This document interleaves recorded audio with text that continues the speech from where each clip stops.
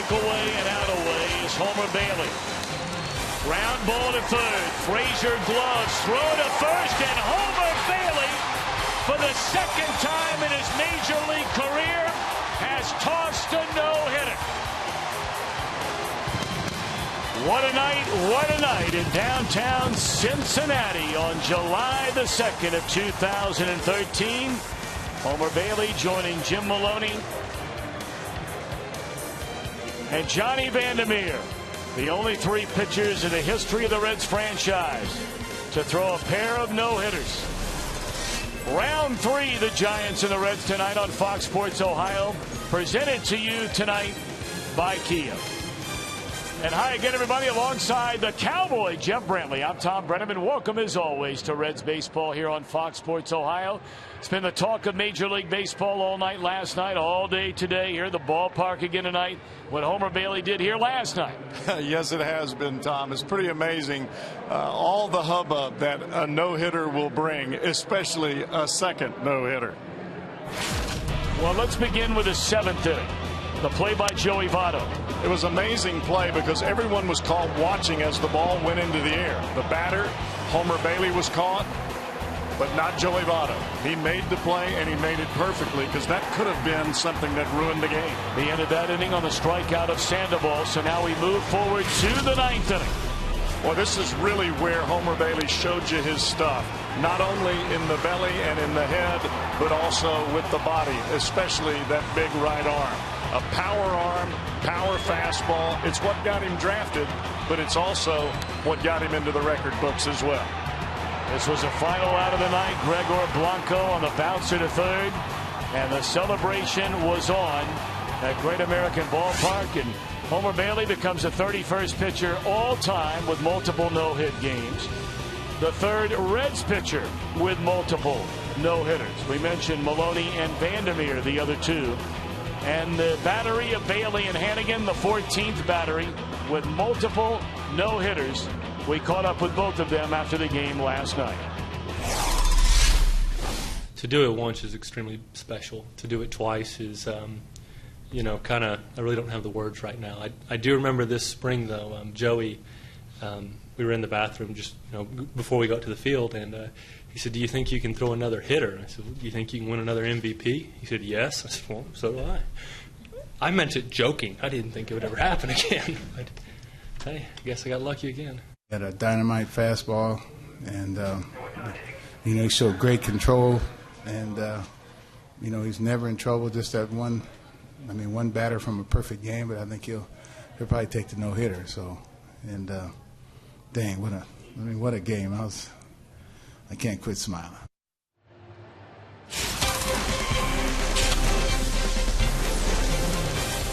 And the Cowboys already predicted that Tony Cingrani is going to do the same thing tonight. I'm calling him out ahead of time.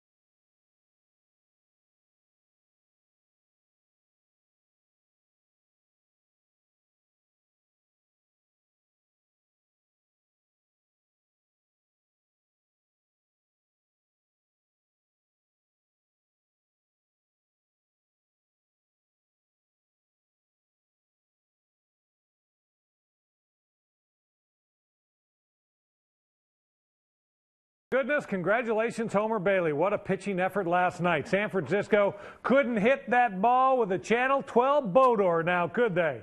My goodness, if you're headed to the ball game tonight, I think you're going to see a lot of clouds. Just a slight chance of a shower or thunderstorm. 76 down to about 72 degrees during the game. And pitching tonight, Tony Cingrani. That's right, Tony. Come on, see if I can hit you, Homer. See if I can hit you.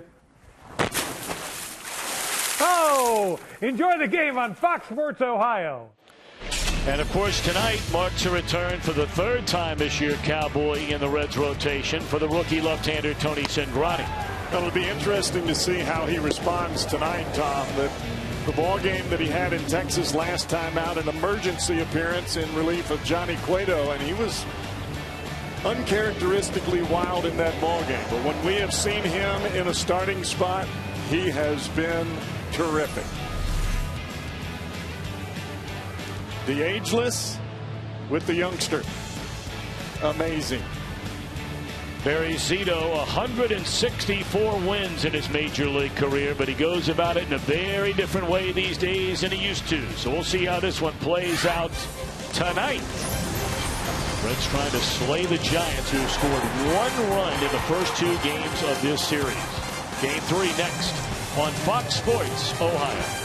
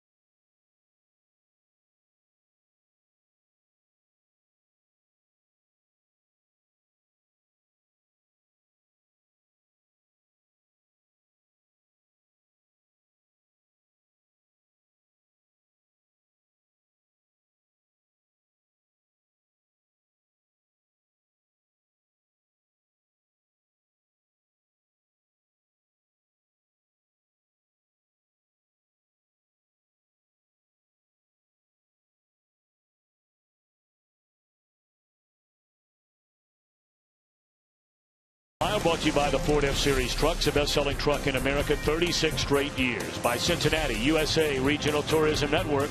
Book your stay at CincinnatiUSA.com. And by Skyline Chili. Feeling good, it's Skyline time. A very comfortable night for baseball here in downtown Cincinnati. Giants starting lineup.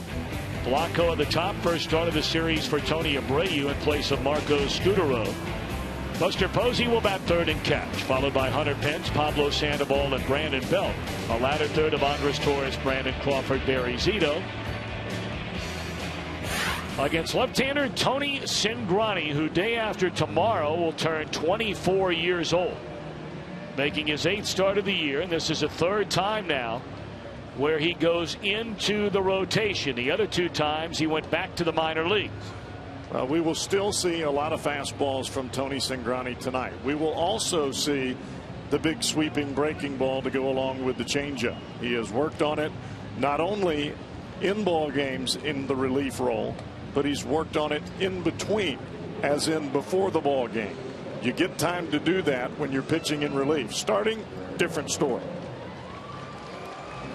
23 years old for 48 more hours from Evergreen Park, Illinois.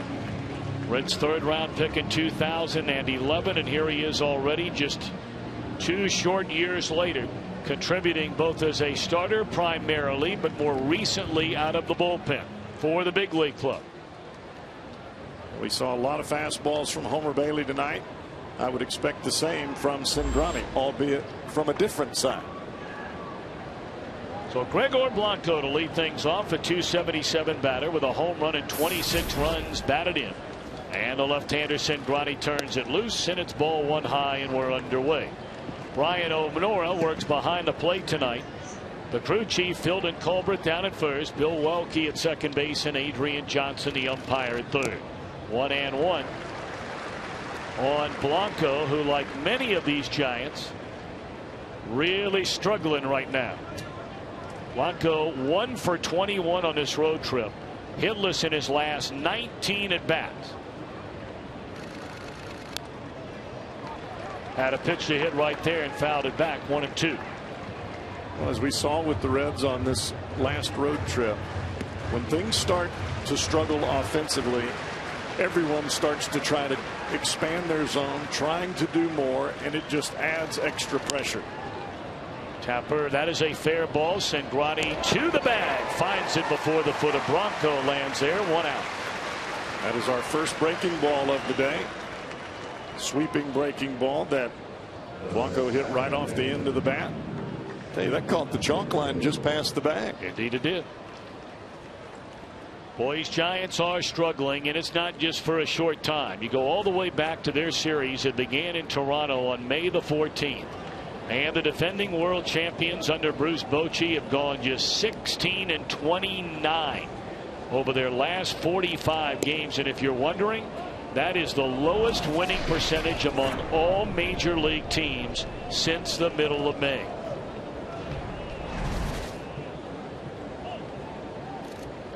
Tony Abreu, a little bleeder in his short right, and Brandon will not get it.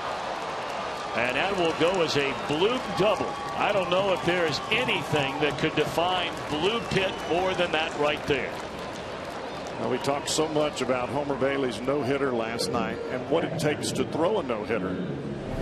Not only do you have to be very proficient on the mound, but you've got to have a little bit of good fortune to go with it. Cingrani makes the pitch. Just very unlucky in the placement of the ball.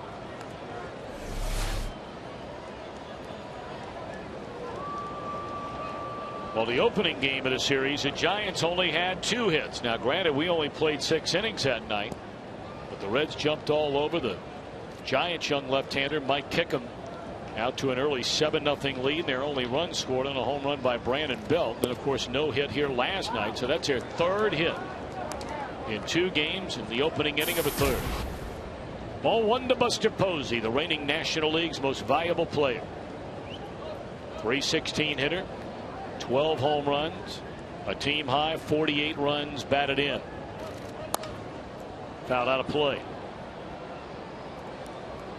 This is the kind of club right now offensively, Tom. You've listed the numbers in detail, but from a pitcher's standpoint, you don't want to do anything to give them a break.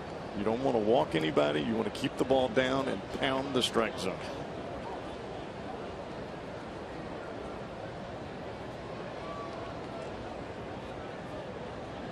Ball and a strike on Posey. Abreu out at second base, and a breaking ball smothered nicely there by Mesoraco, and Abreu stays put. Well, when you're having a hard time scoring runs, and the Giants are, more times than not, you can look inside some of the numbers, especially batting with runners in scoring position.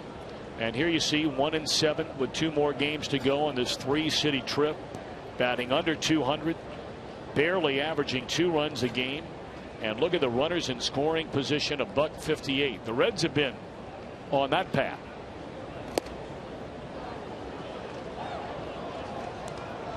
Might look like Brian O'Nora was ready to call that a strike. That's what I thought. I was looking up into the on-deck circle to see Hunter Pence coming to the plate. 3-1 now on Posey. And there's ball 4. Take a look at the Reds defensively, presented by your Ford dealers. Heisey getting the start out in left field tonight against the left-handed Barry Zito. And Mesoraco, per usual, behind the plate with Tony Cingrani on the mound. Now's one of those times where you'd like the defense to go to work. Get you a ground ball and get out of this inning.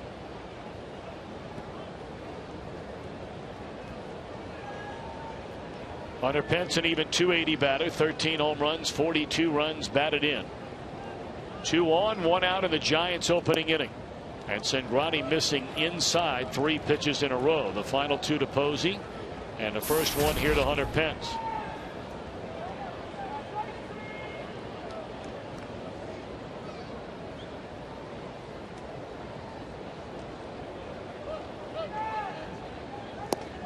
Caught the corner that time. The Reds are 12 games over the 500 mark, 48 up, 36 down. They're 14 over here at home. If you can believe it, and I think every one of you probably can believe it, because it feels very much like it's been 2 months since the Reds won a game and both the Cardinals and Pirates lost a game. And you know what? It's not far off from almost 2 months. You've got to go back. Last night was the first time that had happened. Reds win, Pirates and Cardinals lost since May the 18th. That's how good all 3 teams have been, sporting 3 of the top 4 records in the entire National League. 2-1 to Pence. 2-2.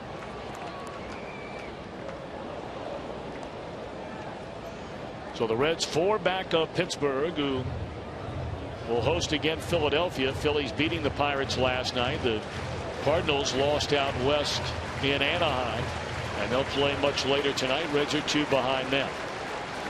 12, 16, and 20 games over 500, and they're all in the same division. This reminds you of the AL East a few years ago.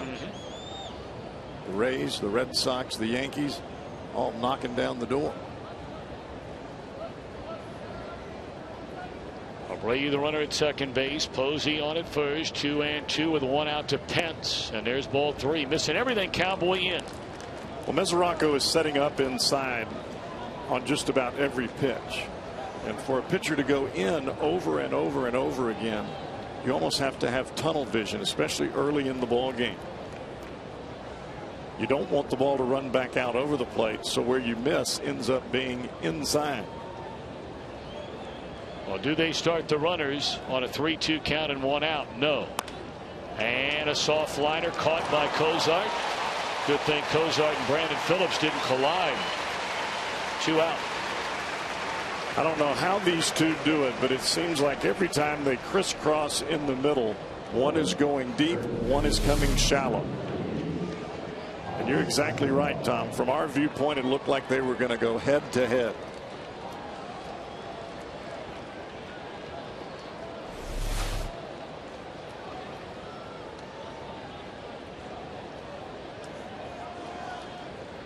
So that'll bring up Pablo Sandoval. First time the big fella has hit from the right side in this series. .269 batter. 9 home runs. 8 home runs, I beg your pardon, and 37 runs batted in. And now the pitch. Swing and a miss. You can see the game plan here early. They are trying to establish the fastball in, and that's what they're going after. More than anything else, keep it there with runners in scoring position. That fastball for Cingrani is his #1 pitch, and he wants to eat the batters up inside. 0-1 on Pablo Sandoval. And there's strike 2. Whoa. I tell you, the home plate umpires fooled me twice already in the game. I'm right there with you. Ornora is raising up as though he's going to call the strike, but no right hand. So 1-1 on Sandoval. And now 1-2. Sandoval, a .314 batter from the right side. .251 from the left side. Normally, early in the ball game, Tom, you establish away from hitters. What the Reds' game plan here is early, establish inside. Make all of these Giants hitters pull conscious. Now strike away and out away from ending this opening inning, and it sails high and wide to even the count on Sandoval. So the deuce is wild. 2 on, 2 out, 2 balls, 2 strikes. Sangrani hoping to leave the left-handed batting belt in that on-deck circle. Sandoval's really choked up, Tom. You don't normally see this from this guy.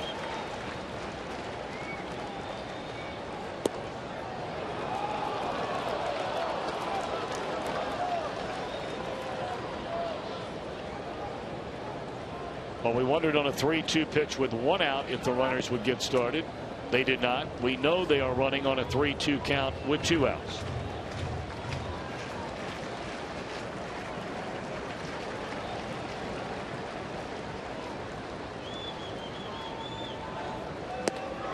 Inning over. High gas and Sandoval chases. A hit, 2 left. Reds coming up against Barry Zito when we return.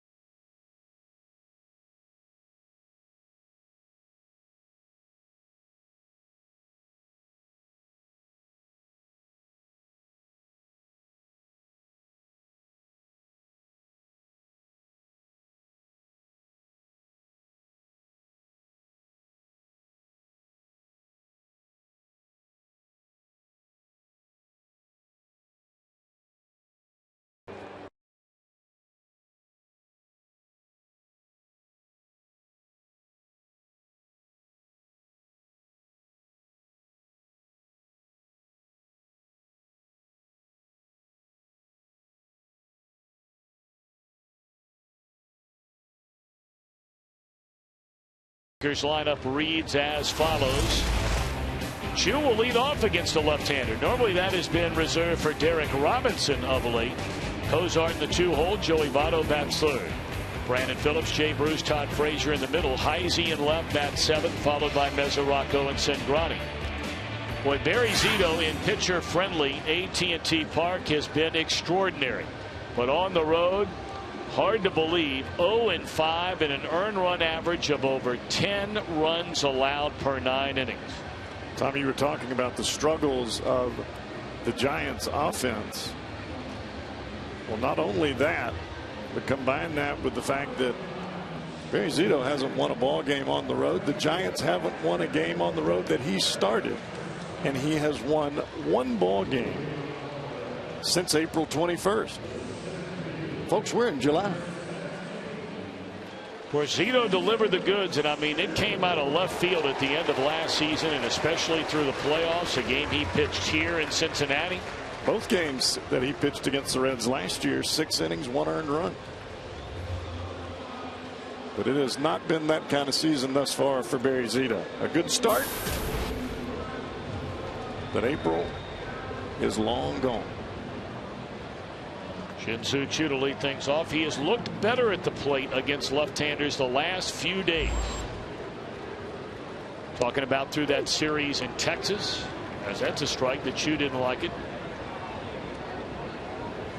And then Choo had a single against Jeremy Affeldt here last night. But overall, the numbers are not good. Seems like he's been a little bit more aggressive against the left-handers here in the last few ball games. When you're tentative, the pitcher can sense it. I tell you, that a couple of pitches already right out of the gate that have gone in Zito's favor on that outside corner. Chu batting 152 against left-handed pitching this year.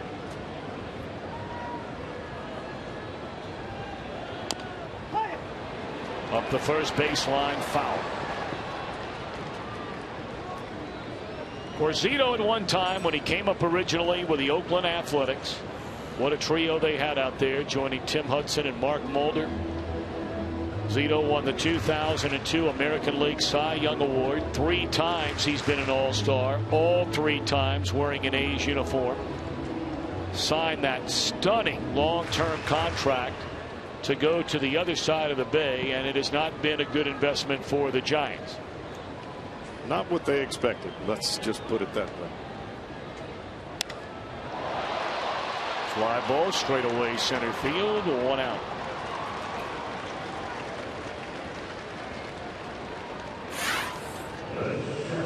"13 games under 500 with the Giants, and of course pitching at home, which is one of the great pitchers' parks there is in all of baseball. ERA of almost 4.5. Look at the numbers he piled up in Oakland. It's pretty special. Talking with Dave Righetti, the pitching coach for the Giants, said when Barry Zito came over, it's almost as though he felt like he had to live up to that contract, trying to be a different type of pitcher than what he is. And when you're a location pitcher and change speed artist and you start trying to overthrow the fastball, you get in big trouble, and Zito hasn't been able to recover. Cozart, a .243 batter, 7 home runs and 33 runs batted in, went hitless here last night after knocking in a couple of runs, 1 hit and 2 at bats in the opener. Lazy fly ball. Torres to his right, and just like that, the first 2 gone. San Francisco on defense, presented by your Ford dealers. Blanco flanked by Torres and Pence. The only change along the infield, or any position for that matter, is the second baseman Abreu in place of Marcos Scudero.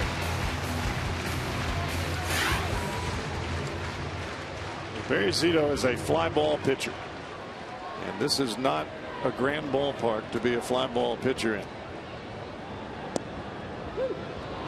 Not going to knock your socks off with any kind of velocity whatsoever.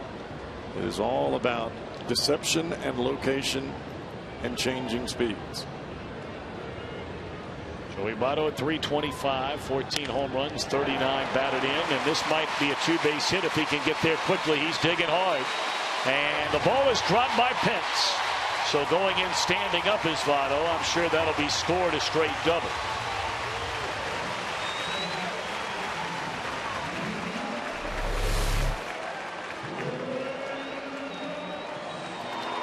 Spinning breaking ball right in the heart of the strike zone, and Votto hits it right back up the middle. Looked like Pence was hurrying so much to get to the ball that he just kind of overran it as he reached down to pick it up.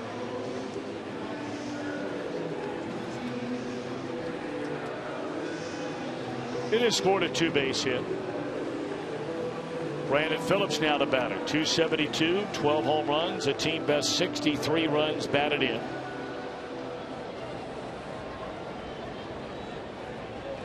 Reds with a scoring chance against Zito after the 2-out double from Votto. And a line drive right at the left fielder. My, was that ball tagged. But allowed out. 1 hit, a man left. No score at the end of an inning.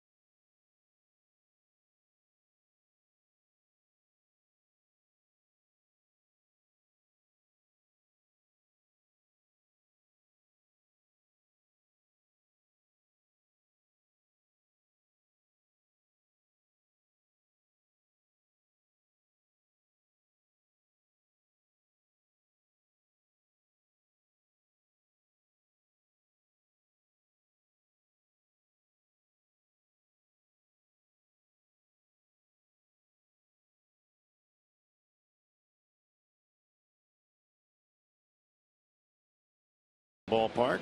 Reds and Giants.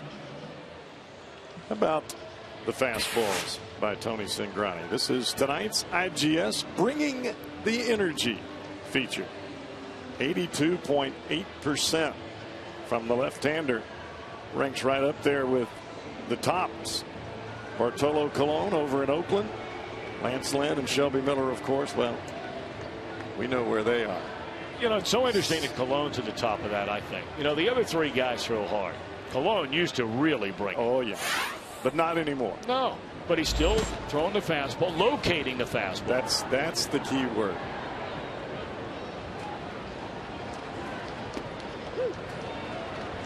You can throw all the fastballs you want as long as they're well located. And Colon can still get it done. Yes. In and out, up and down. He can elevate the fastball even at the velocity he's at now, which is in the high 80s, low 90s. So here we go in inning number 2 of a scoreless game. It'll be Brandon Belt, Andres Torres, and Brandon Crawford against the rookie Tony Cingrani.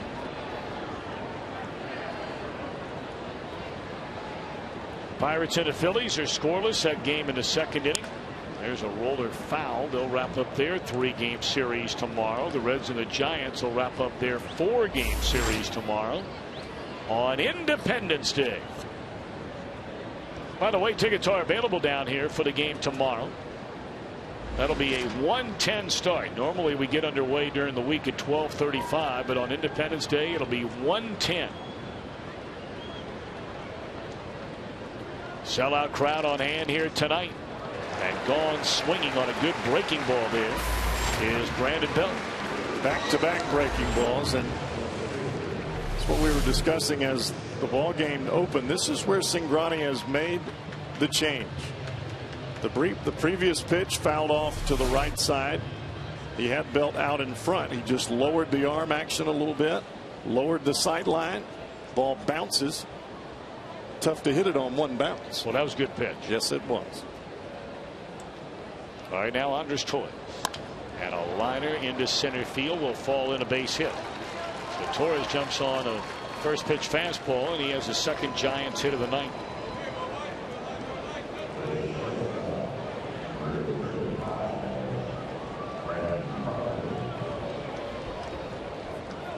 I think if you look up and down the career of Andres Torres, he is a first pitch fastball hitter every time he comes to the plate. He's looking for the fastball out over the plate. If he gets it, he's hacking.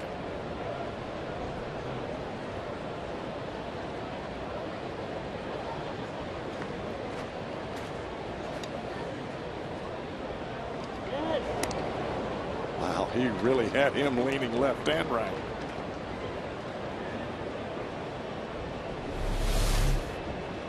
Whoa, hey.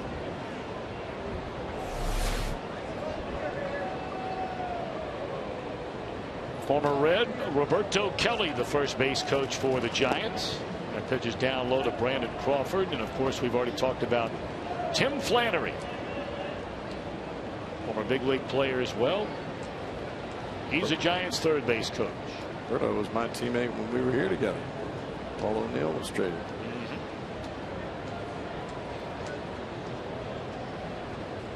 Nothing against Roberto, but the Reds would like to have that one back.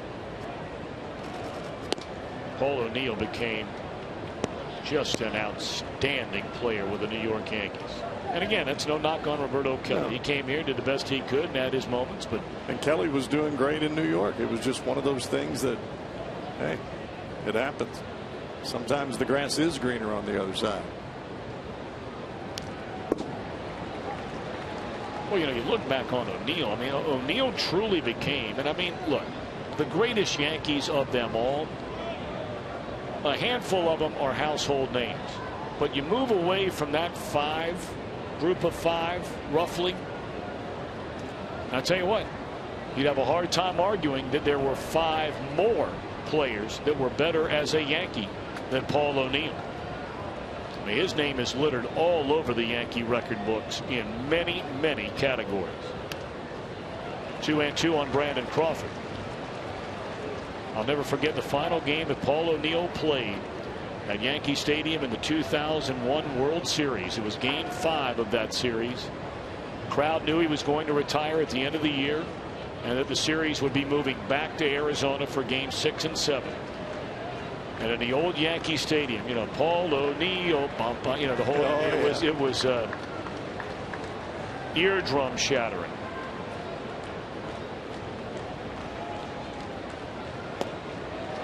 Breaking ball just off the corner. And Cingrani saying, wait a minute now, that's a pitch that Zito got a minute ago. You can sense a little bit of frustration from the left-hander. That ball broke well, but it was out of the strike zone. 3-2 pitch. In the air at Shin-Soo Choo, and this will be the second out of the inning. Torres will bluff the tag, and the pitcher Zito will bat.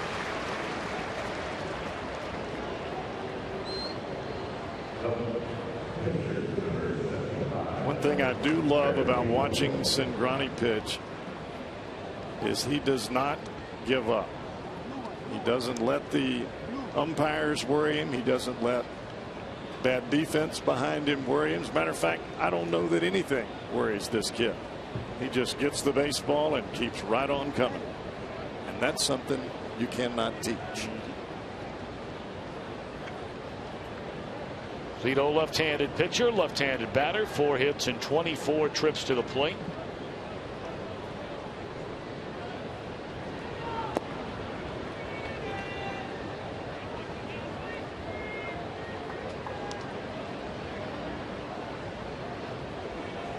Of course, we saw Mike Kickham whack one when he got a pitch to hit out in the right center field the other night. Drove it all the way to the wall for his first big league hit.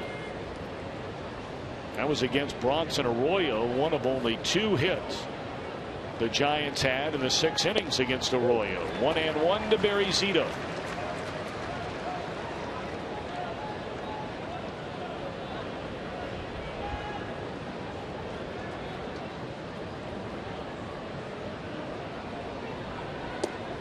Strike 2. Naturally, these Giants have never seen Tony Cingrani. He's brought up to the big leagues for the first time this year. And this is the first series between these two teams, and the only games they will play at Great American Ballpark.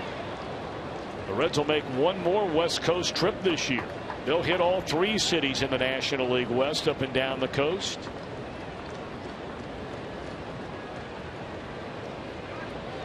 That'll be a big road trip. End of July, early August. Cozart will play to first, and that's all for the Giants. Bruce Frazier-Heisey coming up in a scoreless game.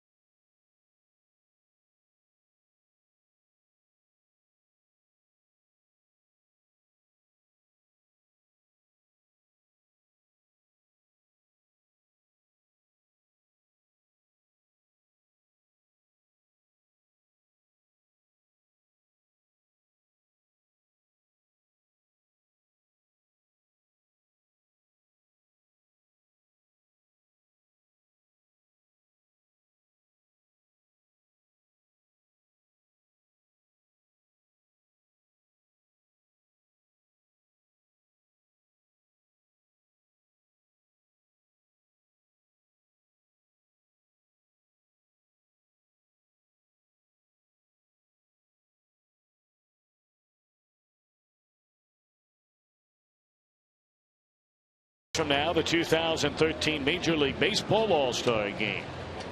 Home field advantage for the World Series on the line, of course. Don't miss the action on Fox Tuesday, July 16th, 7:30 Eastern Time. Of course, the right side of the infield, the Reds have Joey Votto as the leader. They have Brandon Phillips as the leader, although that spread is getting tighter by the day. We understand the Cardinals are really pushing Matt Carpenter, who's having a great year. And just on his heels, the Giants' Marco Scutaro. The voting ends tomorrow. You can either do it if you're here at the ballpark, or of course you can vote, I believe, up to 25 times at Reds.com. 35 times, I'm told. And if you're a Reds fan, you want your guy in. It'd be fun to see Brandon and Joey on the right side of the infield for the National League All-Star team in New York a week from this Tuesday night.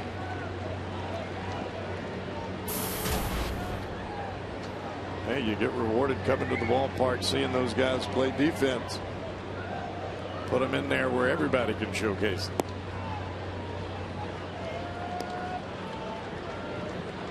Jay Bruce, he might wind up on the All-Star team. I mean, you look at some of his numbers, and I don't know how you argue. He has the second most extra base hits in the National League. He's 6th in home runs and RBIs, 8th overall in slugging percentage.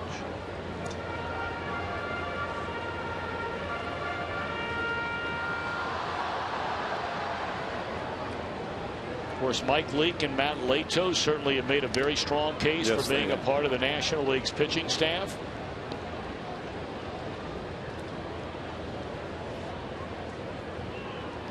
And Aroldis Chapman is always in the conversation. When you throw 103, why not? Yeah. You know fans want to see him. Now, whether or not he goes or not remains to be seen, but you know fans want to see it. Up to the manager. Yep. You know, you see the breaking ball of Barry Zito and you think, boy, that is really tight and quick when he cuts it loose. He still can create the arm speed that he needs to throw his signature pitch, the over-the-top hammer.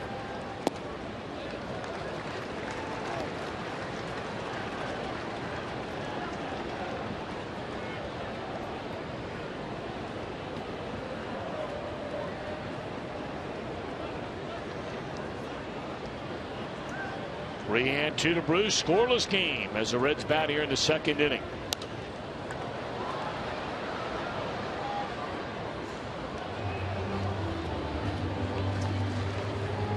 Jay really keeps the front shoulder in against left-handed pitching better now than he's ever been. Small adjustments year by year, game by game, sometimes pitch by pitch. That one just slipped off the fingertips of Zito. And Bruce aboard to start the second inning. Tried to start that breaking ball a little bit closer to Jay and break it in for a strike on the 3-2 pitch. And you're right, Tom, it just came out of his hand early.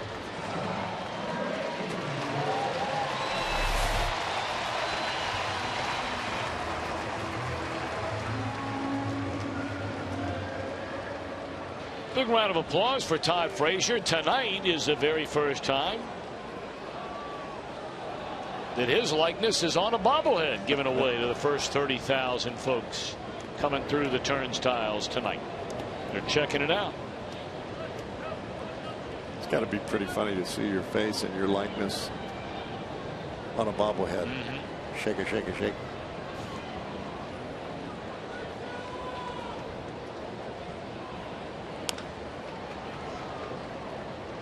Let's take a look at it. There you see it. Out of the field. Got the shades on top of the hat. A little black wristband he wears up close to the right elbow. And wears a different color one on the other side. Same as his socks.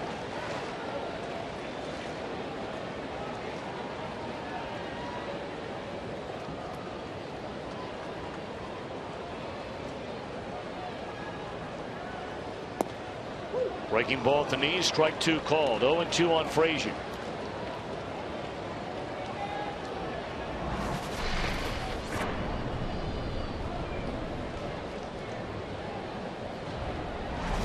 A lot of off-speed pitches from Tim Lincecum last night. Same thing here tonight.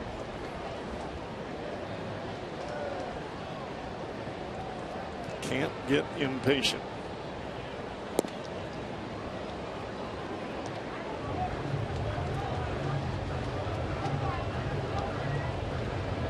Talking about the Giants and how poorly they have played for well over a month and a half. They're 5 games under 500 overall, yet in the National League West. You can be in dead last, but you're only 3 games away from first. Well, the Diamondbacks have not played the kind of baseball that they played against the Reds when the Reds were out that way. It has been one ugly road trip, not only for these Giants, but the Diamondbacks in the same boat. They have been getting worn out every night. Final stop in New York, and they're just trying to get out of there with a win. And to make matters worse, they're sitting through a long rain delay right now. You look at the numbers there. Let the Dodgers back into this thing. Yep. They have won 9 out of their last 10 ball games. Runner goes and a base hit into center. That will send Jay Bruce easily on to third base. So the Reds have it working. Here in the bottom of the second inning, a hit batter and a base hit by Frazier.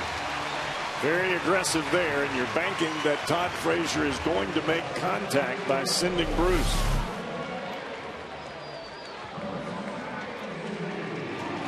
You create your own excitement and your own movement by sending Bruce there. Stay out of the double play. You also put the defense in motion.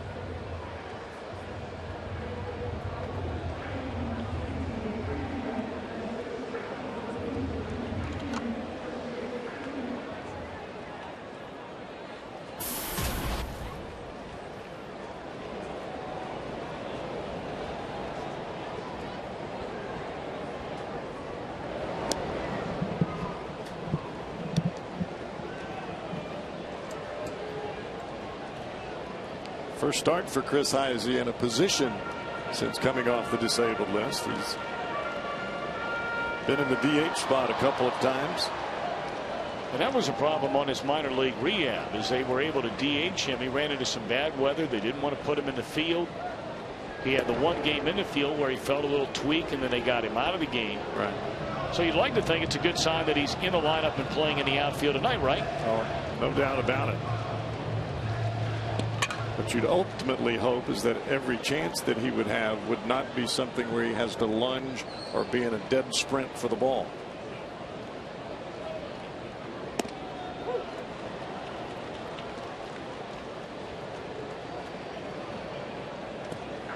You see 84 miles an hour on the gun from Barry Zito. That is the fastball, folks. The numero uno.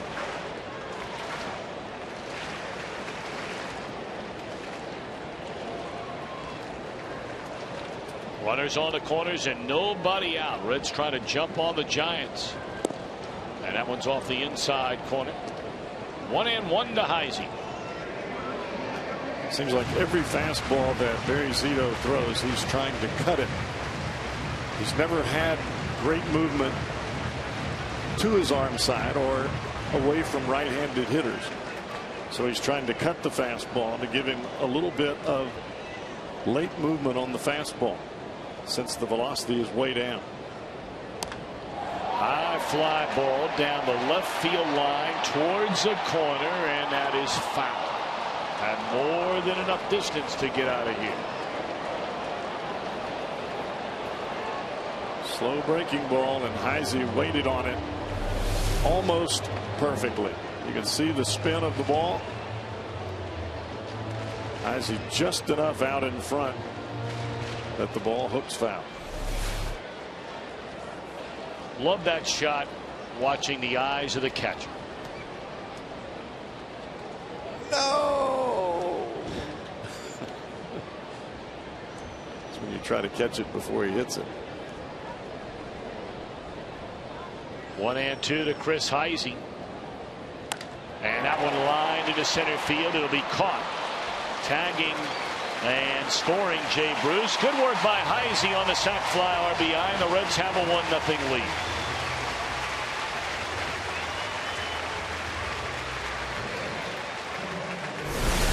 Here's our Mazda pitch by pitch. Chris Heisey. Fastball called a strike over the outside corner. A cut fastball in by Zito. The long foul curveball down the left field line.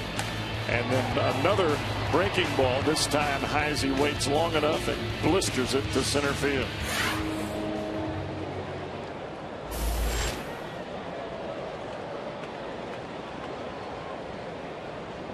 Two plate appearances in a row, ending in a sac fly for Heisey. His final trip to the plate, did the same thing in Texas on Sunday.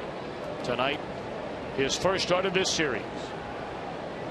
And now Mesoraco. Of course, he hit the game-winning home run with a man aboard in extra innings on Saturday night in Texas. You know, he didn't want the time off, but after catching nearly every game of that road trip after the injury to Ryan Hannigan in Arizona, Devin Mesoraco has had a couple of days off to refresh himself. And it's not just the legs, the hands, the arms that you like to have refreshed. It's the brain as much as anything.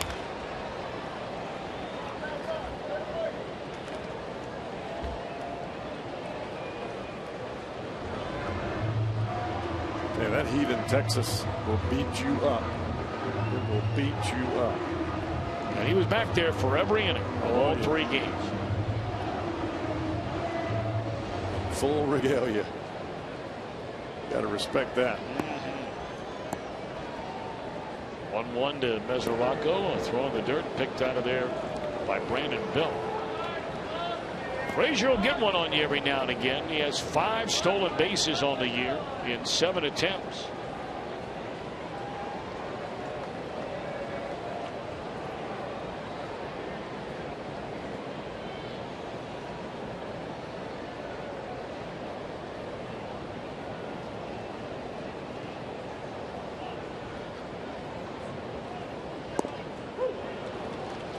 One and two on Devin Mesoraco. Even at 85 miles an hour, that's a pretty good pitch right there. Down, right on the outside corner, right at the bottom of the strike zone, which they call the hollow of the knee. A pitcher's pitch.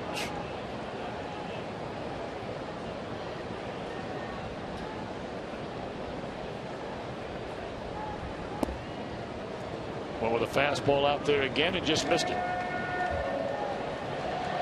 Zito wanted that pitch. You could see a little bit of expression as he turned back towards center field. Just off the edge.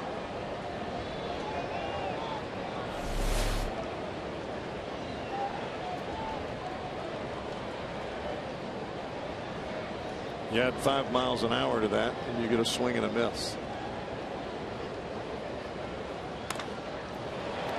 Knocked down by Sandoval, but he will not have the throw be in time. Sandoval made a pretty good play just to get a glove on that. That was a rocket up the third base line. That'll be a hit for Mesoraco. We have really seen some hard hit balls here early in this ball game. Brandon Phillips, Chris Heisey, and now that ball that just ate Sandoval up.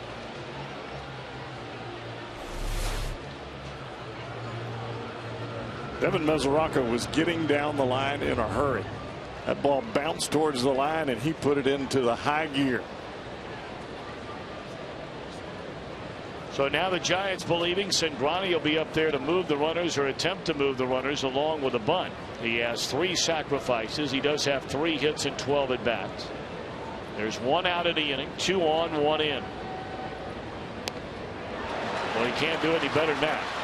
Whoa, and they go to third. It looked like Frazier got a late break or something because that appeared to be a bunt good enough to advance a runner. Good play by Zito. I was surprised that Zito went to third where the bunt was. He got to the ball in a hurry.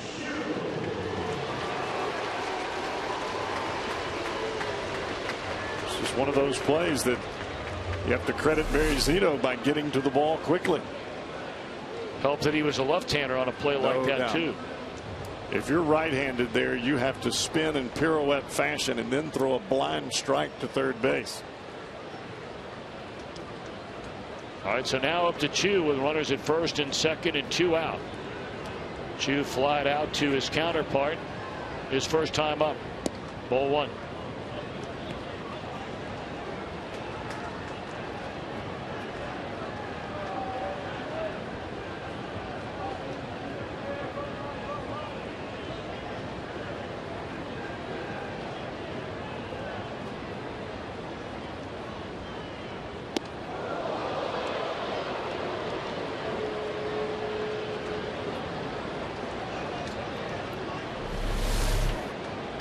The same pitch that caught Jay Bruce earlier, but Chu able to get out of the way of this one. Looks like Zito's trying to throw 2 different curveballs, one that sweeps away from the lefty, one that drops right in the corner. Chu was unhappy about a couple of called strikes his first time up and appeared not to think much of that call on a 2-0 pitch. Left-handers this year have just owned Barry Zito. Left-handed batters are hitting .373 against Zito.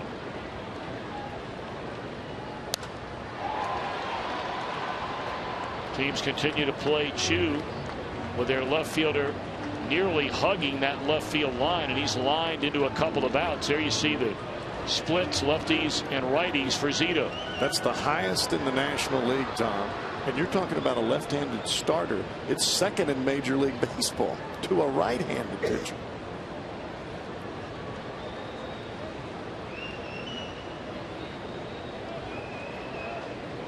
Well, when you're left-handed at this stage in your career, you're expected to get lefties out. Sandoval, a nice play, and that'll end the inning. He saved them perhaps another run. Reds score 1, Strand 2.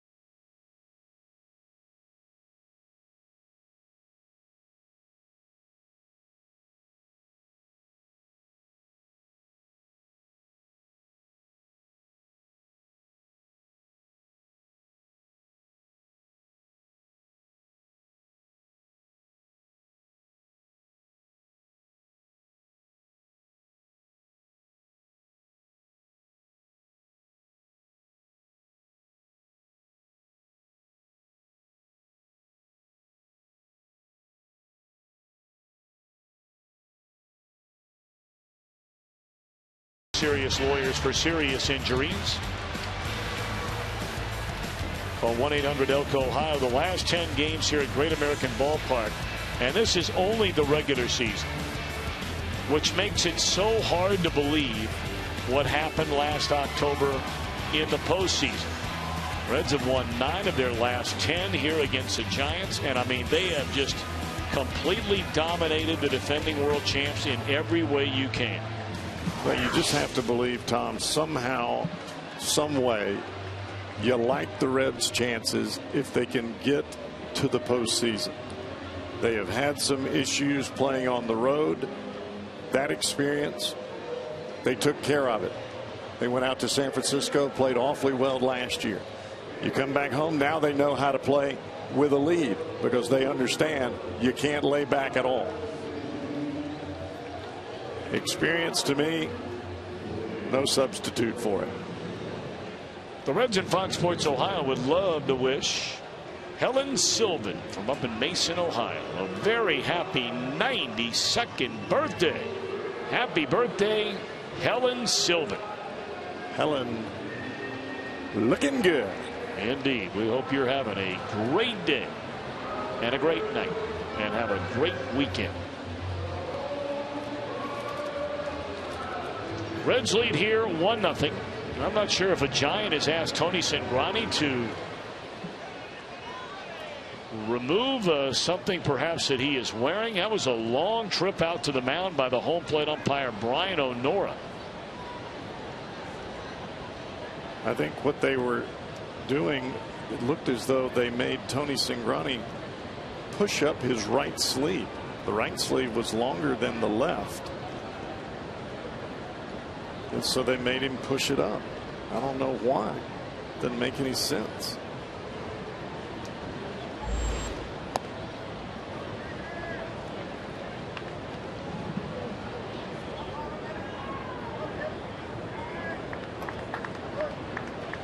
Top of the order for the Giants. Blanco bounced out to Votto his first time up. Breaking ball spins him away, but it's too far inside. 2-0 on Gregor Blanco. Blanco, you remember, hit that ball right on the chalk. A two-hopper behind the first base bag. 3-0.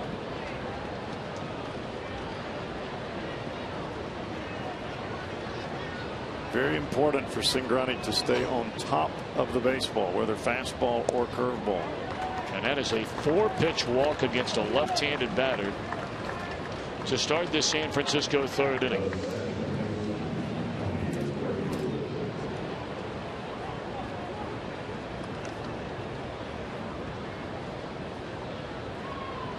Well, you call it a mulligan, you call it whatever you want to call it. As far as Cingrani's last appearance is concerned, because of the circumstances under which that came. That was the night Johnny Cueto started in Texas last Friday night. And Cueto had to leave the game facing the first batter in the second inning. I think even Tony said, I was very surprised. I was not ready. I didn't even get a chance to warm up. And then rushed into warm up when he got onto the field of play. You know, Chris and I were on the television side. You were over on the radio side for that series down in Arlington. And, you know, Chris Welsh and I got to talking, and I wondered the same thing, and I meant to ask Randy Marsh tonight. You know, where does it say in the rule book, or does it say starting pitchers get loose in the bullpen? The pitching coach is standing alongside of him, holding a bottle of water, holding a towel, and the pitcher will go through their series of warm-ups and do the things they want to do, and everybody's a little bit different in how they go about it. When a reliever has to come into the game to replace an injured pitcher, why does that pitcher have to warm up on the stadium mound? Because of all the pressure. In that case in Texas, there were 41,000 fans there that night, standing there waiting and waiting, sitting there waiting and waiting, and the pressure applied to the guy on the mound, knowing everybody is waiting watching on him. Why not just let the guy get warmed up in the bullpen like he normally would? Good question, because I know what that pressure feels like when you come in out of the bullpen. You see all the people. You know that they're ready for you to start the game back, and you know they can't start until you say so. Brave fouls it away. He had that little bloop double down the right field line, his only time up. The crazy part about warming up on the field of play is you get an artificial sense of readiness because your adrenaline kicks in as soon as you get out onto the real mound. And once you're there, that adrenaline says I'm ready, but yet physically you're not ready yet. And it was obvious that Tony was not ready in that ball game. 2-2 on Abreu. Struck him out on a high fastball, and that will be strikeout number 3 for Cingrani.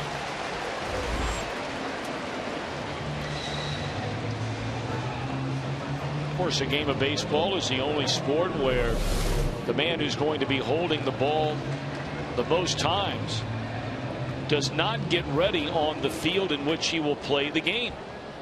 Quarterbacks don't throw along the sidelines of football stadiums.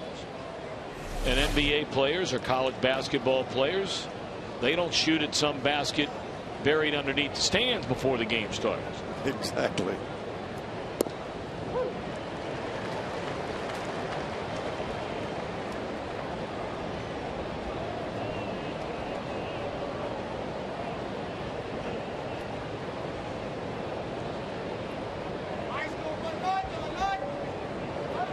Oh, and one to Posey, 1 on, 1 out, 1-0 Reds. We're in the third.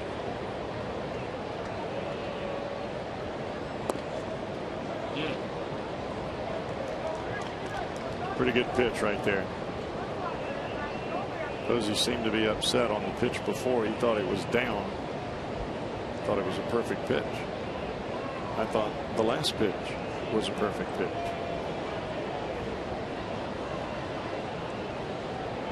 One and one to Buster Posey. And that's off the inside corner with a fastball. I tell you, the pitches are piling up for Cingrani in very short order. And of course, he is starting a game for the first time in almost a month. His last start came at Wrigley Field in Chicago on June the 11th.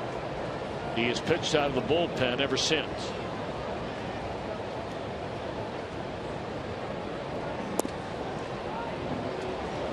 Wow. Now Cingrani inside is steaming that these pitches are not being called, but from the outside it's not. He's not letting it show.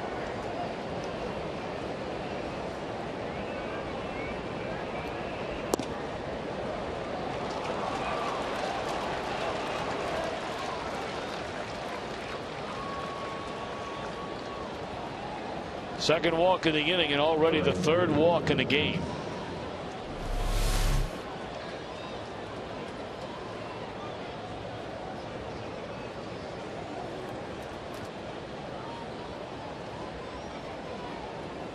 Pitch track says there were 3 balls in that at bat.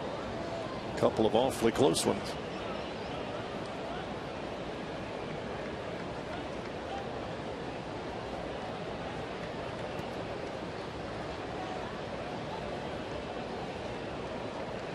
So 2 on for Hunter Pence. He came to the plate with 2 aboard in the first inning. Lined out softly to Kozar. And a breaking ball, and the home plate umpire said that's a strike, and then he went around. Pence can't believe it. Boy, both sides are probably going to have a lot of words for Brian O'Nora based on the way this game is starting.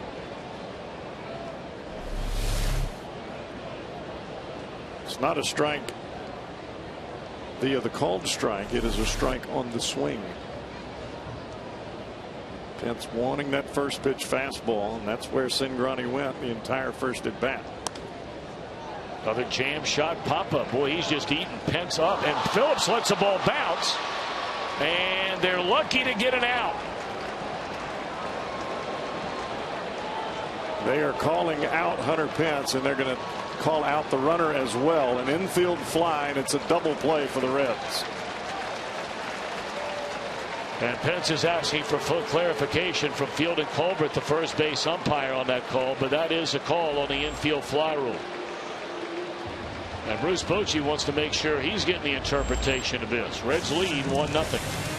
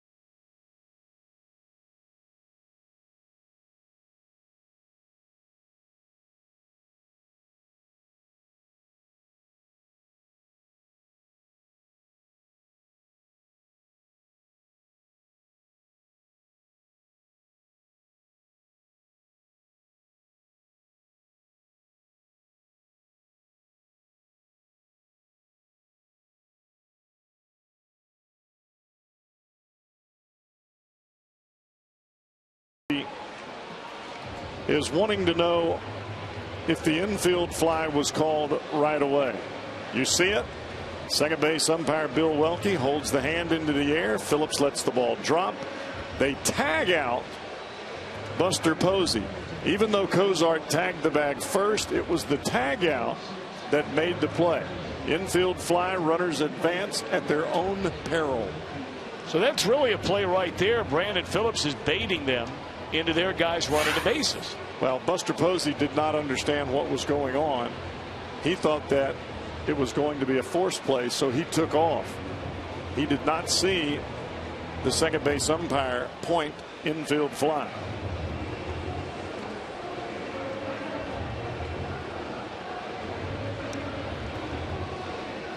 That's one of those plays, Tom, where you are caught in between no matter what you do as a base runner at first base.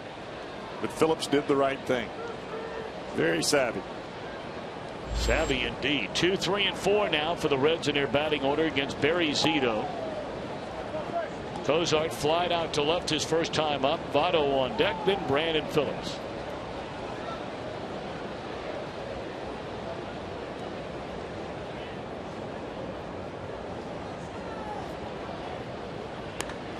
Pulled foul. Well, it appears that the Reds have the proper game plan. They are trying to be as patient as possible. They've hit some balls awfully hard here tonight. Just have not gotten credit for them yet.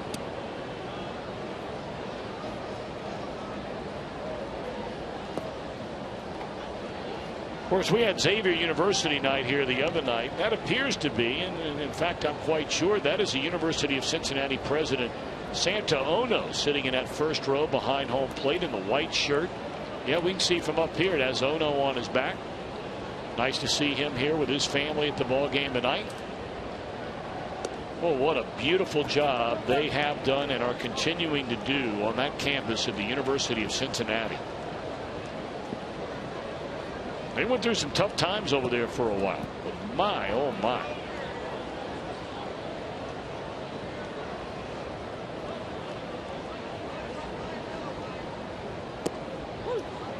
Three and 2 on Zach Cozart.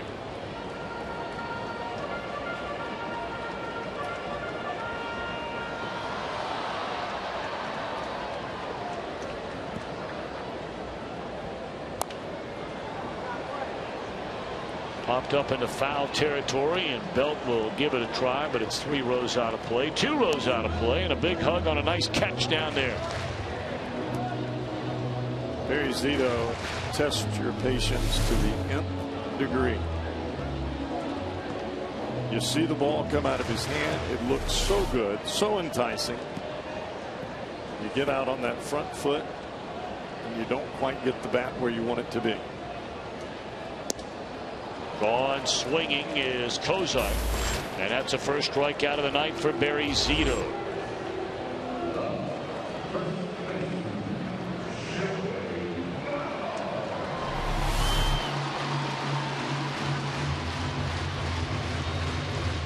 Slider inside, started away and just sweeps across the plate.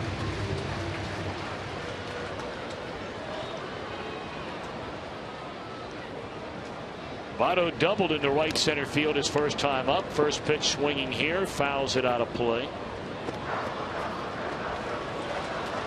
The problem about facing a guy like Barry Zito as a hitter is your body moves forward. You tend to get out on the front foot, and you don't have a whole lot of hip strength, leg strength, or bat quickness left over.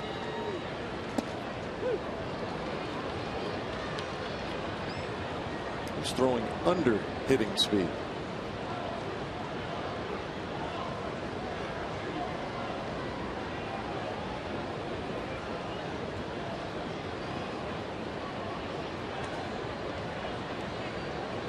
Votto chokes up as well, and a 2-strike count, and a check swing makes contact to hang around. And the reason that Joey chokes up here is not because of the fastball velocity. It is so that he can wait till the final second to swing the bat. And against a guy like Barry Zito, as we've said the entire game, you want to wait as long as you can.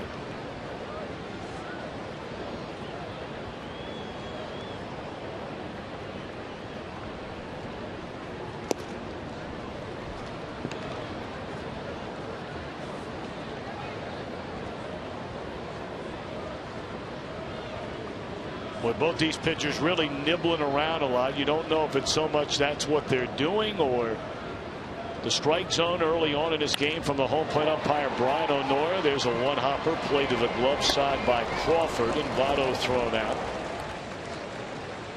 But for a game where we have just 5 hits and only 1 run,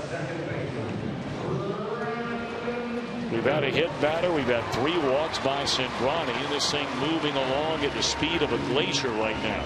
Well, this is normally what the Giants have seen from Barry Zito. Teasing just off the plate, trying to get the hitters to go off the plate to swing at his pitches.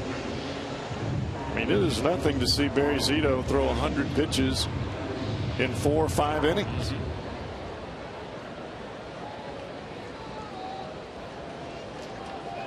Phillips hit the ball right on the nose his first time up with Votto out at second base, but it was a line drive that found the glove of Torres in no time at all out of the left field.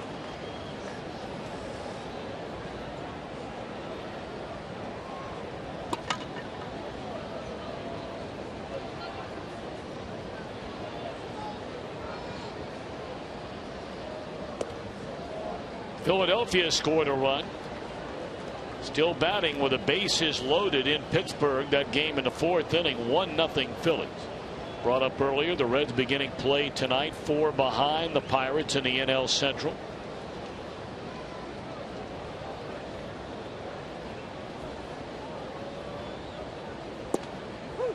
Two and 1 to Brandon.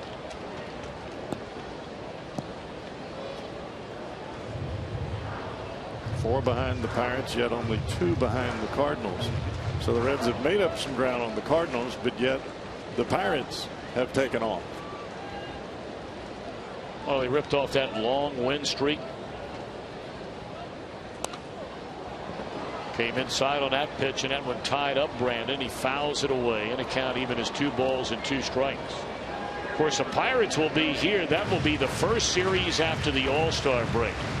That'll be a Friday, Saturday, Sunday weekend set to begin the 3rd weekend of July. That'll be a big series right out of the gate, much like last year was right out of the gate against St. Louis. First series, and the Reds swept the Cardinals.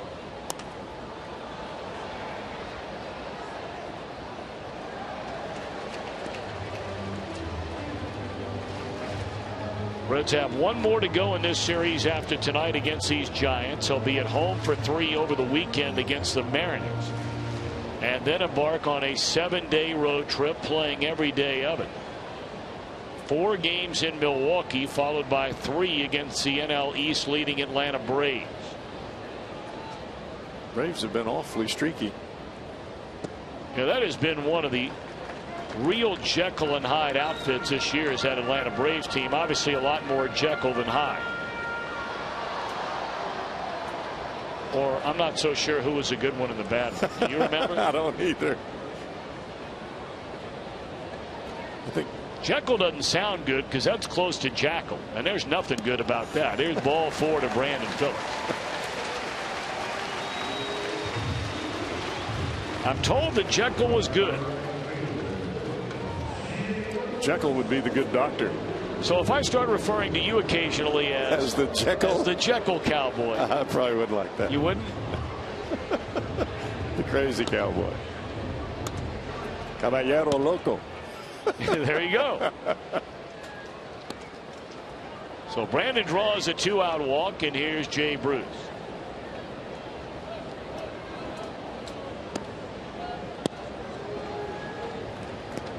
Jay hit by a pitch on a breaking ball that just slipped off the fingertips of Zito, and Jay wound up scoring in the inning. That walk, the first of the night by the Giant left-hander. Bruce with 18 home runs, 56 runs batted in. When Jay's at the plate, lightning can strike at any moment. Well, you go back to the 2010 season, so you're talking a 4th year now. Jay Bruce leads the major leagues in home runs by a left-handed batter off of left-handed pitchers.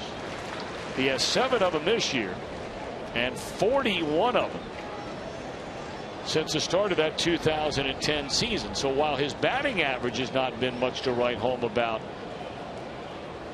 maybe the first 2 years of that, you alluded to it earlier, Cowboy, they've gotten better each of the last couple of years. But I mean, you got a pretty sizable lead against guys you've heard of. There is some major thunder in the bat of Jay Bruce. And as the stats will show, he has gotten better and better with every passing year.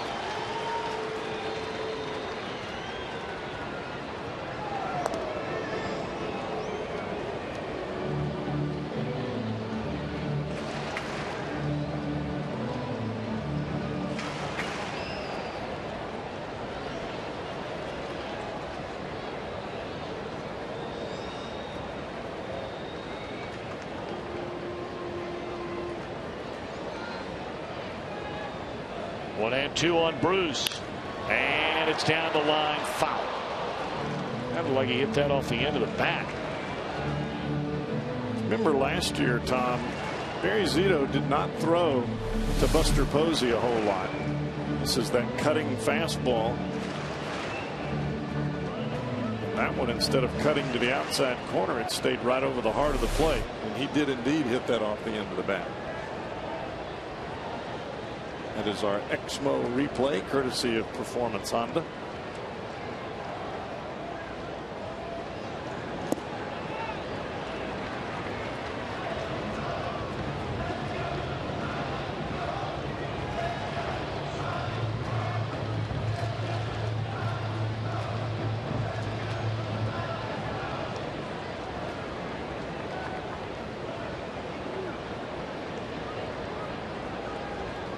Two and two to Bruce. Phillips over at first, held on over there, and a swing and a miss will retire the side. One walk, command left. We move to the fourth, where the Reds lead Zito and the Giants by a run.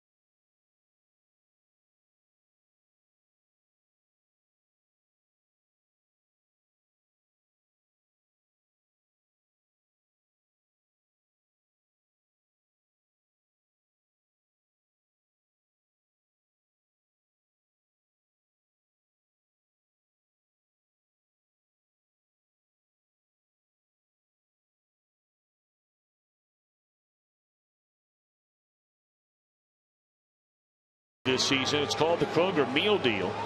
You can check concession stands throughout the ballpark for the Kroger Meal Deal. Includes a hot dog, 16-ounce Coke, chips, and during this homestand, Blue Diamond almonds. The Kroger Meal Deal. Check it out during your next stay here at Great American Ballpark. Tickets are available, every game remaining on it. Tomorrow afternoon, Independence Day. And tickets available for all three games of the Seattle series. A reminder about the weekend. Fireworks after the 7:10 start Friday night. We've got fireworks tonight. Saturday is a rare 4:10 start. And then the customary 1:10 first pitch on Sunday afternoon.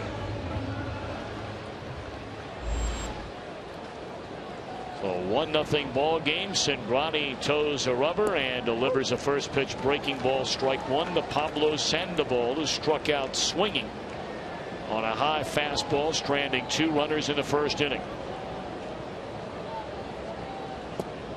Tony not especially sharp tonight with his command. He's walked 3 batters already. He's gone deep into counts on a number of batters, but has made pitches when he had to make them.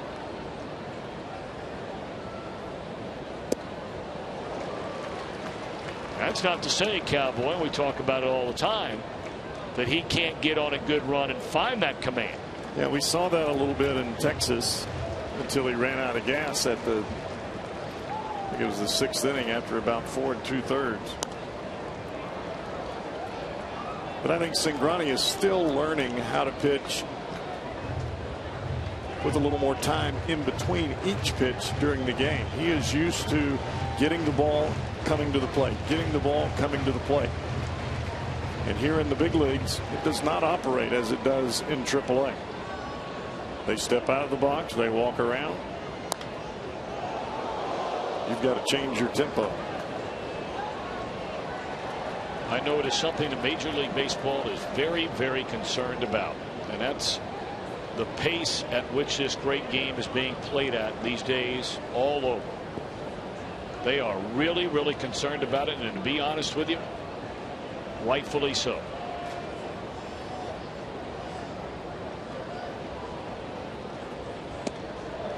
Sandoval gone on strikes. He just cannot lay off that high fastball. And speaking of laying off pitches, here is tonight's whiff, brought to you by Head and Shoulders Now with a hint of Old Spice. It was Brandon Belt's last at bat. Breaking ball for a strike. Fouls that fastball off to the left side. Another breaking ball pulled foul. Now check this baby out. Yeah.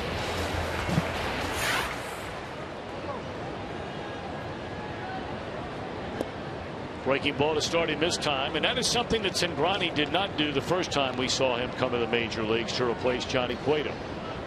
And I think that's part of why we're seeing a little bit different rhythm tonight. Maybe not as sharp with the fastball, because Tony is trying to incorporate not only the breaking ball but the changeup in there as well. And you're talking about different pitches, different tempo. You try not to change your arm angle or your release point, but in effect it does change what you're doing on the mound. 2-0 on Brandon Belt. Broken bat on the fastball. Boy, he just chewed him up and spit him out. That's what the breaking ball is supposed to do. You slow the batter down a little bit, having to look for that pitch. And here comes Boss Hogg. Look at that bat. Did you drop a Boss Hogg? I guess I did. What TV show is that from? I think it was Dukes of Hazzard. Daisy Dukes. Dukes of Hazzard. Boss Hogg. I guarantee you that's the first time Boss Hogg has been dropped on Fox Sports Ohio. I like it. Very nice.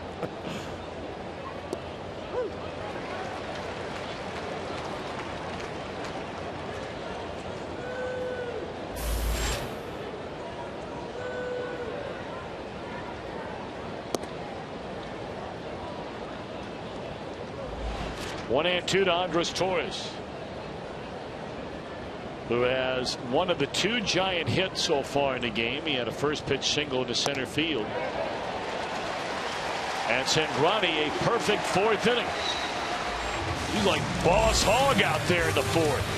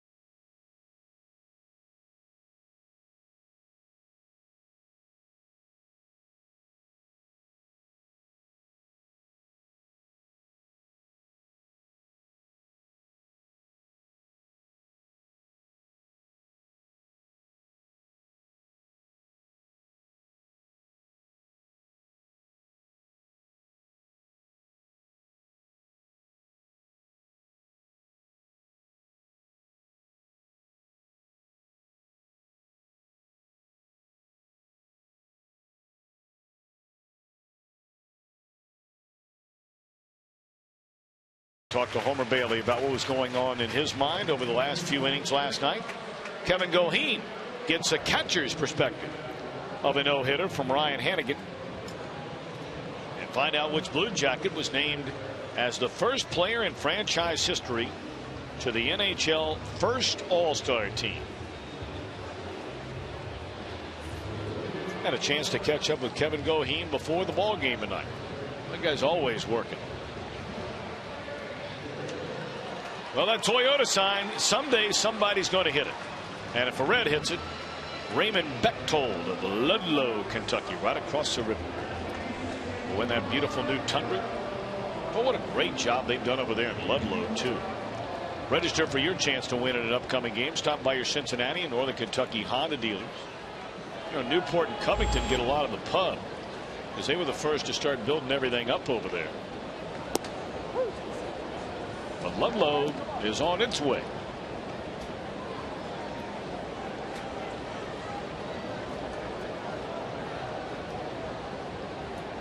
Reds 1, Giants nothing. Barry Zito has been kicked around the entire season after the first month of this 2013 campaign.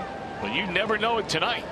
He's throwing the ball well enough to get plenty of people out. He's allowed 1 run on 3 hits, and were it not for hitting a batter, the Reds are probably not on the board in this one.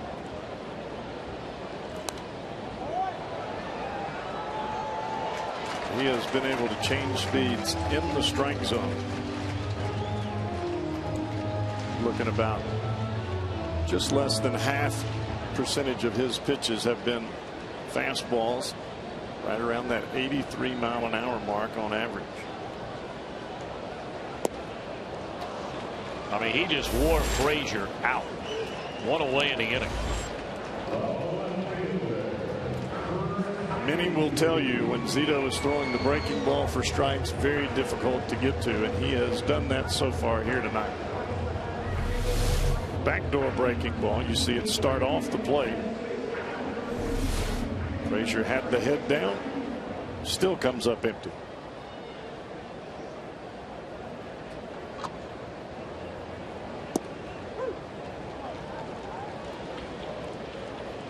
You see where Buster Posey is setting up, down and away from the right-handed batters, and Barry starting that pitch off the plate and bringing it right back to the outside corner. It looks like a ball the whole time until it just gets to the plate.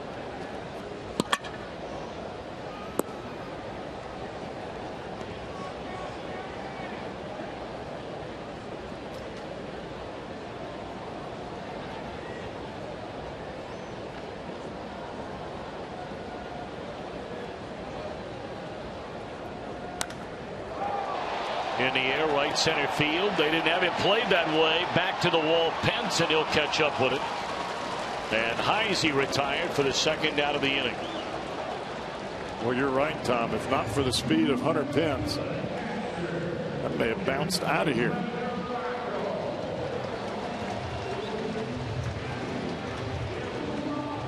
They had the center fielder Blanco over in left center field. Pence had to run that ball down well close to right center field, and closer to center than right.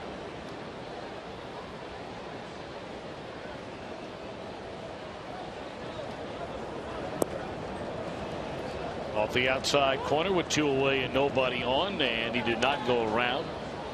So it's ball 1 to Devin Mesoraco. Reds scored the only run in this game when Jay Bruce was hit by a pitch from Zito to begin the second inning.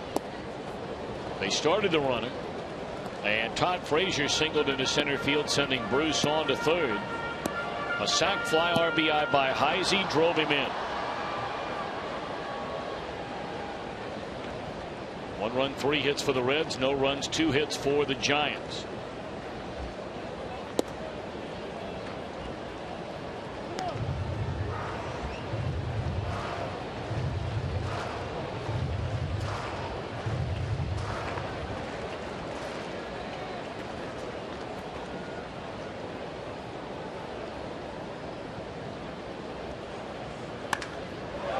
a bullet off the bat of Mesoraco into left center field. He's 2 for 2 tonight. When Zito has made a mistake out over the plate, the Reds have hit the ball awfully hard. But more times than not here, Tom, it seems like the ball has gone right at a Giants defender. Not here, though. Not sure I'd want to catch that one anyway. Yeah, they had a line drive by Phillips at ended the first inning. They had a line drive by Heisey that was caught to bring in a sac fly. There's a bullet there by Mesoraco, and now it's Cingrani with 2 down and 1 on. We're in the bottom of the 4th inning at Great American Ballpark.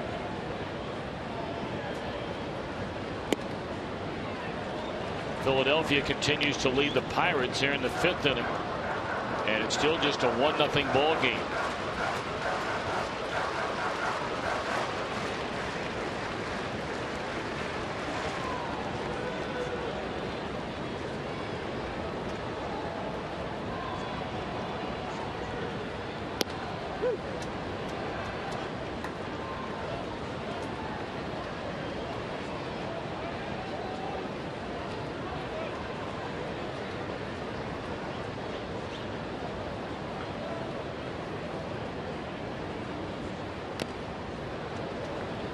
Told you Cingrani is a batter this year. 3 out of, well, now 3 out of 13. Because he tried to sacrifice the runners along back in the 2nd inning. It looked like he made a pretty good bunt. But Zito made a nice play to throw out the lead runner at third base. Cingrani's got some awfully good speed at the plate. But you got to get it on the ground to test it out. No, he can motor. He can motor. Got those long legs. It's like an antelope.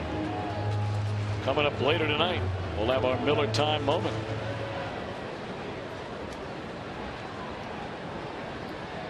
That's what a lot of people said about you when you used to run the bases. Yeah, right. You ran like it. Well, that was an aardvark. I'm sorry, not an animal. Yeah. Sorry, he had 2 to An aardvark run. Or an armadillo. Yeah. Yeah, maybe an armadillo. They run over by a truck. Yeah, that was not my specialty by any stretch of the imagination. I don't have long, lean legs. Look at that. Look at this. He's going to start running now. Cingrani on his way to second base. They are going to hold Mesoraco. And now he's caught in no man's land. And the ball is dropped. Now he stops. He's in the rundown, and Posey, oh my goodness. Spire told him to stop all the way. Don't know what happened there. It looked like he had slowed down enough to get back to the third base bag. Here he is. He's being held up. And ran right through.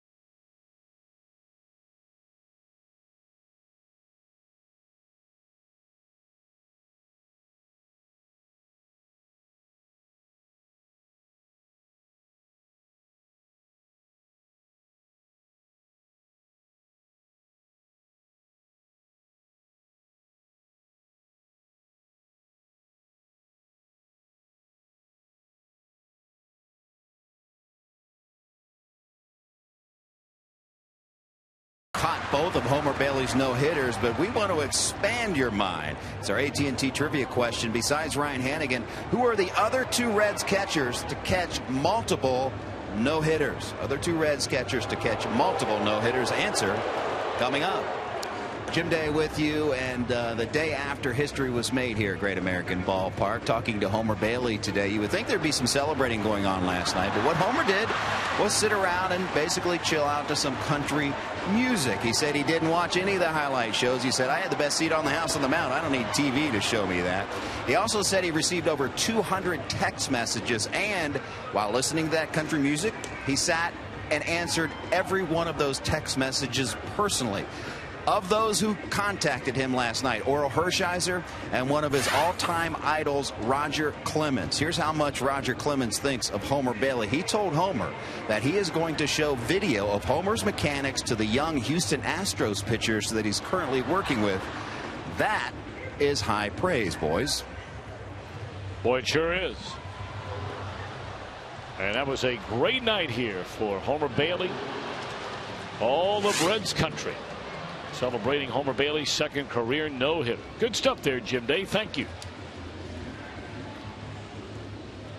Jim Day will be sliding into the condominium here in a little while. Condominium. That's the great name down there. That's amazing. Crowd-pleasing condo. See, what Jim needs, though, is, he's got, not only the baseball acumen, but he's got that kind of, Johnny Carson, David Letterman, combination of all those guys a little bit. The entertainment mode. I'd like to see him down there. And Lord knows Fox Sports Ohio has enough cash to do it. To maybe have a second part of the condominium over there where they've got, couches and a chair or two. Have a guest. Yeah. Brandon Crawford, a roller at Joey Votto, and that's a quick out to begin the 5th. Look where Brandon Mesoraco's eyes are. They're down. And when your eyes are down, you make mistakes on the base paths. You could see the hand of Chris Spire up, and Devin just didn't see it. And that's what happens.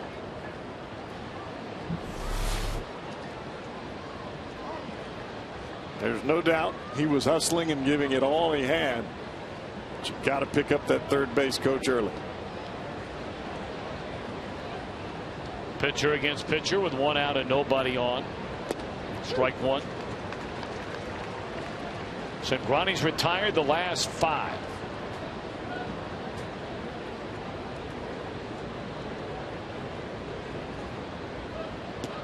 That's a dandy of a hook right there to get ahead 0-2.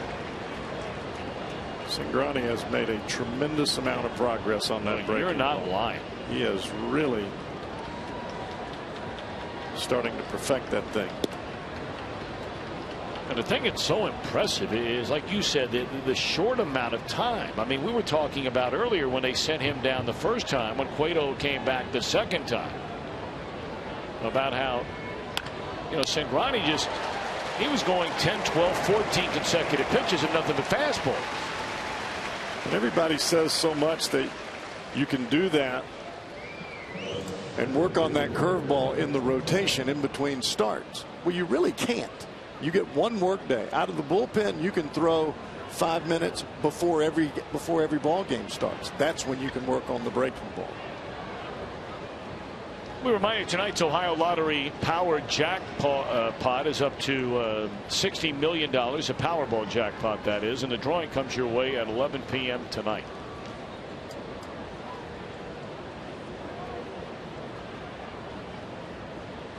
Only 2 balls have left the infield tonight against Cingrani. The bloop double by Abreu that barely landed into the outfield grass. And Brandon Crawford's fly ball to center field in the second inning.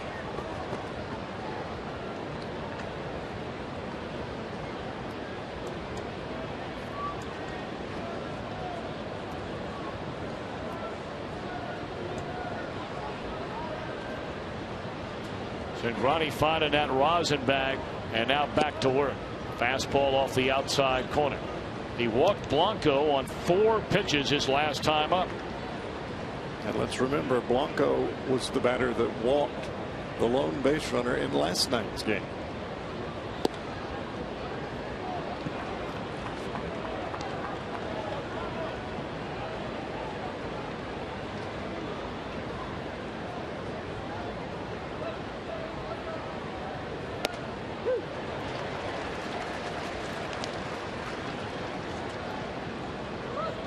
Pirates, meanwhile, sorry, Cowboy, they've erupted for 4 runs and still batting in the 5th. Excuse me. Man, that's hard to figure right there.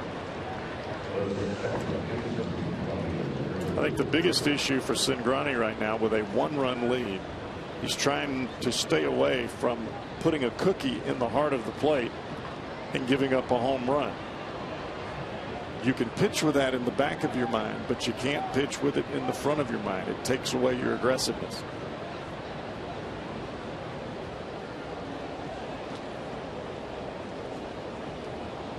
You know, with that in mind, you can understand him walking Posey twice.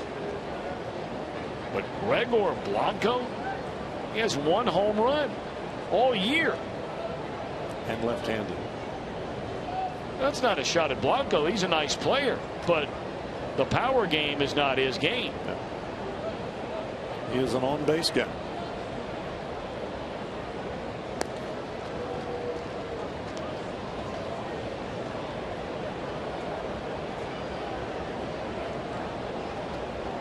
You have to wonder, will Bruce Bochy still here?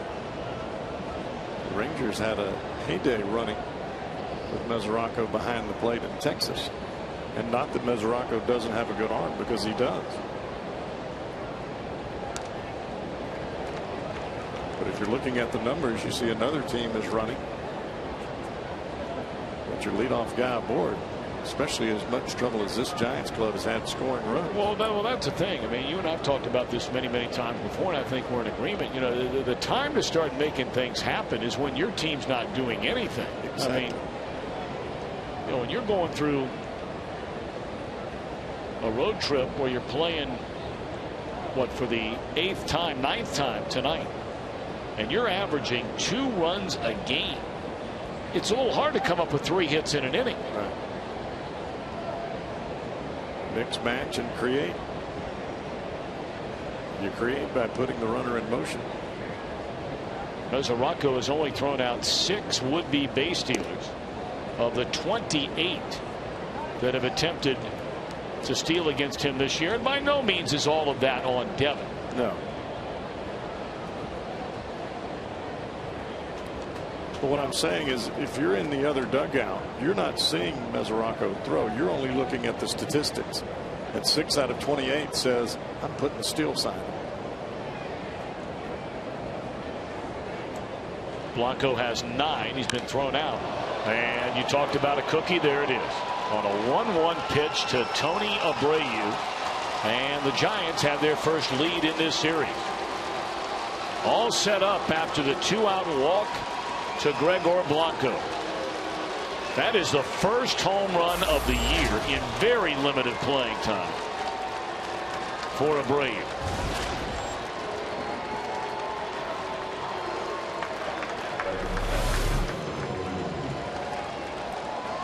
Fastball up and out over the plate. This young second baseman was sitting all over that one.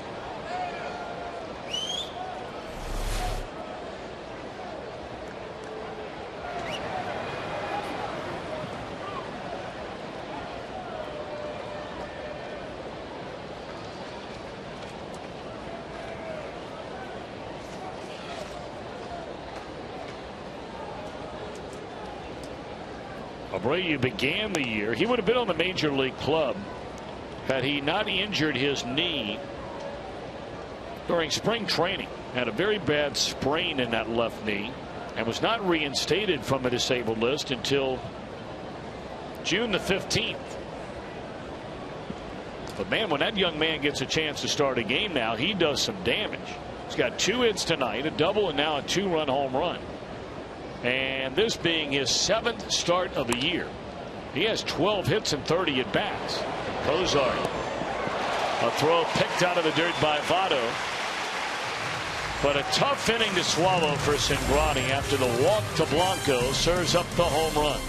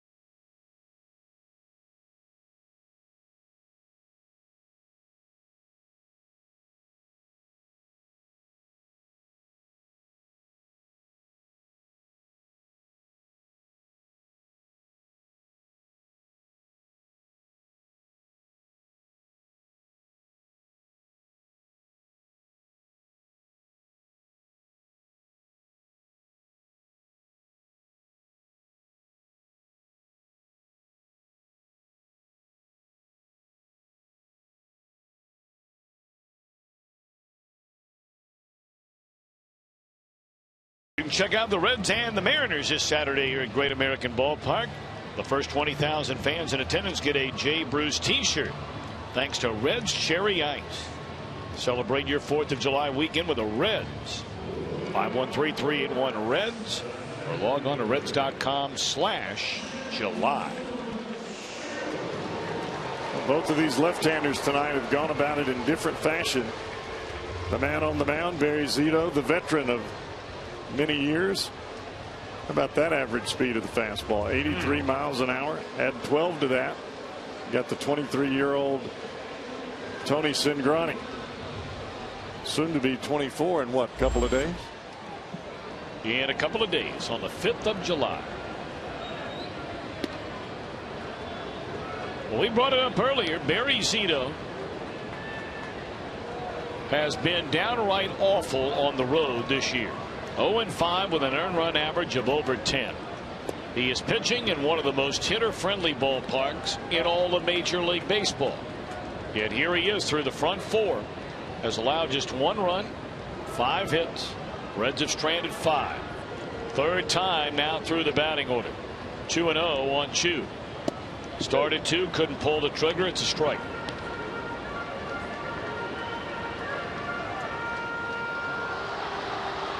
Zito has been very fortunate when he has made mistakes over the plate. They have been either line drives at some of his defense or they've been singles.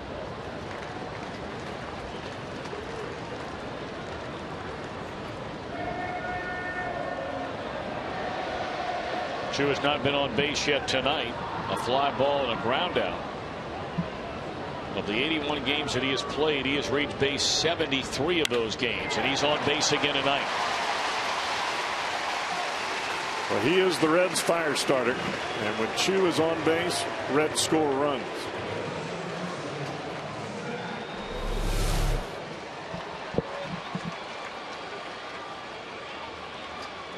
Like Zito tried to get a fastball in there to Shin-Soo Choo, left it up a little bit. Chu turned on that. We don't normally see him pull the ball to that side of the field, even against right-handers.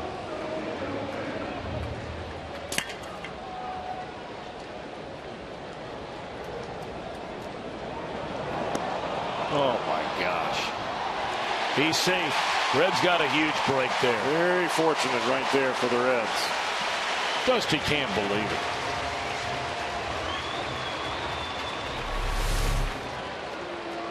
Reds had a base running mistake earlier, and Mesoraco was thrown out. Fortunately here for the Reds on the mistake by Chu. The ball hits off of Chu's shoulder.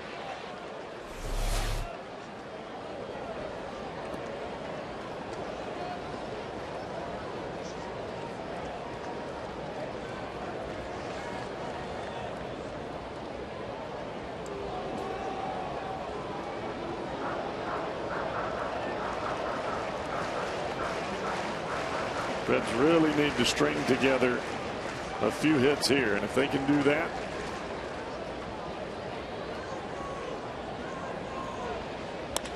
And there's a base hit into center field. Chu had to make sure that ball was going to get through. They're going to hold him at third base. So the Reds have started this inning with a single. They got a break, and now another single. Right now against Barry Zito, it's not about just hitting the long ball. It's about stringing together some singles.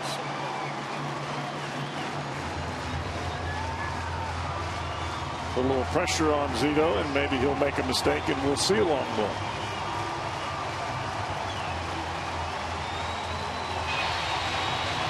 Well, Joey Votto coming up, and a crowd for the first time tonight. Sellout crowd, 9th sellout crowd here at Great American Ballpark this season, and the night is over for Barry Zito. Wow.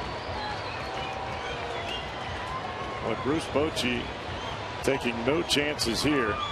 He's going to Jose Mijares for the 3rd consecutive ball game. No, I don't think they are. I think they're bringing in you're right. They've got another right-hander getting loose down there in the bullpen.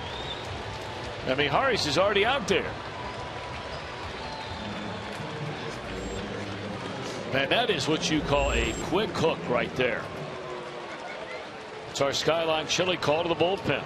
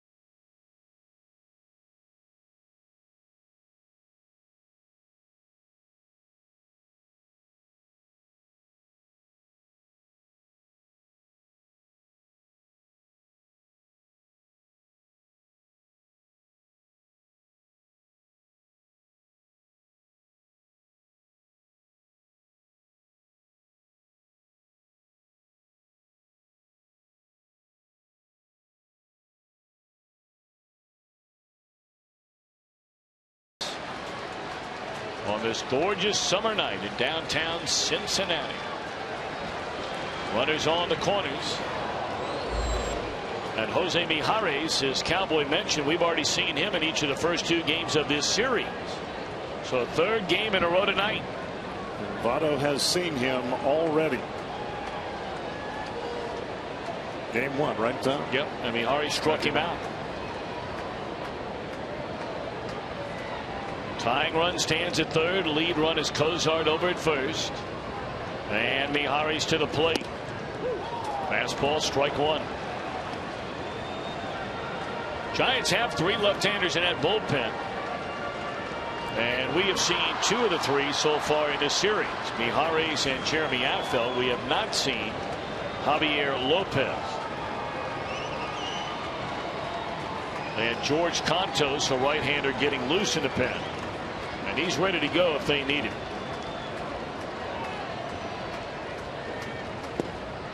A ball and a strike on Votto. I would imagine, Tom, this is a left-right situation, seeing as it's the third day in a row for Mijares.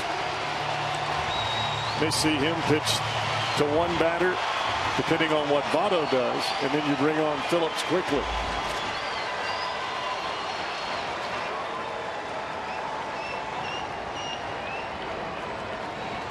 A long look in by the Giant left-hander. Check of the runner and the pitch. Breaking ball swung on and foul tipped into the mid of Posey, and Votto behind 1-2.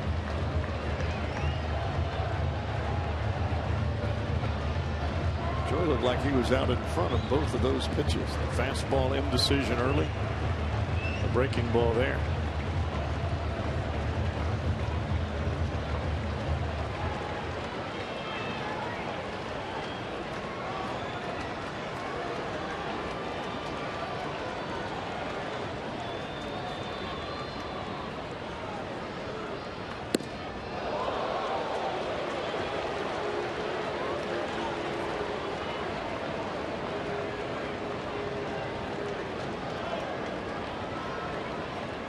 Votto looking at the minimum for RBI number 40 on the season. He has Chu, the tying run at third. Cozart, the lead run at first. Nobody out in the Cincinnati fifth inning. 2-2 to Votto. Ball 3. Well, you got to bring in Contos after this batter, even with Jay Bruce behind Phillips. Got a 2-run ball game.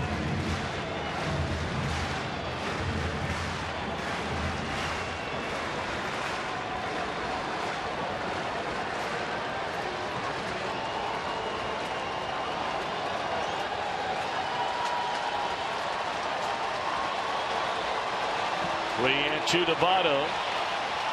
You knew that was coming. They're trying to find out if Cozart would perhaps, if he's running, would he run a bit too early? It's already happened in this inning.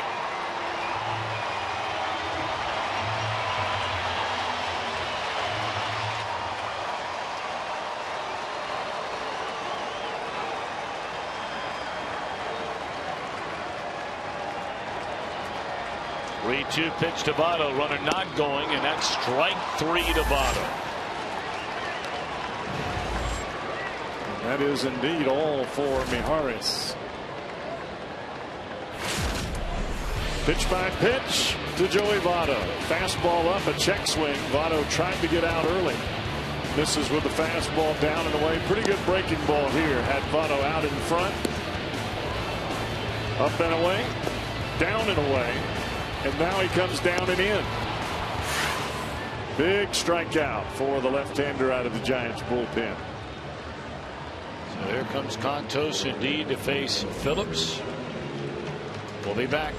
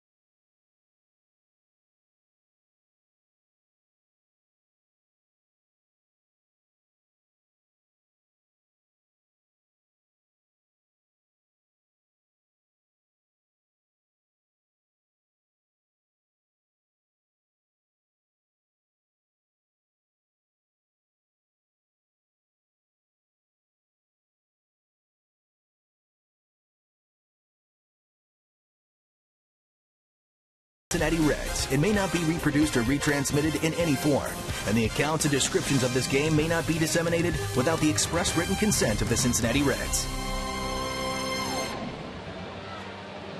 Runners on the corners. Reds down a run. One out here in the bottom half of the 5th inning. And George Contos, it has not been a good year for Contos. We saw him in the opening game of this series. Faced the same 2 batters he's about to face now. He allowed a single to Phillips and then struck out Jay Bruce. He wound up surrendering a 2-out double to Zach Cozart to knock in a run. All we saw from Contos in game 1 was the hard slider. The fastball he used out of the strike zone, trying to get swings up and away.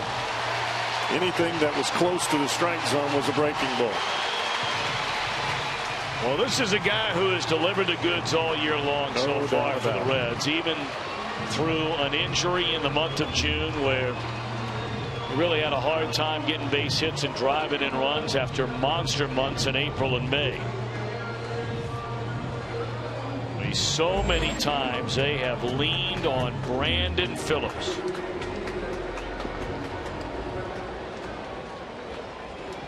And they're leaning on him now. Tying run at third, go ahead run at first, 1 out. 63 RBIs for Brandon. Down to strike. That still places him in a tie for the second most runs batted in among National Leaguers with Alan Craig of the Cardinals. 6 behind Arizona's Paul Goldschmidt.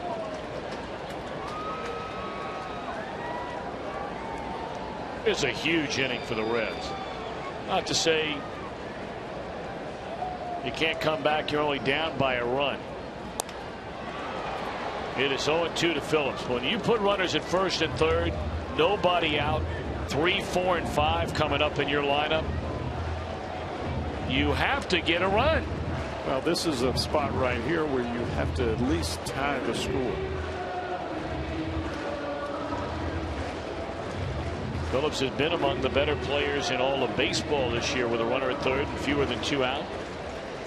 See, the league average 50%. He's way above that. But behind here, 0-2.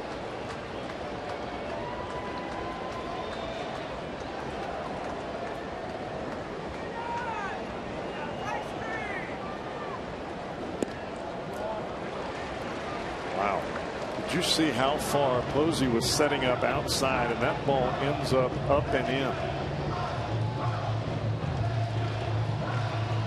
I'm not overthrowing your fastball. That would be textbook definition. But he's going to come right back with that breaking ball again. They shade Phillips to hit the ball the other way. Blanco playing in deep into right center field. 1-2 on Brandon, and they'll send Cozart back to the bag. Pence very shallow in right. Well, you'd never know this is a guy at the plate with the kind of power that Phillips has, that this is where their outfielders would be playing him. Very shallow. 1-2 to Brandon.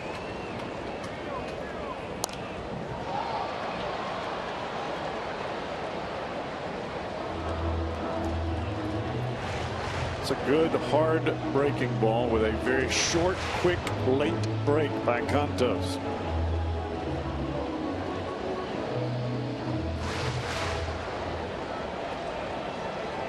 But when it's the only pitch you can get close to the strike zone, it allows the hitter to sit on it.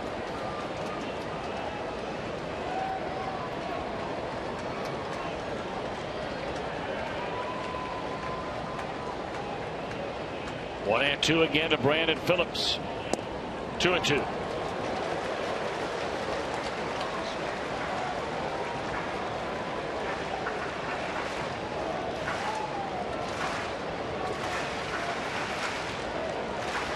Phillips fouls off the breaking ball. Contos has thrown a ball. Fouls off the breaking ball. Another fastball for a ball.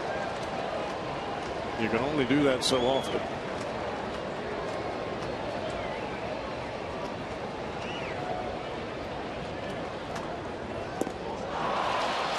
2 out in the inning.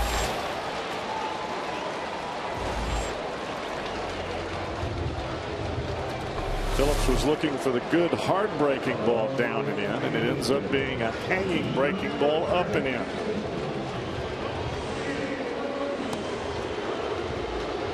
Sometimes it's not the pitch, it's the location.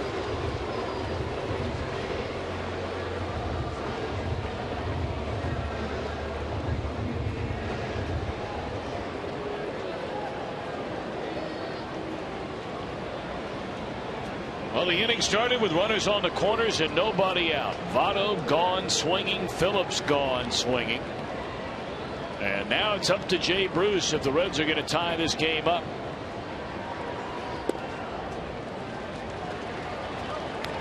And you really got to wonder how much Contos is going to give Bruce to hit in this at bat. I mean, not suggesting by any means that he's going to try to walk him, but you do have a right-handed batter who is susceptible to a good slider standing in the on-deck circle, and you have a base open.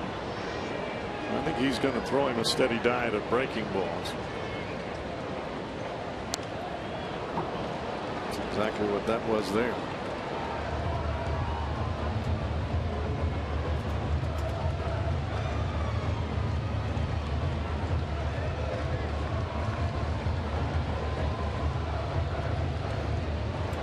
Chu started the inning with a single. Reds caught a break when he should have been thrown out on a pickoff attempt. But Chu beat the throw into second. He went to third on a hit by Kozar. That was all for Barry Zito. 1-1 to Bruce. Fastball is high. Mijares came on to replace him, and he struck out Joey Votto. That's the 5th time in this series Votto has struck out, and the 2nd time with a runner at third and fewer than 2 out. Phillips struck out against a right-hander, Contos. Now 2 balls and a strike on Bruce. That was a slider.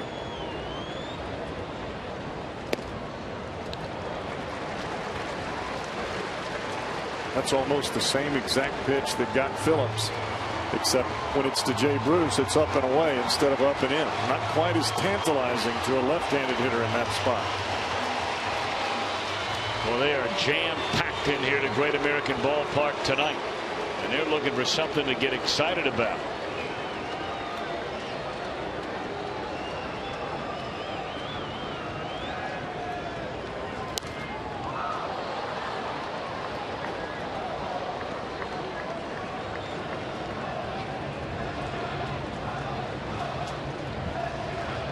Another breaking ball. Jay seemed to be on that one, even on a 3-1 breaking ball. Had a pretty good pass at it. Well, batting with runners in scoring position has continued just to be a nightmare for the Reds this year. .249 as a team. They are batting .175 with 2 outs as a team with runners in scoring position. And that one is out of play.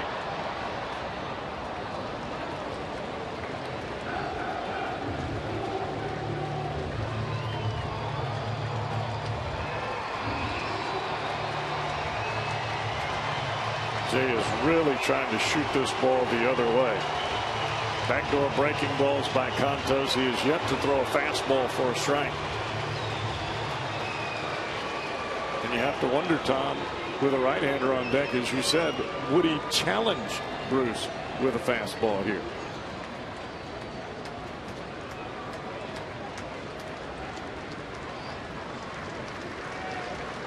Posey wanted the fastball. Contos wants the breaking ball.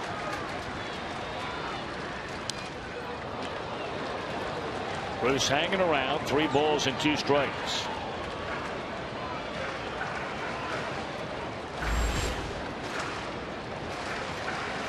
This is one of those at-bats where if you could get the fastball on the inside part of the plate, you could paralyze the hitter. But you have to have confidence in it to do it. Right now, Conto staying with the breaking ball.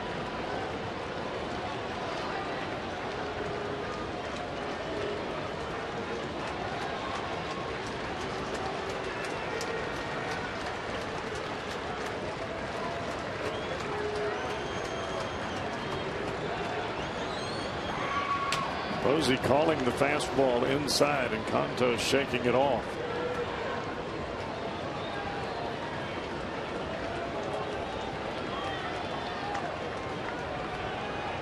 Now they'll go back to the slider.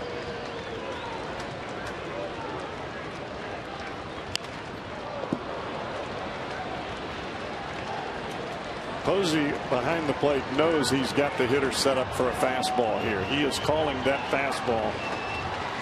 But when you're on the mound, you have to believe you can do it. And right now, Contos is set on throwing the breaking ball.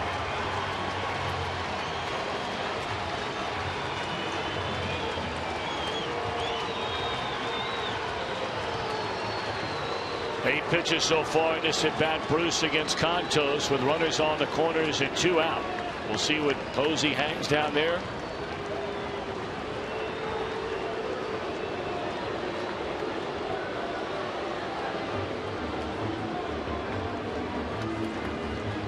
I have no idea what that conversation would be about. George Contos and Brandon Belt. Well, the longer Contos holds it, the less chance Bruce has of whacking it.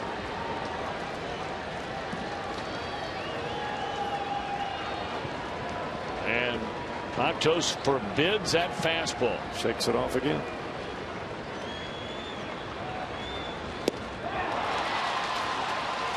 I tell you what, that is hard to believe.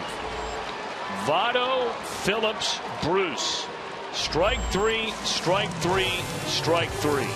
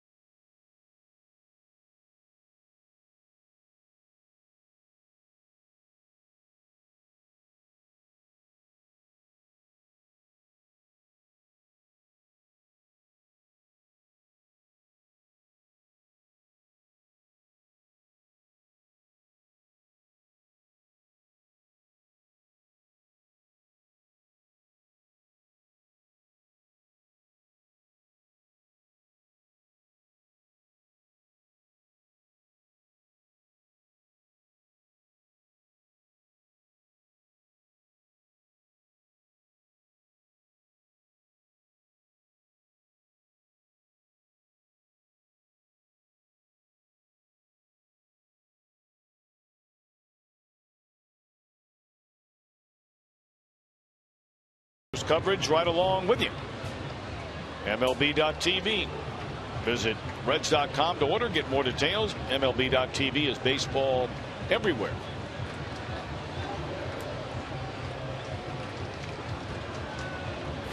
Reds had him on the corners with nobody out in the heart of the order coming up. Mahare strikes out Bono. Contos strikes out Phillips. Contos strikes out Bruce. Giants maintain their 2-1 lead.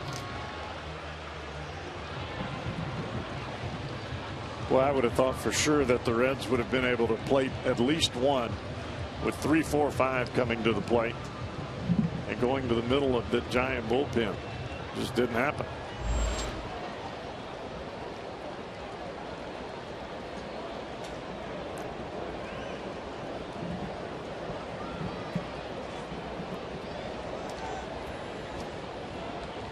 Tony Sangrani was sitting down a long time there while the Reds were batting in that 5th inning. 3 different pitchers came to the mound for the Giants during it.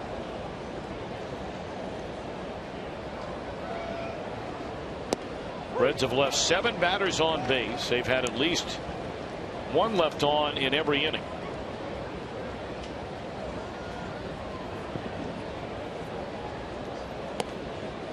I'm not going to say Cingrani was sailing along because he sort of labored through the first. He definitely labored through the third when he walked a couple of batters. But he retired 6 in a row, going to 2 outs and nobody on in the 5th inning. Before he walked a Giant leadoff batter for the 2nd time in a game. He's walked Gregor Blanco twice on a total of 9 pitches. He walked him with 2 outs in the 5th and then surrendered the 2-run home run to Tony Abreu. Sinking liner, and Bruce will run it down. Good play by Jay Bruce. Well, we call it Reds Live, and we bring it to you 30 minutes before every game right here on Fox Sports Ohio. Your exclusive home for Cincinnati Reds baseball. Reds Live is presented by Ray St. Clair Roofing. Cingrani got away with one there. Mesoraco wanted the fastball down and in, and the ball ends up and out over the plate. And Hunter Pence hit that ball awfully hard. That's the same position that the ball was in when Abreu hit it out.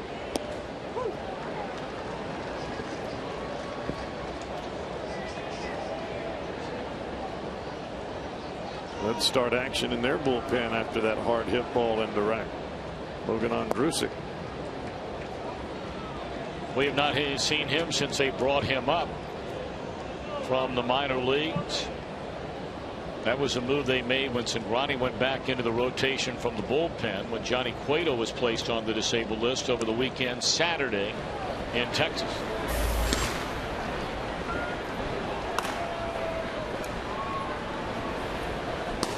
We've seen more breaking balls here in the last 2 batters.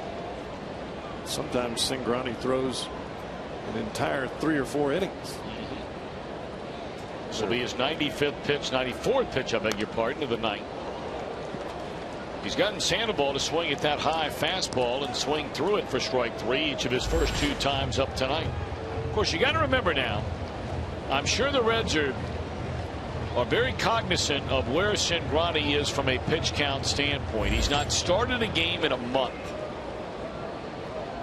You want to run him out there for 110, 115 pitches his first game back in the rotation. This will be out number 2. And so he'll have a chance to retire one more batter, more than likely here in this 6th inning.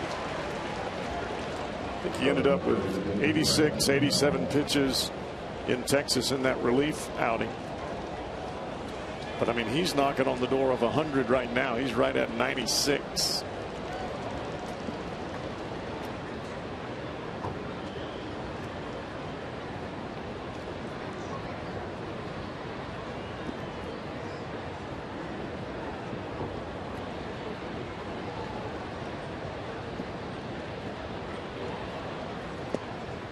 Breaking ball inside to Brandon Belt, who was struck out swinging on that breaking ball. It was down and away from him. You may remember his first time up, and then he popped out to Brandon Phillips, shattering his bat in the 4th inning. That is a fair ball down the right field line by Brandon Belt, and Belt will stop at second with a 2-out double. Well, now do you come get Cingrani to face a right-handed batting Torres? I think you do. I think Dusty Baker just sent Mesoraco out to talk with Cingrani, or at least he made the motion for Mesoraco to go out and talk. And here he goes. I think you're right, Tom. I think had anybody gotten on in this inning, that was the signal for Mesoraco to go to the mound. Now you bring Ondrusek on. And this may be Ondrusek time. Now Dusty gets up out of his seat, and here he comes up the dugout steps. Still no signal given yet by the Reds manager. You have a base open. You have a left-handed batter in Brandon Crawford due up next. And there's a signal. Dusty will bring in the right-hander Ondrusek. Good return back to the rotation tonight for Cingrani. Threw the ball awfully well. allowed only 4 hits. He did walk 4 batters. Andrusik will try and get the final out here in the 6th inning. Reds are down by a run.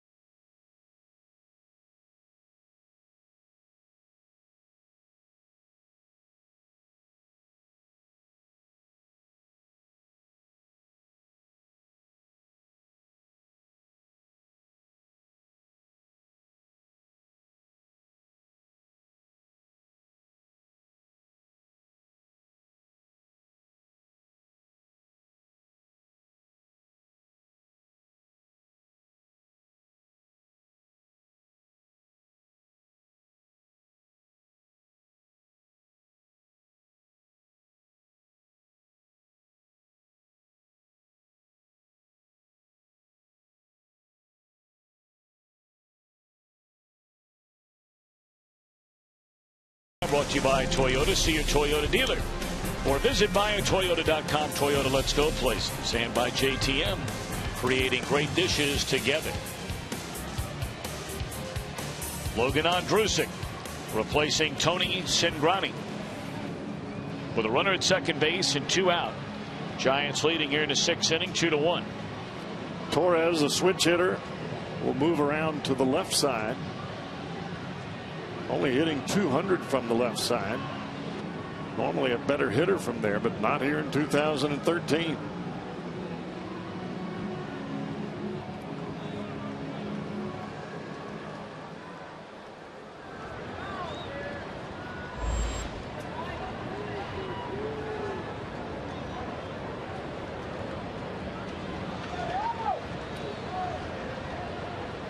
A big outing for Andrusik.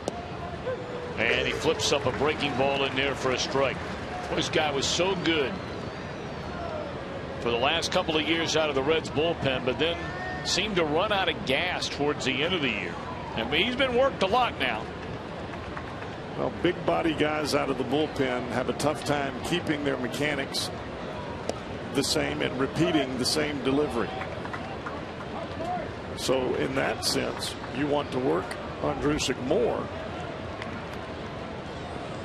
but yet you run out of gas in August. You have to pitch him more to keep him sharp, but yet you get to the 80 appearance mark a whole lot faster.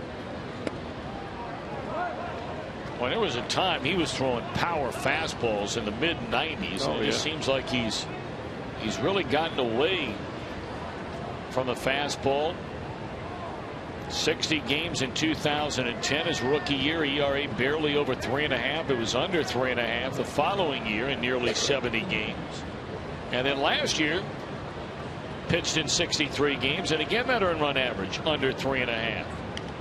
But walks have been a major issue really during his entire minor league career and major league career. 54 innings last year, walked 31. There's no doubt that he has the physical capabilities. But as I was saying, it all comes down to repeating your delivery for a guy out of the bullpen. And when you're 6'8", it's tough to get all those body parts going in the same direction every single time you're out there, unless you're pitching a lot.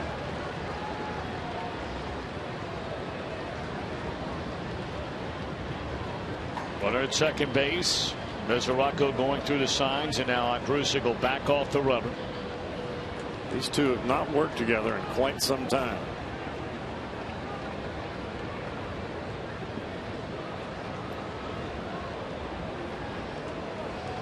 Ondrusek wants to make sure that he gets it right.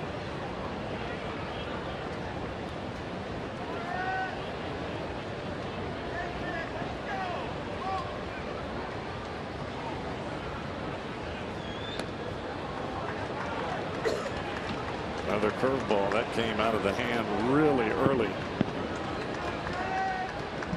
Looked like Ondrusek pointed to his eyes as though he couldn't see the signs when he stepped off the first time. That's the curveball, and even that pitch fooled Mesoraco. Yeah, I wonder if that was all in cross-up. You go with different signs with a runner at second base. More times than not, you're going with the second sign that the catcher puts down. There's that wildness you were talking about. It has really prevented Ondrusek, as we mentioned, who still put up good numbers. But it's very much prevented him from making the next big step. I think there was a time 2 years ago, and in fact he was the primary setup guy when the season began 2 years ago in front of the closer. And at the time, Francisco Cordero. They were talking about Ondrusek in the closer's role. Yep. When Cordero was let go. It's all comes down to consistency out of the bullpen. Well, now he faces Brandon Crawford.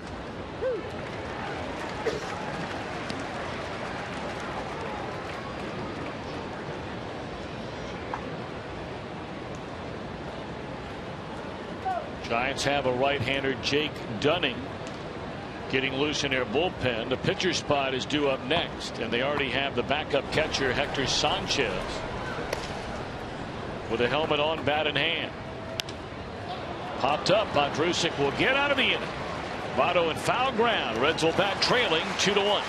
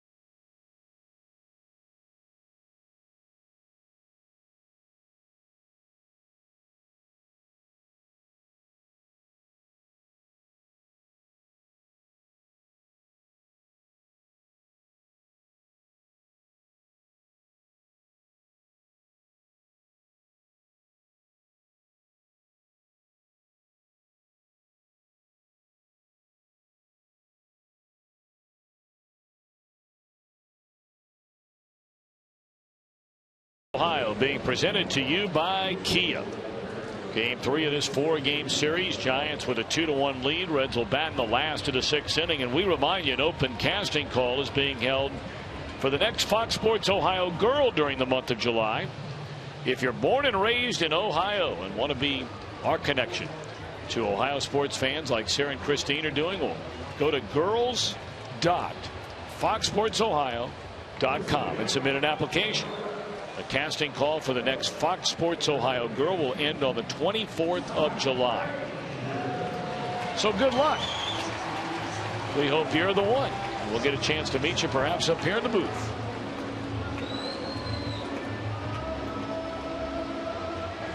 Well, Canto stays on the pitch after coming in to strike out Brandon Phillips and Jay Bruce with a runner at third and 1 out at the time for Phillips. 2 outs, of course, for Bruce. Bruce Bochy already thinking about what the Reds will do in the 9 spot and with Shin-Soo Choo. Left-hander Jeremy Affeldt already throwing down there just in case the Reds make a run. Well, you know what he thinks ahead. Well, you know what Bruce Bochy's thinking here. I mean, his team needs a win in the worst sort of way. They dodged a huge bullet. That's why he got Zito out of there so quickly, because he's seen what can happen when Zito starts to labor. Got him out of there. His bullpen did the job. The combination of Mijares and Cantos.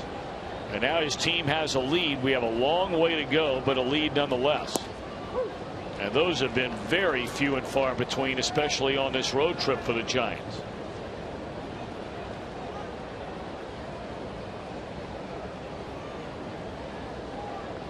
Their only win on it came Sunday in Colorado. 2-1 pitch. And a little tapper down to third.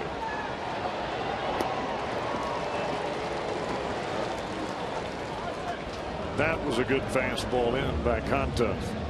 Got Frazier looking for the breaking ball, and he just runs that heater in on his hand.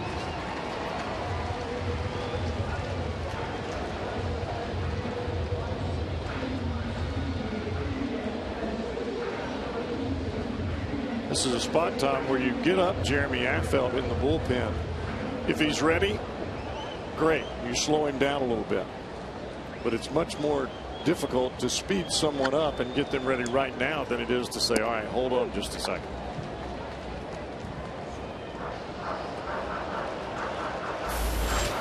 Jake Dunning still throwing down there. He was up blasting while the Reds were in the field.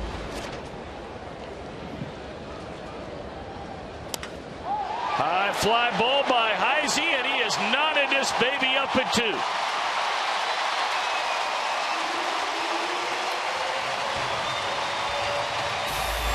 No matter what kind of manager you are, you can't manage around that.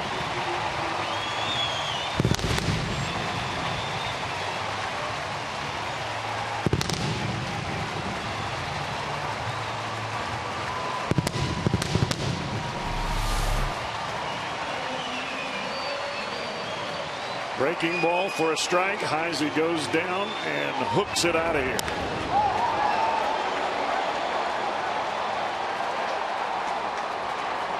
That ball's hit a long way.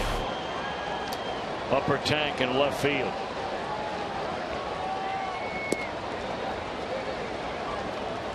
So we mentioned earlier, Heisey, his first start in the field since coming off the DL. That is our Munchin's Furniture Exmo replay. That breaking ball making contact with the bat of Chris Heisey.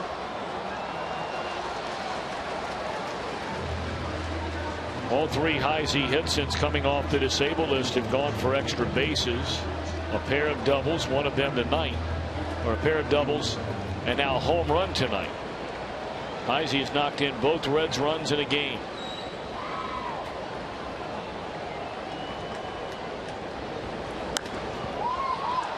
Well, Mesoraco just got underneath that pitch. Pops it up in a short right, 2 out.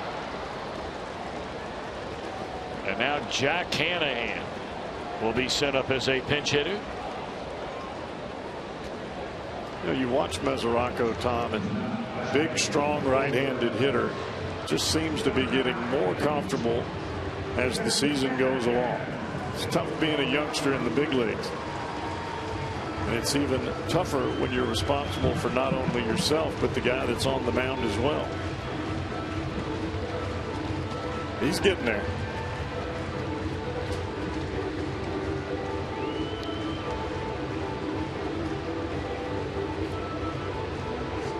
Bochy taking no chances here. No, I mean, you can just tell by the way he's going about managing this game here in the 5th and 6th innings. Forget the 7th, 8th, and 9th. This is like he's managing in the World Series. You're right. You're exactly right. You can tell his team, he feels right now, needs to win this game badly. And I think you're right, Tom. I think when you're on a road trip where you've won 1 ball game, and you were fortunate to win that game in Colorado, You're playing a 4-game series here. You got to pull out all the stops. You've already lost 2 in a row. You got no hit last night. Your morale is down in your clubhouse. You need something to pick it up. So Affeldt will come on to face Hanahan. New ball game after the home run by Heisey makes it 2 apiece.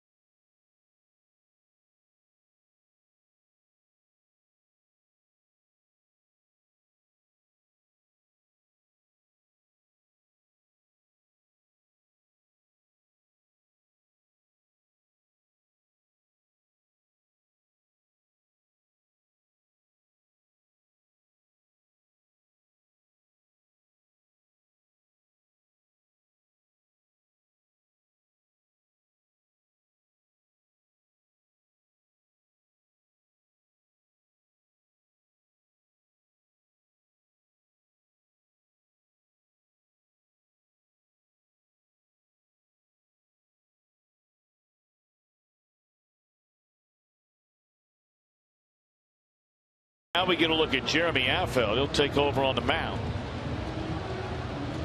Part of a double switch as Juan Perez takes over for Gregor Blanco, and he will push out Torres as part of the double switch with Blanco moving into left field. We saw Affeldt here in the game last night. He's really come into his own since becoming a Giant. He has. And a lot of that has to do with how Dave Righetti has mentored him along the way as far as pitching at the back end of the bullpen. Another guy who's always battled control issues in his career, but there are games you watch him and you wonder how anybody ever hits him. He has closer stuff. There's no doubt about it. So Hanahan will bat. Been a rough first year in a Reds uniform for Hanahan. Not bad numbers as a pinch hitter. But overall, just 188 the batting average without a home run and 7 runs batted in. A ball and a strike for Hanahan.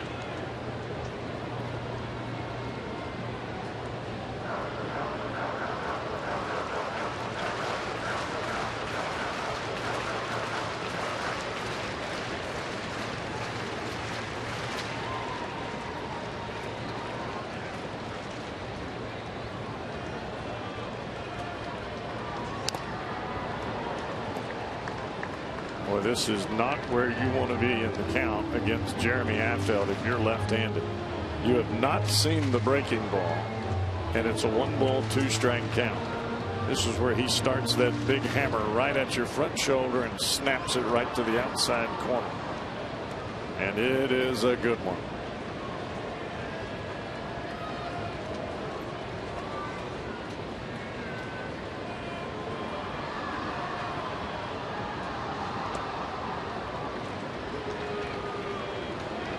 That one just happened to bounce up there. I'm able to see another one right here.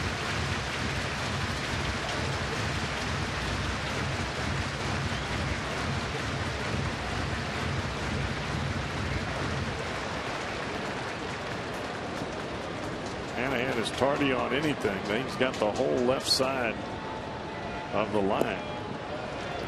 Sandoval way off third base bag.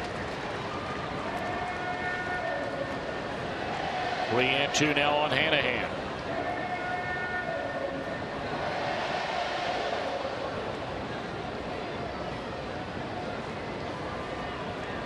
Affeld's missed with the last 2 breaking balls. They're going to get the slider or the fastball here, not the curveball. Hit him with a 93-mile-per-hour fastball. And that is the one thing that has plagued Jeremy Affeld throughout his career. You said it earlier when he came into the ball game. Bounce of wildness. I mean, you may remember this guy was one of the prized prospects in the Kansas City organization. The only question was, he was a starter then. Yeah, starter or reliever. They came to the Reds, and they were kind of thinking the same thing. Remember, in spring training, they went spring one year and put him in a rotation. Well, everyone wanted him to throw a changeup as a starter. He could not do that. He went to the split finger. But everything is hard from Affeld. Soft fly ball to left field that'll end the inning. But Heisey ties the game on the home run. We go to the 7th, 2 apiece.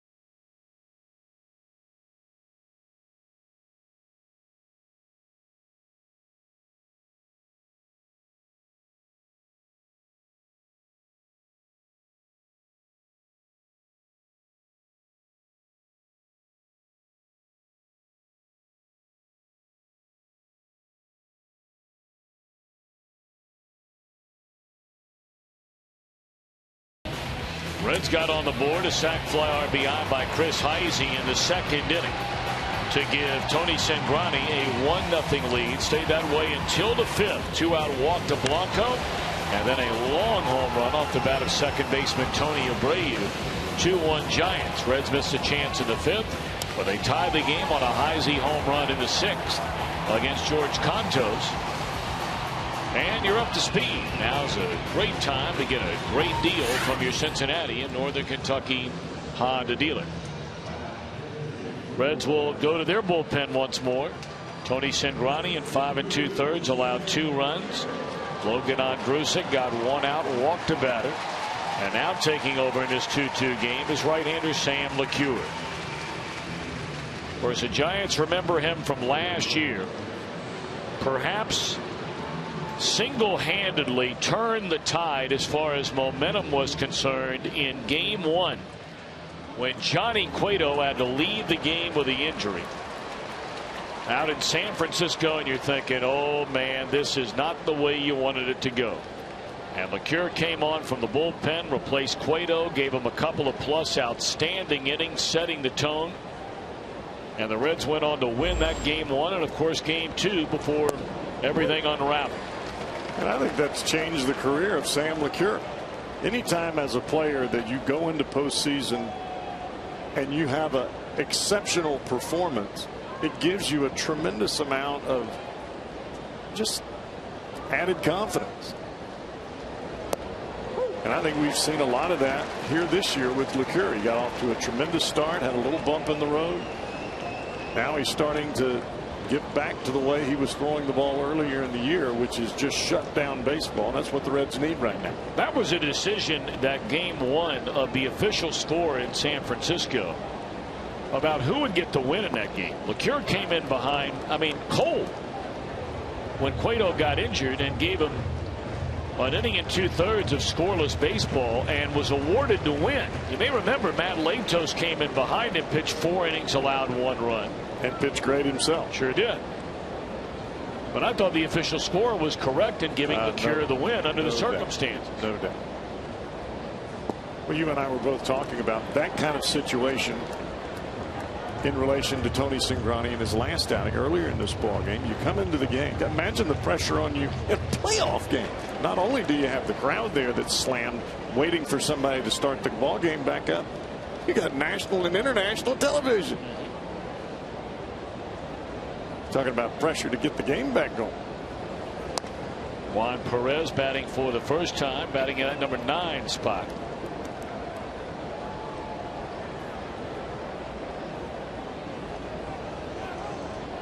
And as you well know, Cowboy, that can be a crowd that likes to get on you right quick out there in San Francisco. Yes, that is without a doubt. They talk about Philly, they talk about New York. But you talk to ball players, especially those that play in the outfield and especially those that play left field, about what crowd rides players the hardest. And more times than not, it is a landslide winner. San Francisco. You talked about crowds chanting your name when you were talking about Paul O'Neill earlier for the Yankees.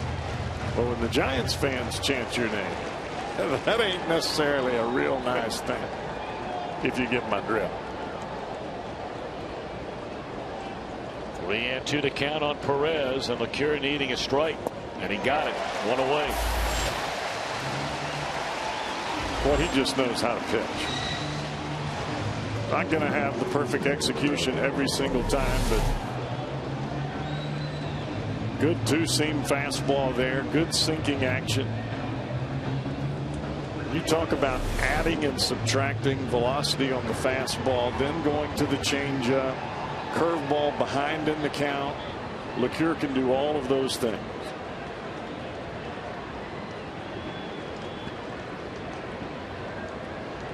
Blanco 0-for-1 has walked twice. He drew the 2-out walk from Cingrani in the 5th inning in front of the home run by Abreu.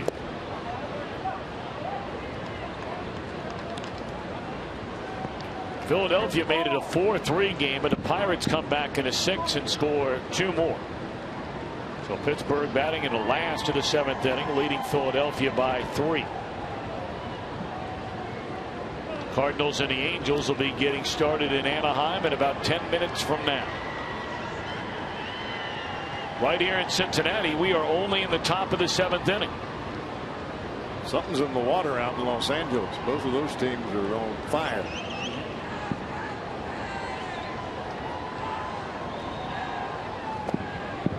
Well, apparently the good witch of the north must have shown up, because the wicked witch of the east was hanging around for about 2.5 months. Yes, she was.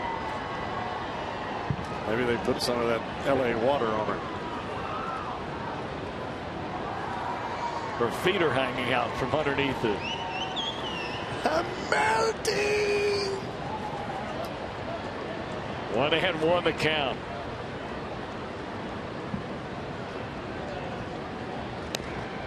Just trying to slap his way on there. It reminds me of Tony Fernandez every time I see a batter do that. He did it better than any player I've ever seen. Well, what a great player he was. The running slap bunt. Not only a phenomenal defensive player, but could execute some things at the plate that you just didn't see from ordinary players. Running out of the box, looked like he was going to bunt, and then slap the ball the other way.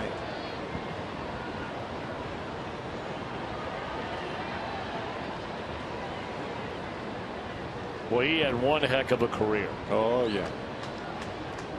1-2 to count. And gone swinging is Blanco. Did you ever talk to Tony Fernandez? I bring that up. Well, I know that, but there are a lot of guys that were his teammate. Yeah, I mean, I've talked to a number of them where he was so quiet. Very quiet. If I remember correctly, a very religious young man. Very much so. and really didn't have much to say to anybody, not in a mean-spirited way, just an unbelievably quiet guy. I think it was one of those situations, you see it with a lot of Latin American players, where they don't feel like their English stands up to what it should be. So when it's around English-speaking players, they don't talk as much. But he was always very boisterous and talking to some of the Latino players, but around the American players, it was a one-on-one thing, not in a big group. If you're in a big group, and Tony kept to himself and just listened. But he was awesome with the young players. That's what I remember the most. 0-2 on Tony Abreu. Well, he came up with some enormously talented players in that Toronto organization and won back-to-back World Series in '91 and '92. You remember some of the plays that he would make at shortstop in the hole and throw the ball with his front of his body facing left field all the way to first base. How about that inning from LeCure? Go on, Sammy, go on. He fans aside. And now they'll stand and stretch. Reds have Cozart, Votto, and Phillips coming up in a 2-2 game.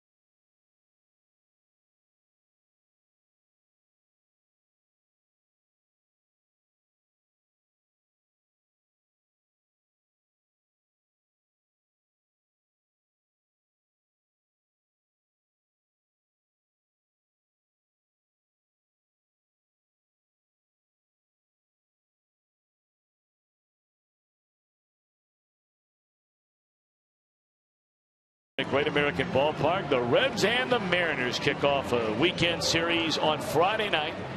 Again, Friday is 7:10. We've got the big fireworks show presented by PNC Bank. Saturday a 4:10 game. Sunday a 1:10 start. So come on down to the ballpark. Make Great American Ballpark part of your Independence Day weekend.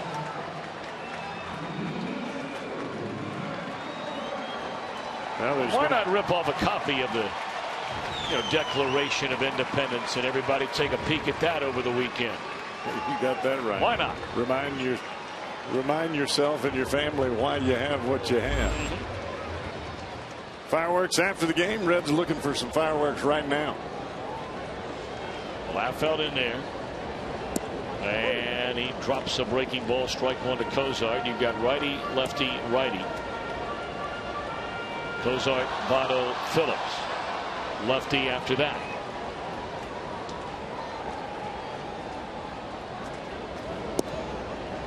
Jake Dunning has been up a couple of times already. Right-hander in the Giants bullpen, and he's up and continuing to throw. As Cozart is beat on a fastball at 92 off to the first base side, 1-2. And I would imagine Dunning is probably up in case there is a runner in scoring position when Phillips comes to the plate. Rail thin, side slinging right-hander.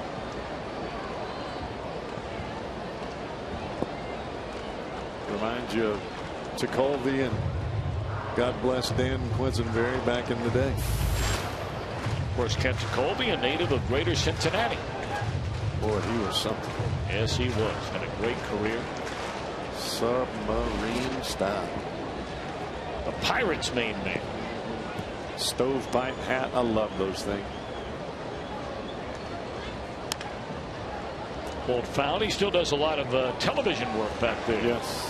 Pre and post game stuff does Kent Tekulve with the Pirates. Did you like those stovepipe hats? Most people don't like them. You know, I don't. I don't know why I guess because they were so different when I was younger. And I thought, well, that's a cool lid. That's different than everybody else. It is. Well, there's no doubt. It's different than everybody else. And the color scheme is great. Pirates have great colors. You know, the Phillies tried to do that, I think,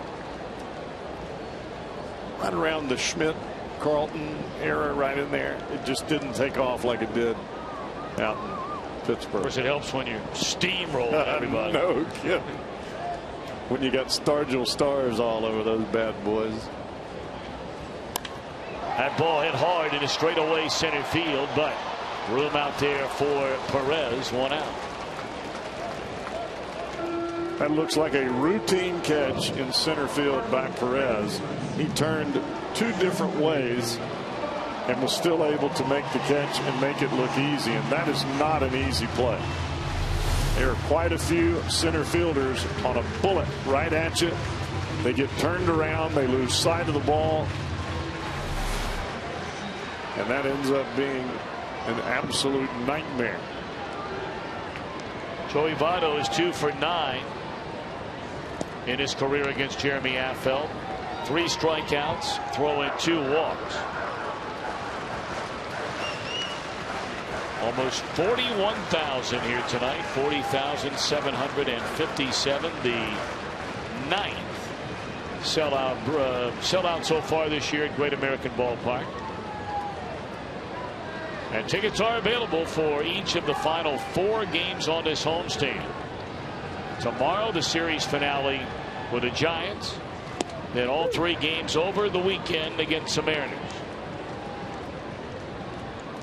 This is a situation for Joey Votto where the on-base percentage really comes into play. You want to get Joey Votto aboard, whether it be walk, base hit, you don't care.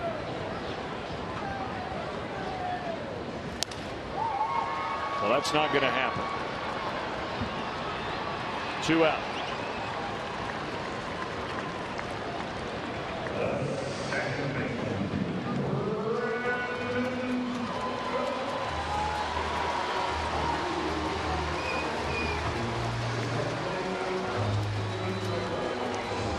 Love to wish a big happy birthday to Mildred Owens, turning 80 years young today. A huge Reds fan is Mildred Owens. So, young lady, we hope number 80 is the best year of all. God bless you.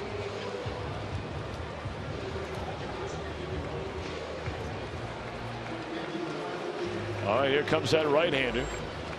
Jake Dunning to face Brandon Phillips in a 2-2 game. 2 out in the 7th, nobody on.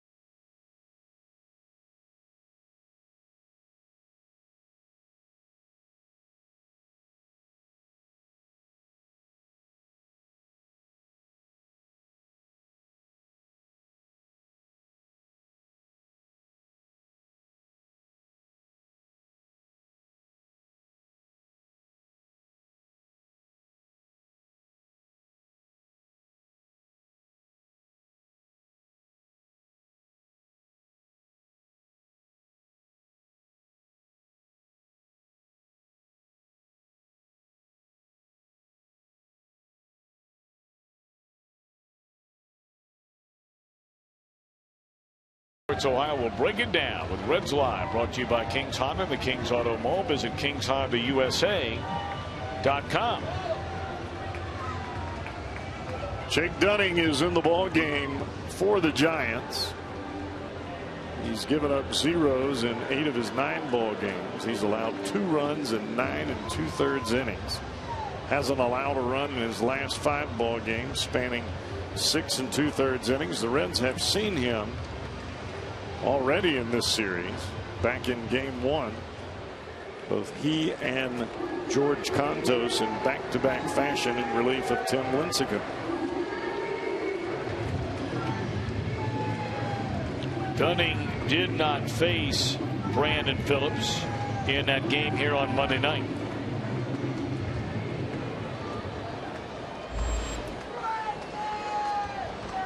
Reds had a golden chance to do some major damage the last time Brandon Phillips and Joey Votto came to the plate. That was in the 5th. They had runners on the corners and nobody out, down a run. And all 3 batters, Votto, Phillips, Bruce, struck out. And that was what tied the game on the home run by Heisey an inning later. That was a point in time, Tom. You and I looked at each other as Bochy went to the mound to take his starting pitcher out of the ball game in the 5th inning after giving up 2 singles. And he went directly to the bullpen without hesitation. And it worked. Got a little fireworks show going on tonight. Over in the Commonwealth beyond the right field wall out there. There's some town over there.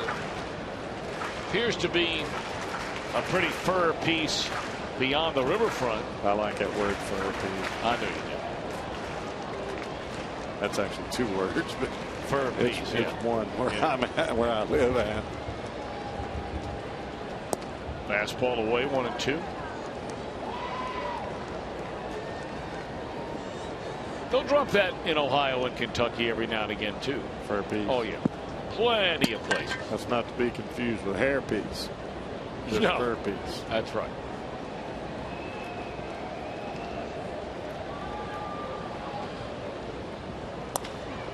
Back to the mound, and what a giant bullpen. Oh, that one nearly thrown away, but outside of that home run ball, they've been pretty good tonight. In relief of Zito. We're going to the 8th in a 2-2 game.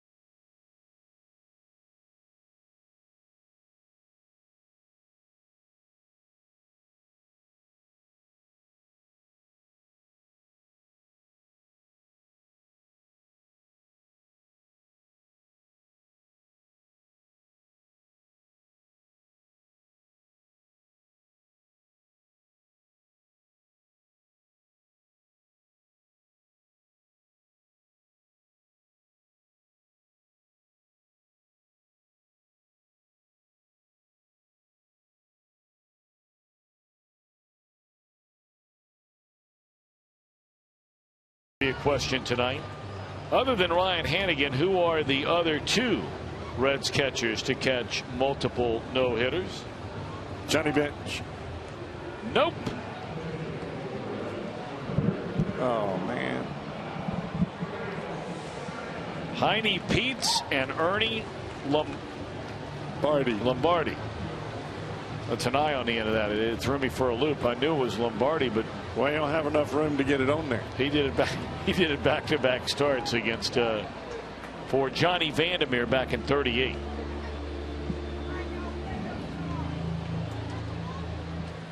Well, the Reds are going to send Alfredo Simon to the mound.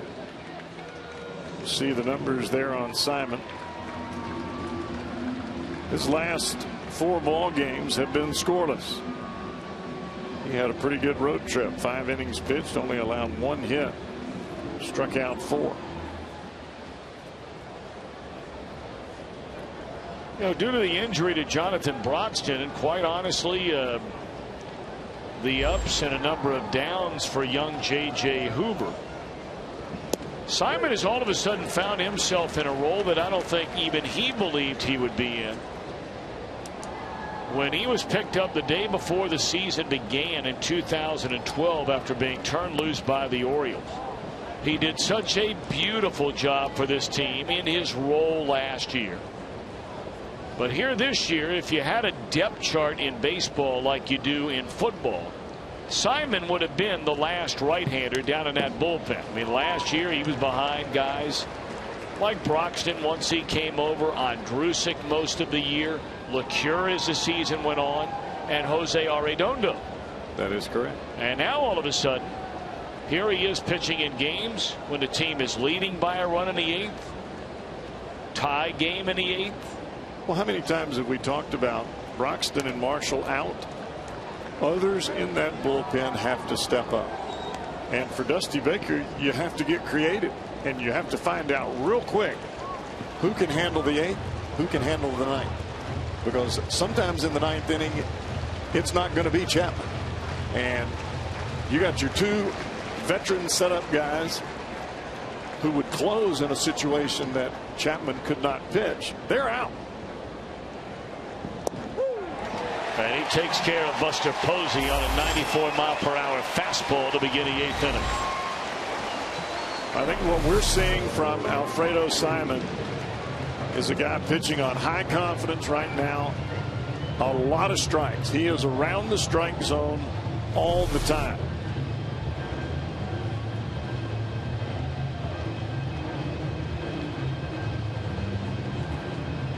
Mesoraco out for a quick visit before Hunter Pence makes his way to the plate. Pence is lined out softly to the shortstop. Popped up into a double play in the 3rd inning. Hit the ball very hard. Jay Bruce made a nice running catch towards a right field line his last time up in the 6th inning. Alfredo going to work. Strike 1. Pence cheating for the home run ball. That front foot was heading towards third base as soon as the ball came out of Alfredo Simon's hand.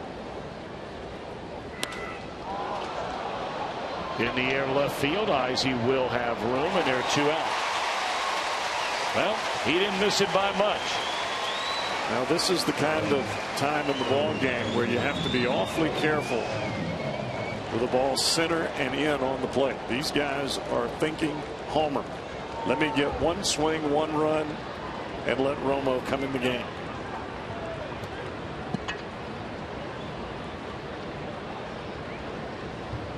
Reds have a left-hander, Manny Parra, throwing in their bullpen. Of course, he's getting big-time situations right now with Marshall being out. Then Cueto going down, which shoves Cingrani from the bullpen back into the rotation. Strike 1 at 95 to Pablo Sandoval.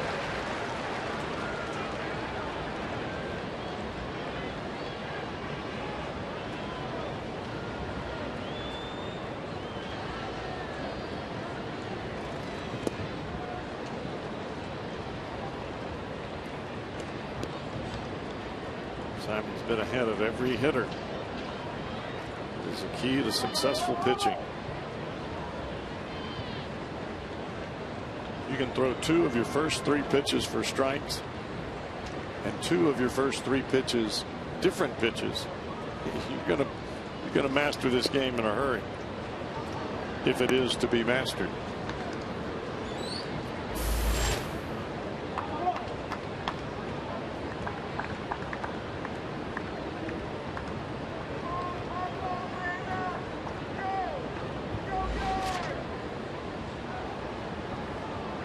Two and one on Sandoval. Good location on that fastball, down and away. And even Sandoval there, Tom, you could see the hips open. You could see the front shoulder slightly cheating towards first base, looking to pull the ball out of the ballpark, trying to hook it. But at 95, sinking away from you, that's awfully difficult to hook.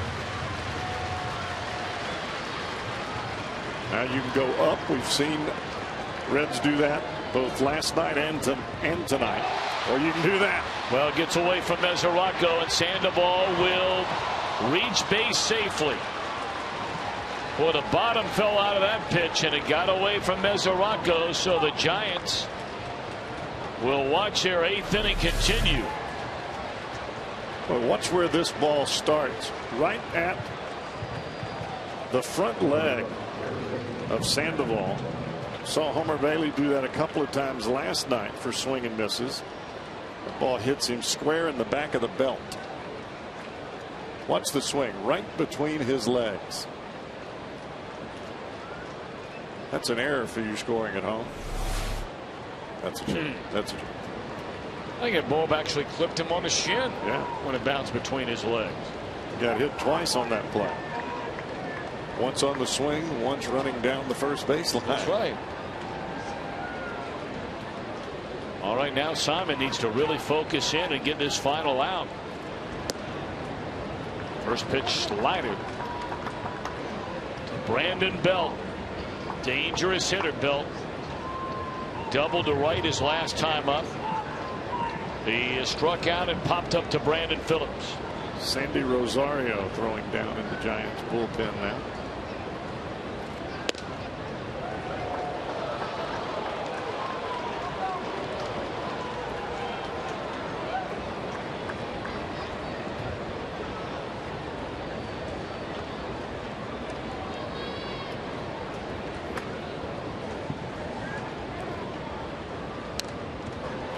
Belt got a pitch to hit, challenged with a fastball, and fouled it right back to the screen.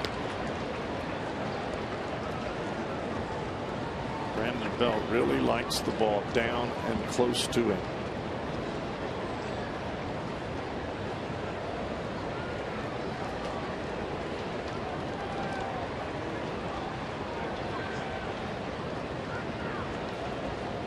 Two and one. Oh boy. That'll move the runner into scoring position. That'll be a second wild pitch in the inning by Alfredo Simon.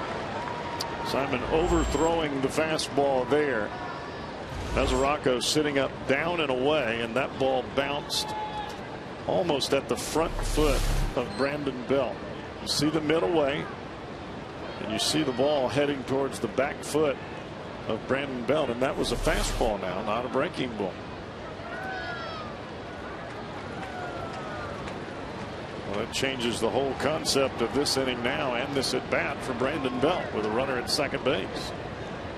Well, you got a pinch hitter due up next. How about that 3-1 breaking ball spins up there to catch the outside corner. And with the base open in a tie ball game after the wild pitch, you almost have to do that. You cannot let a batter right now sit on a fastball.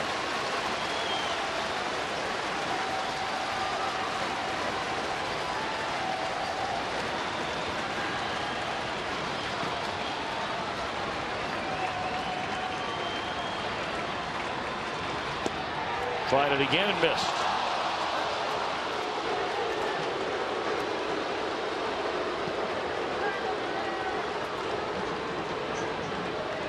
That is 6 walks tonight by Reds pitching.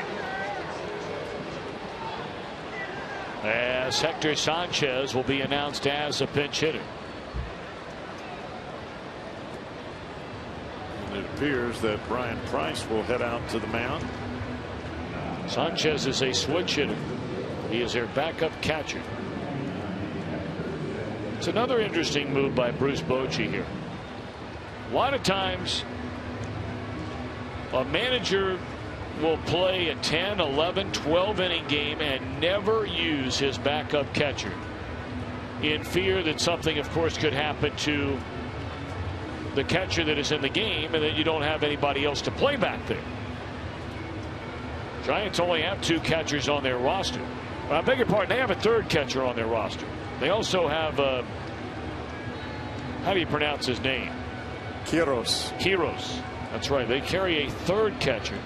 So you can make moves like this when you're Bruce Bochy. And Sanchez will step up there to swing the bat. All of this after a wild pitch on a strike 3, what would have been the final out of the inning. And a first pitch breaking ball to Sanchez is in there, a strike. Well, another switch hitter for the Giants.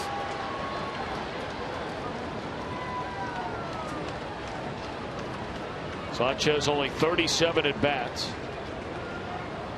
Has 8 hits in the 37 trips to the plate. Popped up, foul ground. And that ball will drift out of play.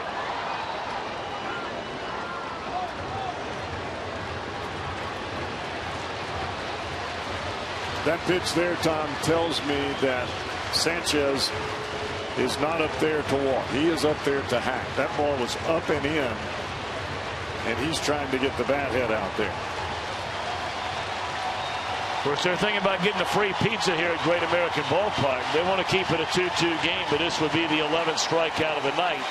And they are on their feet as if Aroldis Chapman was on the mound. Bring it home, Alfredo. Bring it home.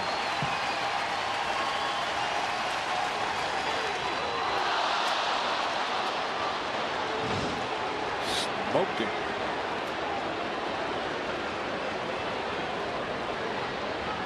That's on a 2-strike pitch.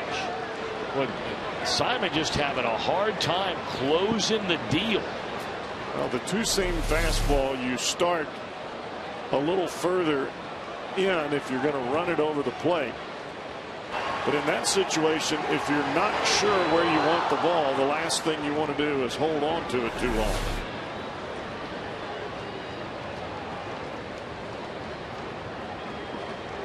Well, now the question becomes, you have Blanco coming up. He is a left-handed batter. As they're taking a look at Sanchez, you know that hurt. They get him right on the hip. Got him right on the hip, and Brandon Crawford coming up. And he is a left-handed batter. Does not have a hit tonight. It looks like Dusty is going to go to Manny Parr right here.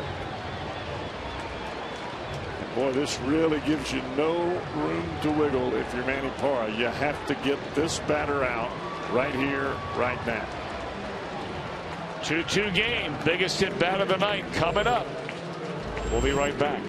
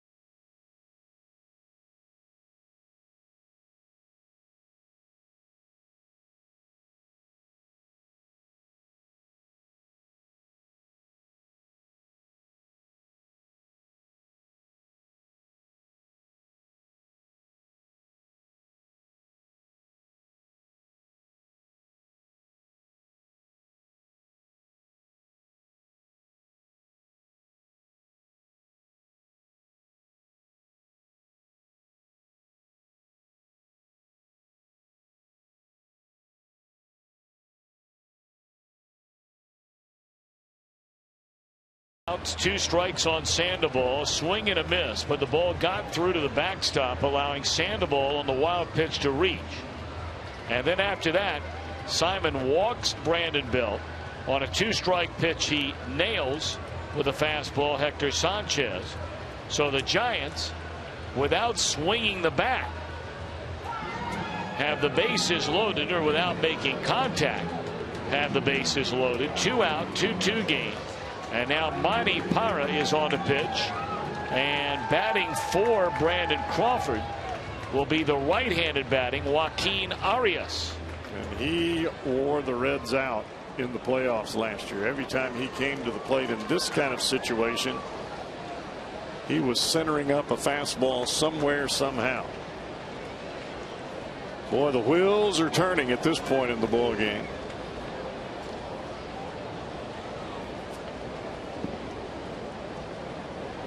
You bring lefty, I bring righty. You bring righty, I bring lefty. Tightest spot Parra has come into a game all year long.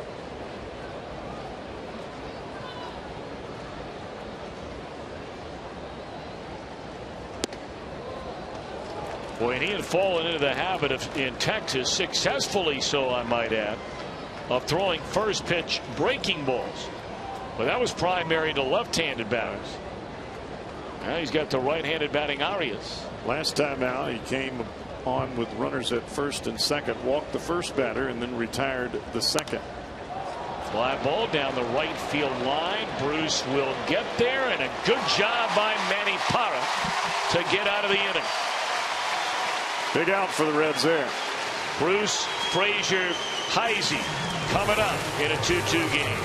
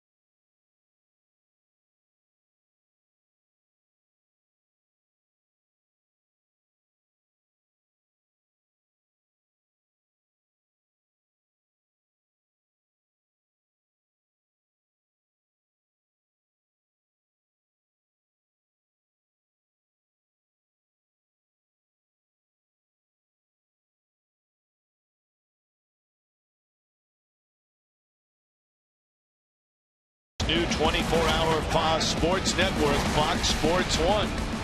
It will be your home for great live events, all the news and highlights you love, and shows and specials that only Fox could bring you. America's new sports network is Fox Sports 1, coming on August the 17th. Well, the countdown is on for that.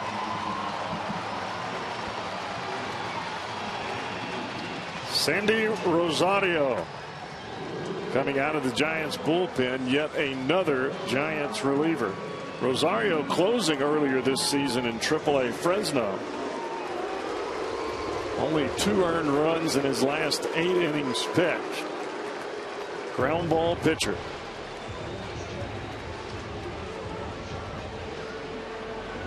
Arias will remain in the game after batting for Crawford to play shortstop. Well, Jay Bruce to lead things off in his 2-2 game. Well, he got a pitch to hit right there and fouls it off out of play to the third base side. Bruce this season has 6 home runs from the 8th inning or later. That is the most among all players in the National League. In fact, you go back to the start of 2011.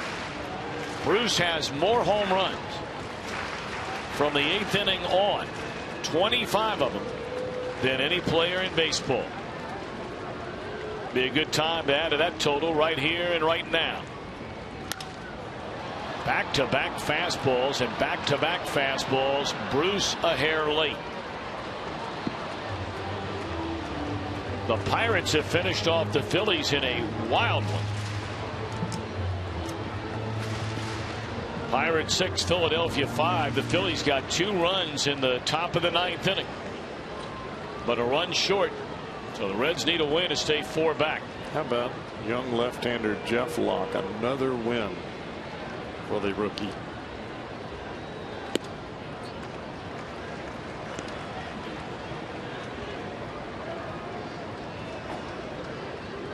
Well, they've had guys step up, young pitchers step up with all the injuries they had in that rotation, and I mean, you give them credit. They had 4 starters go down at one point.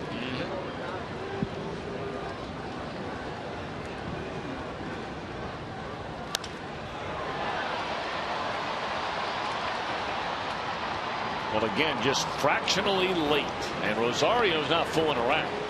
He is coming right at Jay Bruce. Well, all 4 pitches in this at bat had been fastballs, and Jay has gotten closer. The first ball fouled over the third base dugout. The next one down the left field line. That ball just left of the foul pole down the left field line. Straighten it out, as they say at home. Well, he tried to spin something there, and it was nowhere near the strike zone.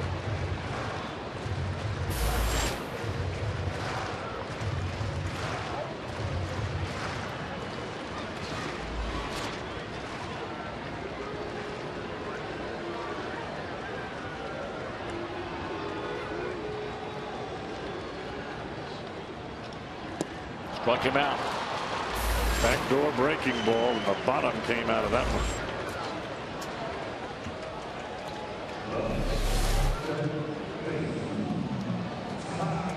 Starts it right on the outside corner and drops it straight down. Pretty good execution for the young right-hander. Boy, it has been a very, very quiet night for the middle of the Reds order tonight. Votto had a 2-out double in the first inning. And outside of Jay Bruce getting hit by a pitch to begin the second, Phillips drew a walk in the third, but not only a lot of outs by the trio of Votto, Phillips, and Bruce, but big outs, especially in that 5th inning.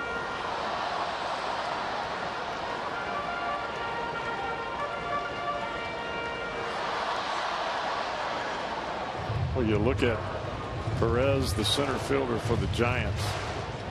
He's so deep in center field, he could almost shake hands with Chapman warming up in the bullpen. They are playing no doubles baseball. You're playing as deep as the Giants outfielders are. You want to cut down the angle if the ball is hit in the gap.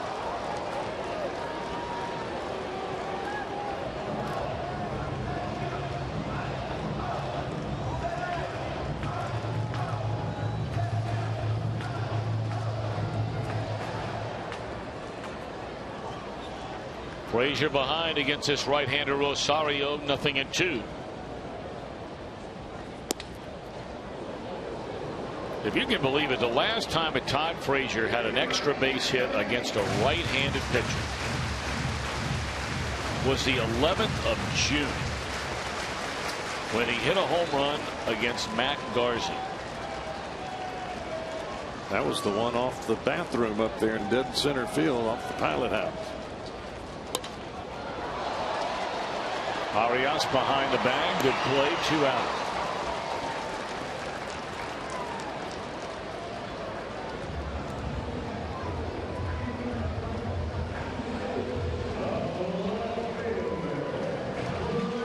Well, the guy coming to the plate now has made the noise tonight. Sac fly RBI on a liner to center back in the second inning by Heisey. And with his team down a run in the sixth inning, this is our Nissan drive of the game. He knotted it up with a home run off Cantos.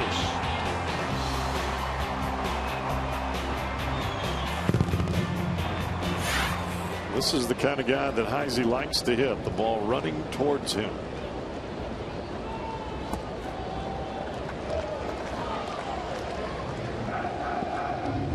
Rosario is a predominantly fastball pitcher. We've seen the breaking ball here in the inning, but his bread and butter is that sinking fastball. Heisey likes the ball low and he likes it in.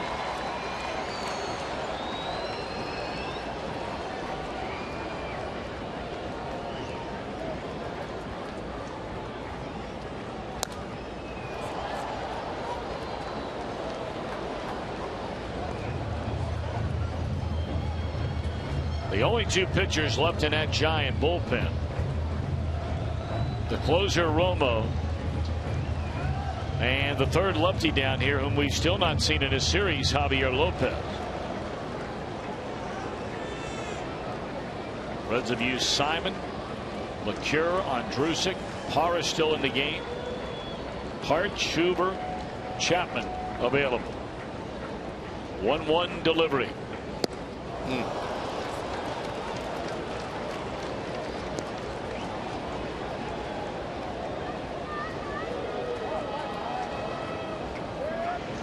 See a lot of hitters chase that pitch up and in when they're looking in.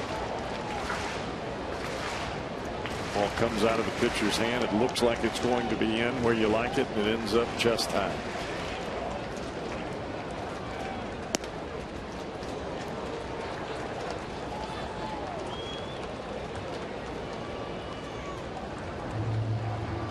Sellout crowd of 40,757 have been here a while. We're closing in on 3.5 hours, and we're only in the bottom of the 8th inning in a 2-2 game.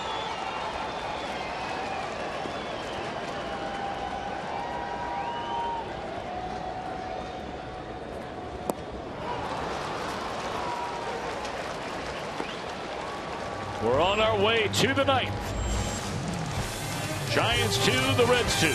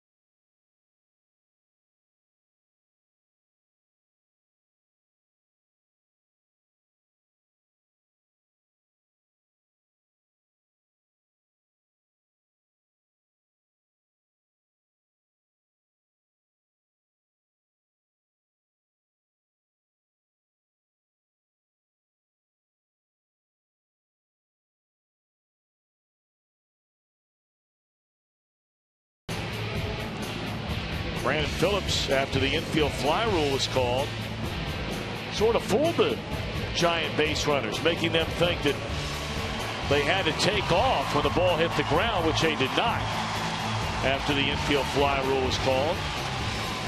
Boy, that is you said it earlier, that is one savvy play. So he got to touch the base and then the tag. And the tag was key. Because after an infield fly is called, there is no force after that.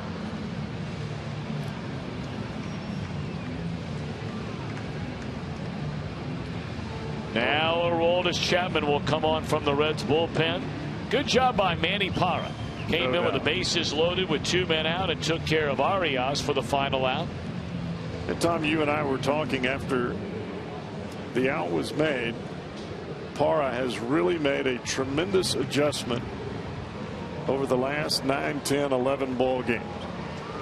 Pitching late in the game. This is after being sent down earlier in the season with, actually went on the disabled list with a left pec issue. But he seems to have made some adjustments, and it is working quite well for him. Well, Chapman here in the ninth will start it with Juan Perez. He'll be followed by Gregor Blanco and then Tony Abreu. Perez, a right-handed hitter. Blanco, a left-handed batter. Abreu, a switch hitter.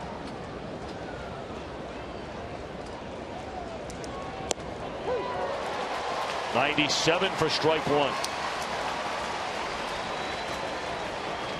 You'd like to believe that being back on your home mound, back in front of the home crowd, it'll help Chapman with that control issue and get back into the groove. We had some ugly outings in that Arizona series. The blown save last Saturday, a week ago last Saturday, in relief of Mike Leake. And then the next day he got the save but gave up a run. It was not a pretty save, nor was the one in Texas. This is not a save situation here, but when you're a closer at home and the game's tied in the ninth, there will be no save. 101 with that fastball.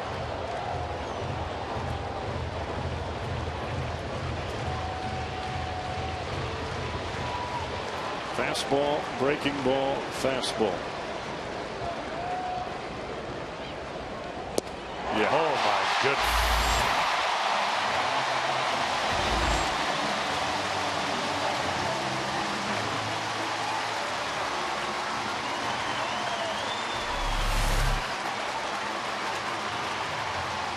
Good tailing fastball at 99 miles an hour, and that's with movement, folks.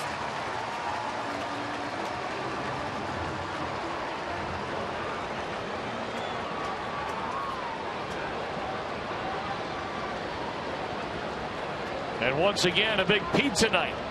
Oh, yeah. Reds pitchers have struck out 11 batters in the game. 2-2. Our score, 1 out, and here's Blanco. Big fella's got it rolling early on here tonight. And that's a good thing right now because Blanco seems to be the most selective hitter here in this Giants order. A couple of walks here tonight.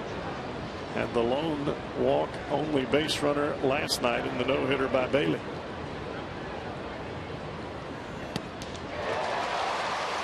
That slider didn't even have to do all that much to fool Blanco. If you watch Blanco's right hand, his bottom hand on the bat, it's the last thing that he does before settling at the plate. He holds the bat with his top hand and he takes that bottom hand off the bat. Very unusual.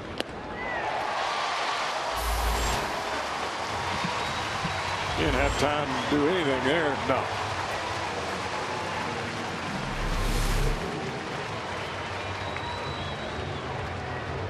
That's slow motion. That's gas slow.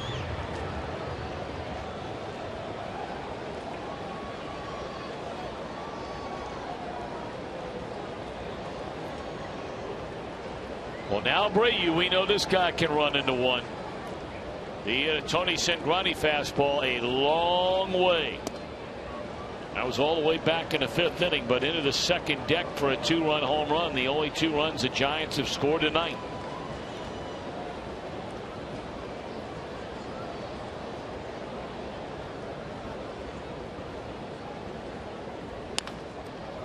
through the slider, and he was way out in front of it. Chapman seems to be a little bit more over his body right now. The weight is all on the balls of his drive foot home. So he's got his chest over that foot, not leaning back so much, and I think that has a little bit better effect on his control tonight. Sometimes it's just where you set up before you let the ball go. Well, you know, the other thing he's not doing tonight, he's not winding up. All out of the stretch. Because he's one of the few closers, along with Joe Nathan, whom we saw over the weekend, that uses a regular windup a lot of time.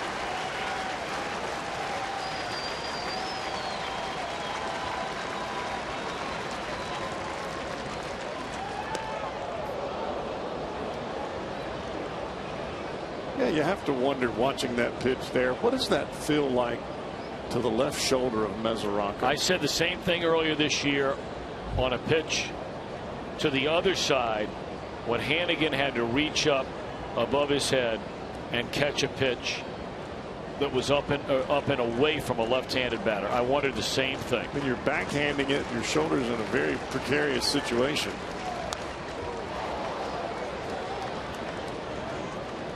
You got to believe that at 100 miles an hour, it's got a little thump when it hits that mid. And some torque. That's what I mean.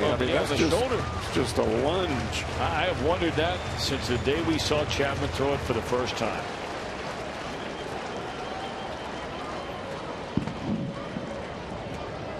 Two and two, trying to put away the Giants in the ninth inning is Chapman.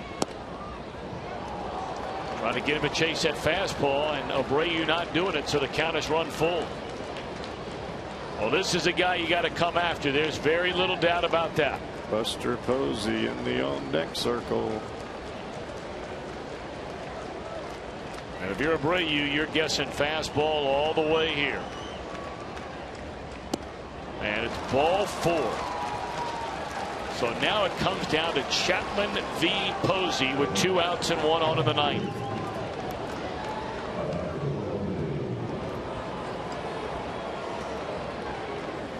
Seven walks tonight given up by Reds pitching. Conversely, the Giants have only walked 1 Red.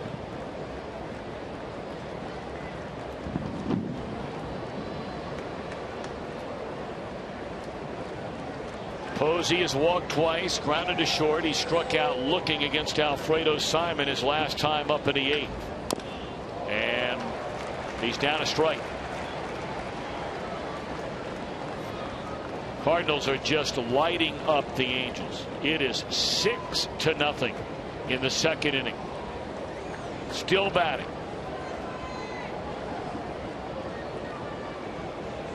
Pirates have already won. We told you earlier. Yesterday was the first time since the middle of May where the Reds won and both the Cardinals and the Pirates lost. Pirates have already won their game tonight. 0-1 to Posey. 0-2 to Posey. Posey definitely starting early, trying to get to the fastball. Posey has just a little bit of length in that swing. You can get him on the fastball upstairs. You can also get him on the fastball down and away, as we saw evidenced with Homer Bailey last night.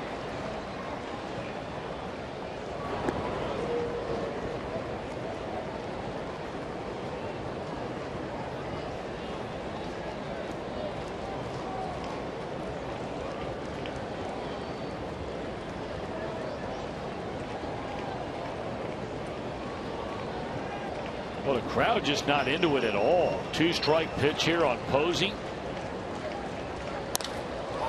Ball hit hard, but the deepest part of the park. Inning over. Reds will have Mesoraco to lead things off, a pinch hitter, and then Shin-Soo Choo in a 2-2 game.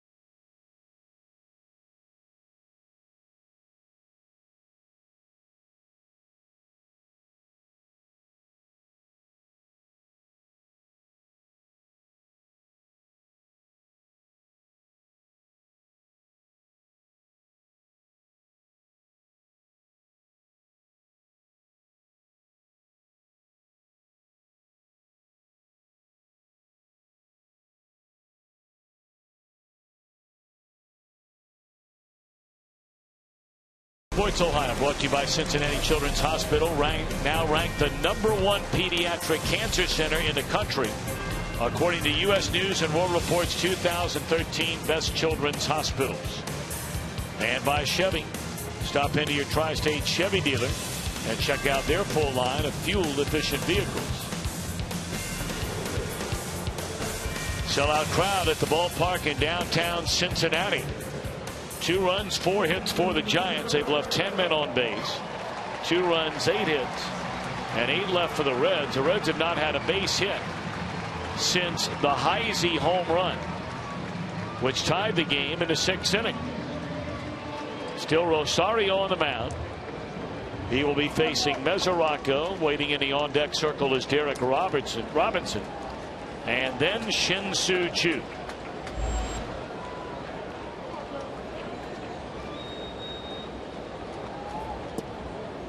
Breaking ball away on Mesoraco. 2 of 3 in the game. Hit the ball very hard twice.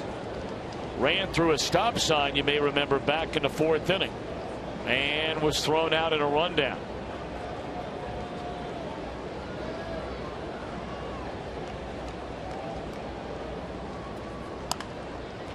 Grounded foul. Back-to-back breaking balls from Rosario. One missing off the plate away. That pitch started in off the plate and came back to the inside corner.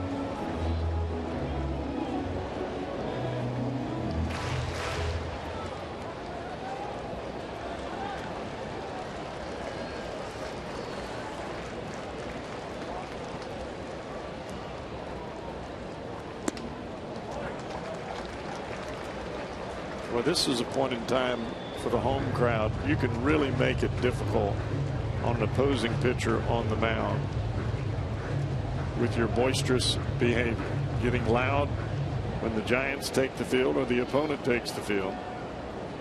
Put a little thunder in the opponent's heart on the mound, especially a young pitcher like Rosario. This is one of the more quiet sellout crowds you will ever hear here tonight.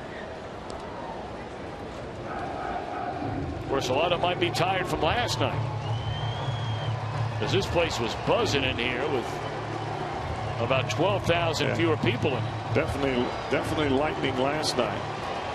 Of course, with Barry Zito on the mound earlier, it may have put him to sleep with all the pitches early in the ball game. And there's a backhanded pickup. Look at Arias, and trying to perhaps showboat it a little bit by that pirouette. Rather than making a backhanded play, stick the right foot in the ground and cut it loose, he went all the way around with a 180, and it may have cost him. Tried to get a little fancy here. Turns, throws sidearm, and he pulls Brandon Belt way off the bag. 3-hit game tonight for Devin Mesoraco.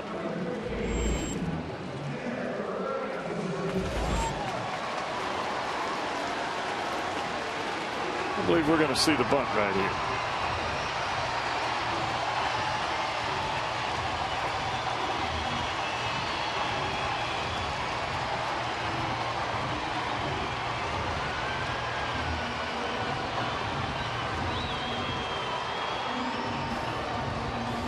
Derek Robinson has a pair of sacrifices so far this season. Now, you don't have a fast runner over there at first base. And I mean, Sandoval, by the time Rosario delivers the ball, he is going to be virtually on top of Robinson. Well, this is where you have to bunt the ball down the first baseline. You've got Belt holding on the runner, so he can't leave early.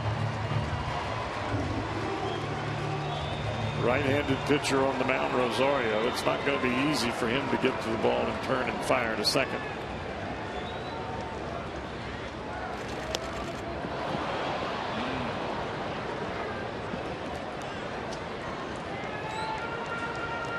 That bunt was headed to third.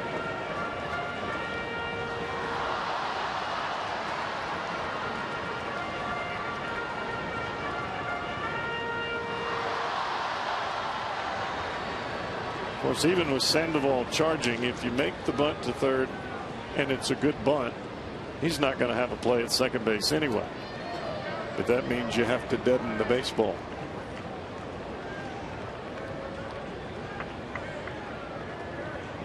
Leadoff man aboard here in the bottom of the 9th inning.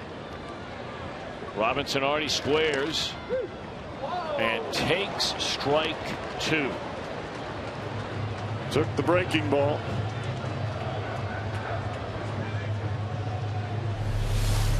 See a little bit of frustration in the face of Derek Robinson after letting that ball go by. He's put himself in a bind here now with 2 strikes.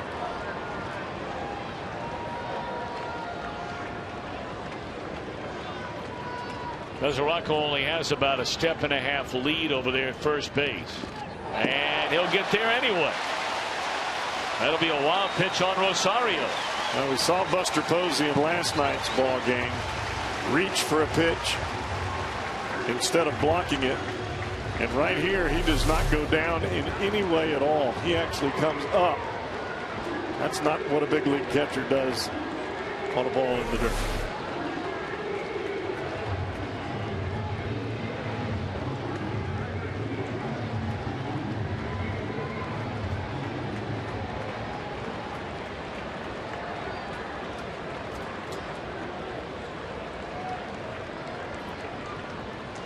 Now Robinson looking for something at the minimum to hook to the right side at this point to advance a runner. They're not going to have him bunt, at least one wouldn't think, with already 2 strikes in the at bat.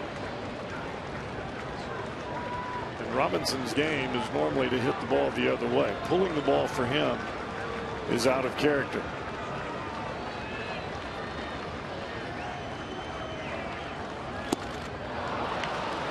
Well, that's just a terrible at bat. 1 out in the inning.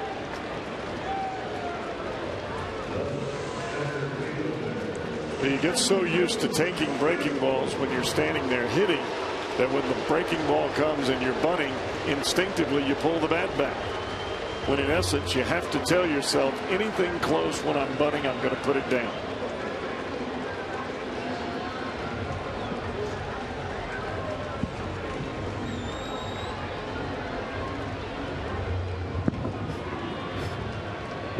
Shin-Soo Choo is finally going to face a right-handed pitcher. That's a winning run out there at second base with 1 out. Here in the bottom of the 9th inning, 2-2 game, and Choo waiting. 1 hit in 4 at bats. And a liner. What a play on 1 hop. What a play by Abreu. Oftentimes you'll see that ball ricochet off the glove and the game comes to an end. But a big play by Abreu. That ball was scalded, and not only was it hit hard, tremendous topspin. Abreu just had to turn and head towards right center field, and he was able to catch the big hop, fortunately for the Giants. Well, we've seen Rosario uncork a wild pitch already here. So I'm sure that Chris Beyer just told Devin Mesoraco, you got to be ready. 2 outs, 2-2 game, bottom of the 9th inning, Cozart the batter.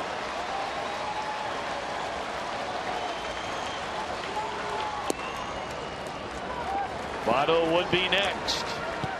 Cozart figures to get something good to hit in this at bat, knowing that Votto's waiting. And after the ball hit the dirt, Tom, to send Mesoraco to second, young Sandy Rosario may be thinking, all right, I've got to keep the ball up. I don't want to bounce another one. He may hang the breaking ball here to Cozart. 1-0 the count on Zach, winning 1 at 3rd. That's a good pitch right there, and there's no chance Cozart's going to hit that. And nosedive slider down and away.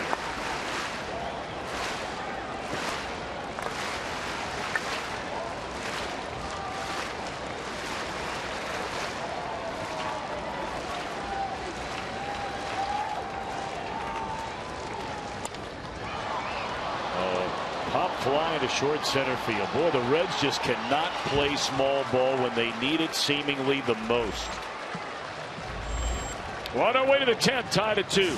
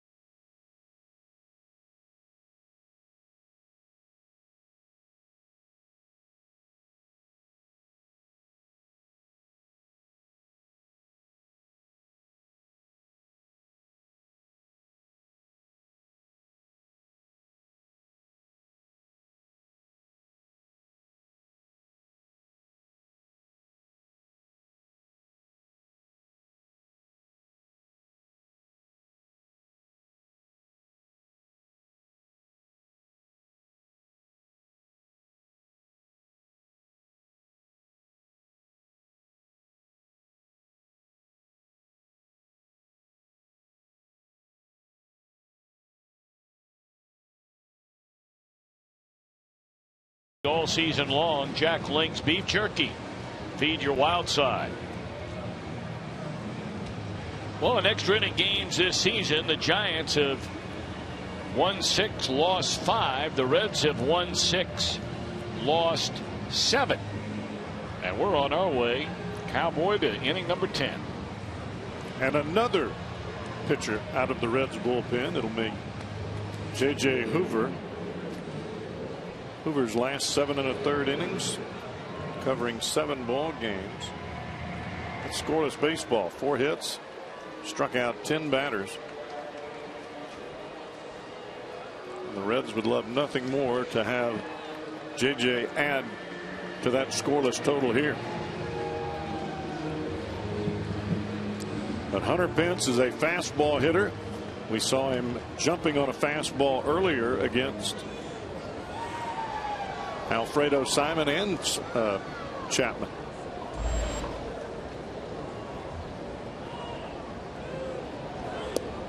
So you start him with a first pitch breaking ball that's in there, a strike. It's one of the better breaking balls I've seen J.J. Hoover throw in a while. He has really been working on that pitch.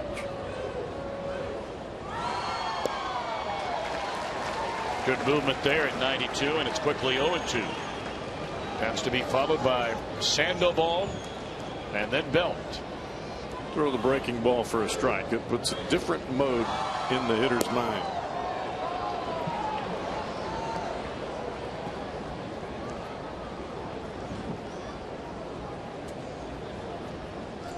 Tough to sell out on the fastball when you know the breaking ball can come in there.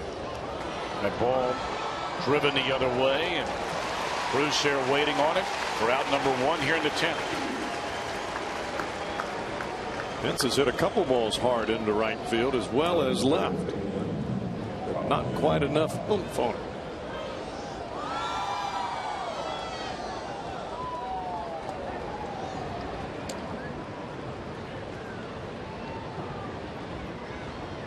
So now Sandoval 0 for 4 has struck out 3 times, including that strikeout that could have been the final out of the 8th inning. But the strike 3 pitch got through and came all the way to the backstop. Sandoval wound up at first. And after a walk and a hit batter, he was standing at third. When the inning finally came to an end, Manny Parrott retiring Arias. Cozart, 2 out. Another play by Cozart on the first base side of second base by a good 10-15 feet. That's right where they played Sandoval as a left-handed batter. Reds really have shown some great positional playing before the pitch is ever thrown in 2013. Well, it's nice to turn around on a ball up the middle and the guy's standing right there if you're on the hill.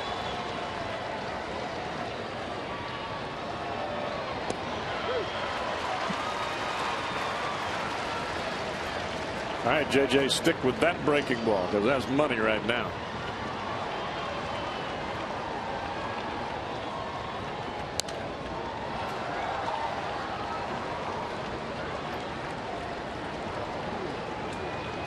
Quickly ahead 0-2. Saw J.J. Hoover get on a roll last year quite some time with that good hard breaking ball, the same one we saw in spring training.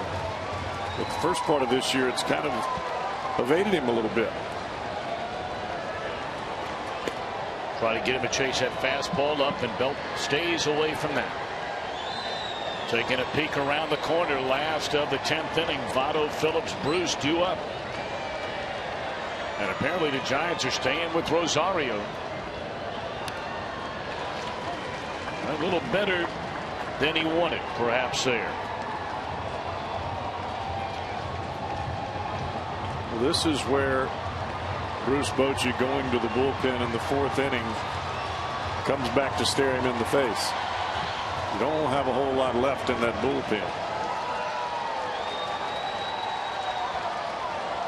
Well, they must have somebody down there already loose, and maybe we missed. Well, no, they're just getting Javier Lopez up. Doesn't matter. What a job by Hoover. So Votto to start it off. Reds and Giants tied at 2.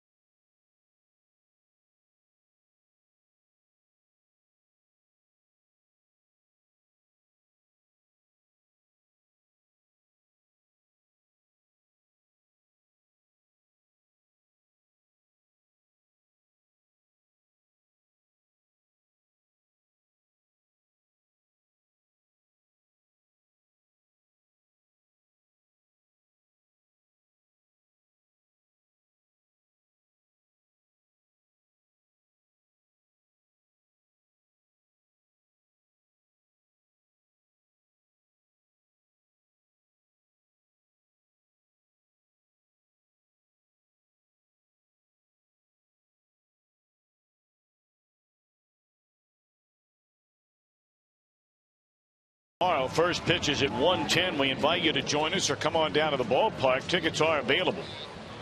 Right-hander Matt Cain, he is their ace. 5-4 record will go against a guy who has pitched like the Reds ace, despite the fact that he might fall in line at number 5 in that starting rotation. Mike Leake has been, along with Matt Latos, the 2 best Red starters that have pitched every 5 days throughout the year. I mean, Cueto's been extraordinary when he's been able to pitch. We've got changes everywhere for the Giants. Buster Posey has gone from behind the plate, and now he will take over at first base as Guillermo Quiroz comes on to take over for Posey, who replaces Belt. And now on the pitch, the third and final left-hander in the Giant bullpen, the veteran Javier Lopez, having a sensational year. Lopez, this will be his 34th ball game, only 18 in the 3rd inning. Normally Lopez comes into the ball game to face one left-hander, and he's out of the game. He'll be facing left, right, left here. This is the perfect scenario if Bochy had to go to Lopez in any fashion or form for any extra than one hitter. Well, the Reds had a chance to perhaps win this game a long time ago, back in that 5th inning, and Votto was right in the middle of all of it. Chu and Cozart started the 5th inning with base hits. They had them on the corners with nobody out. Votto, Phillips, and Bruce all struck out. Heisey would tie the game on a home run the next inning. And a fly ball into left field will be an easy play out there for Blanco. 1 out.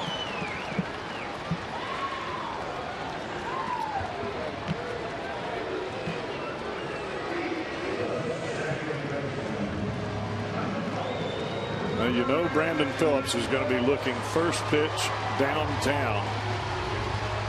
He hit a ball earlier off of Barry Zito on a first pitch. Probably the hardest hit ball in this game, but it was directly at the left fielder at the time, Andres Torres. Reds have had only 1 hit since a Heisey home run in the 6th inning. They had collected a hit in every inning, more than 1 in 3 innings through the first 6 frames of this game tonight. But all of a sudden, they are having a hard time not only getting hits. Their only hit was an infield hit by Mesoraco. They're having problems getting guys on base. Reds have only drawn 1 walk from Giant pitching tonight. 2-0 to Brandon Phillips.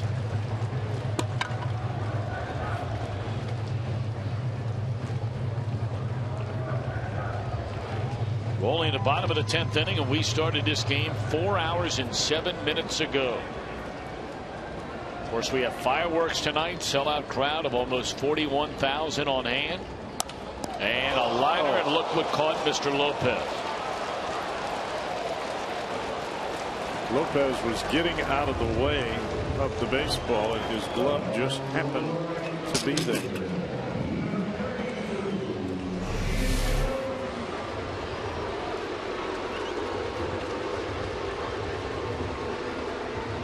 Glove just by his waist. He just opens it. Look what I found.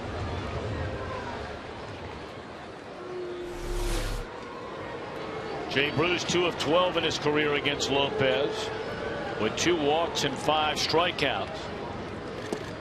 Breaking ball on the outside corner, knee high, a strike.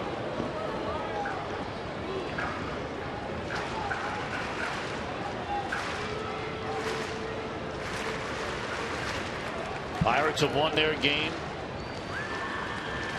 Cardinals are blasting the Angels in the 3rd inning, 8-2.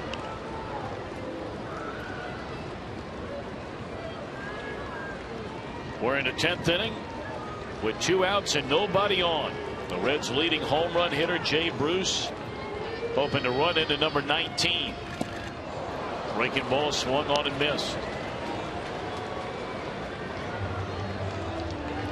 That's a location where if you run into it, we're going home. Oh, yeah. Down and in.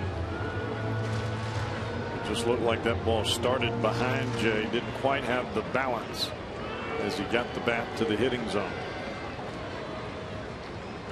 Drops down on him and throws it all the way to the backstop. 2-2 to Jay Bruce.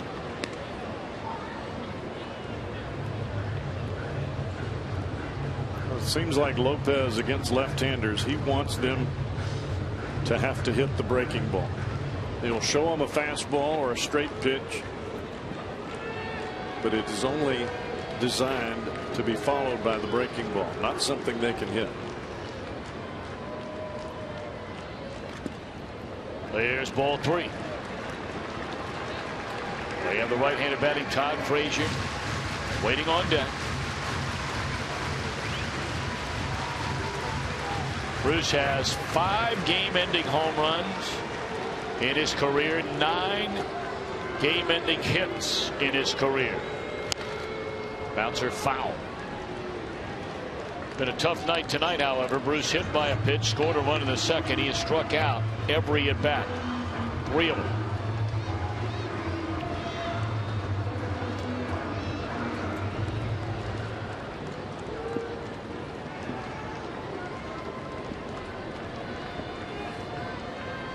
Lopez ready, the pause, and now the pitch.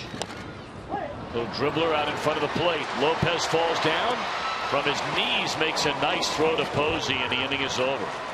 Votto, Phillips, and Bruce gone in order.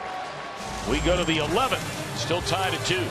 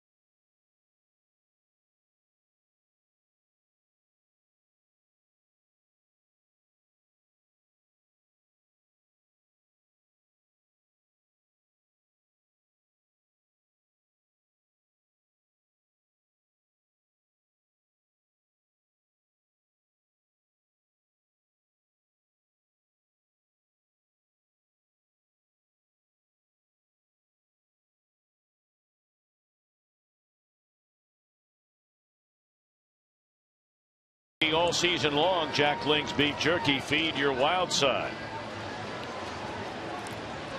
Well, nothing much wild about this one. It's a 2-2 game. The Giants got a 2-run home run in the 5th inning to take a 2-1 lead after the Reds scored in their half of the 2nd. Jay Bruce hit by a pitch, a single, advanced him on to 3rd, and Chris Heisey with a sac fly. Heisey would then tie the game with a solo home run with 1 out in the 6th inning. And that's all the scoring in this one. 2 runs, 4 hits, 10 men left on base for the Giants. 2 runs, 9 hits, and 9 left for the Reds. Guillermo Quiroz bats for the first time since he came on defensively. There's only one bullpen member for each ball club left. The Reds have Curtis Parch. The Giants have Sergio Romo, their closer.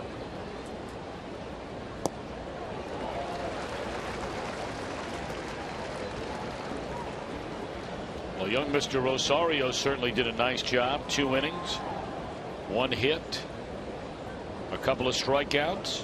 Their bullpen has been lights out tonight. They've given up 1 run. Of course, the Reds bullpen has not given up a single run. 14 pitchers in this game, counting the starters. It's a whole lot of pitching.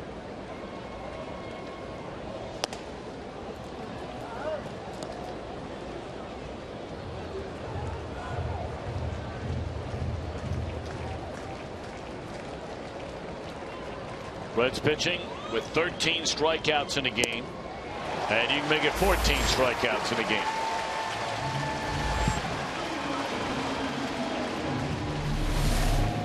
Another fastball up in the strike zone for J.J. Hoover. He just threw that ball by Quiroz.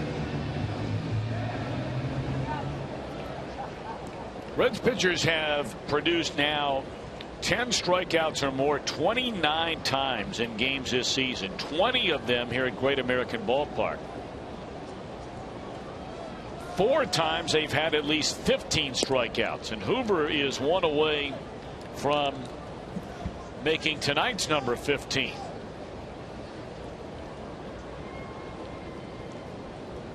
Of course, that started right from the get-go on opening day in the 13-inning opening day game against the Angels. Reds pitchers struck out 17 batters.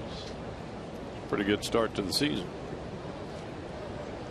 And they give away pizza here, as you know, after 11 strikeouts. Tonight is the 13th time they've done that.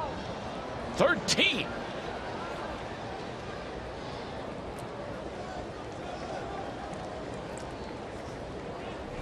Take a look at Devin Mesoraco here after that last strikeout. It looked like a moth came up underneath his face mask, or maybe got down in his jersey. I don't think he likes bugs. Well, he didn't like that one. And I don't know how much Mr. Arias liked that one.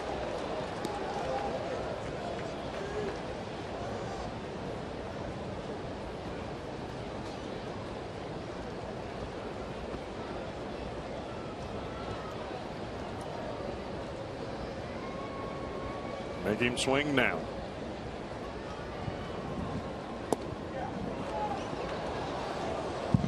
This is where you box yourself into a corner a little bit.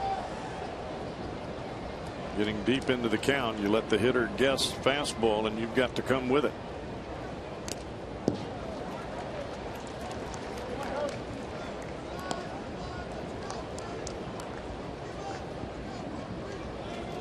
Boy, unlikely hero tonight for the San Francisco Giants, and Tony Abreu.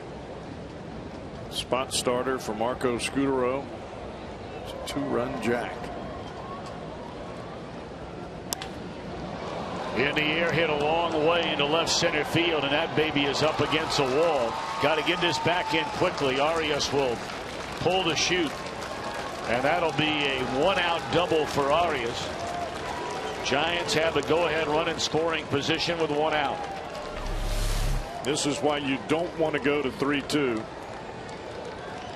Hitter knows he's going to get a fastball, and you've got to make a perfect pitch, and that ball catches too much of the plate. That's where they usually end up.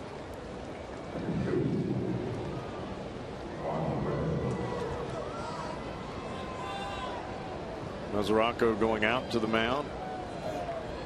And Mesoraco's going to the mound right now simply because there is a runner at second base. He's reminding J.J. Hoover of what sign they're going to use with a runner at second base. If it's going to be second sign or third sign, or if they stay with the first sign.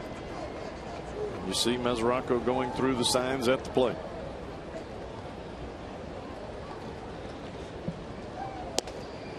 First pitch fastball thrown right by Juan Perez. He came on in the 7th inning as a pinch hitter, struck out swinging, stayed in the game, and struck out again against Aroldis Chapman leading off the 9th.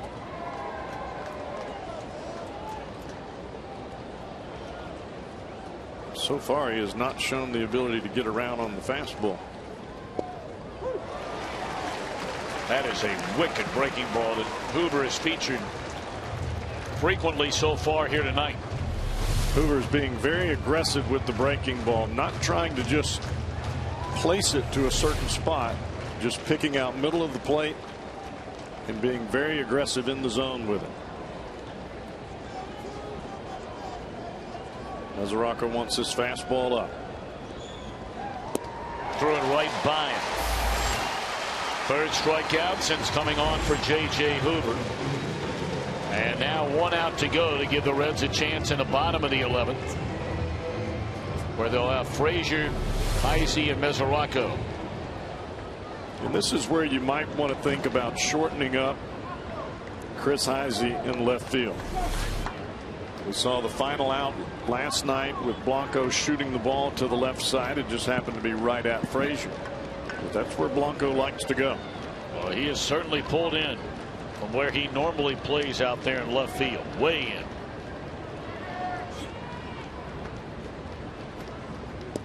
First pitch breaking ball in there, strike. Well, that breaking ball tonight has been a godsend for J.J. Hoover. It takes the aggressiveness out of the hitter. Makes the hitter wait just that split second longer, and you can get the fastball by him.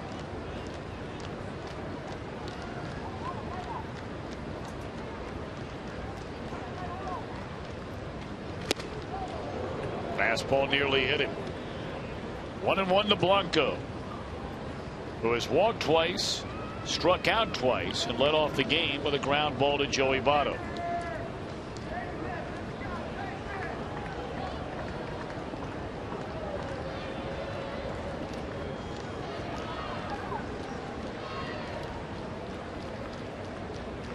One and one to Gregor Blanco. Ran a fastball in on his knuckles there, and he barely made contact. And now Hoover with a chance to end this 11th inning. Well, it appears Hoover and Mesoraco both aware of Blanco trying to shoot the ball the other way. They're staying in with the fastball.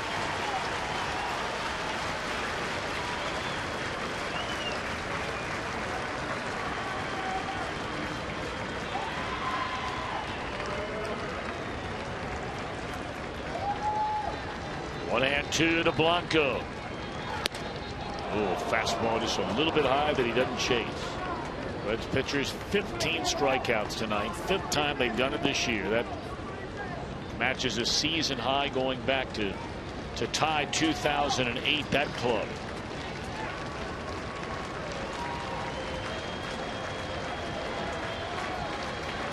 Two and two to Blanco.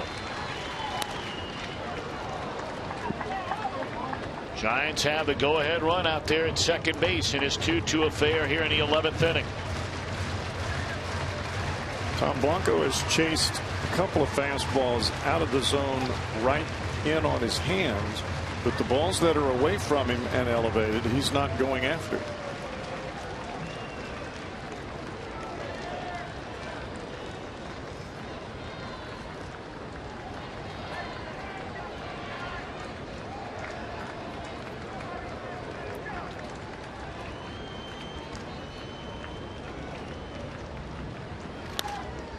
Well, they came in as you suggested, and he swung at it, but he's able again to at least make contact.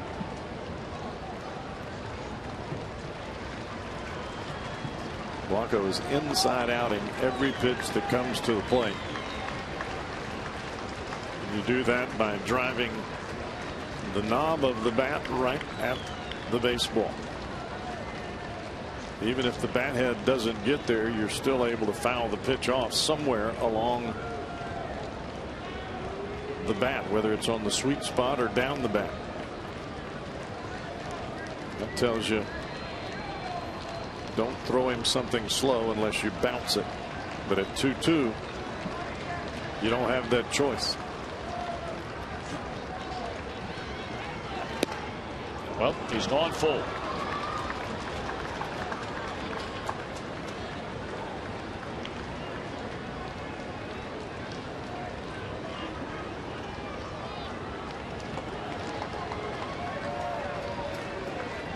Blanco waiting, and Hoover delivers. Draws a walk. That's an excellent at bat by Blanco.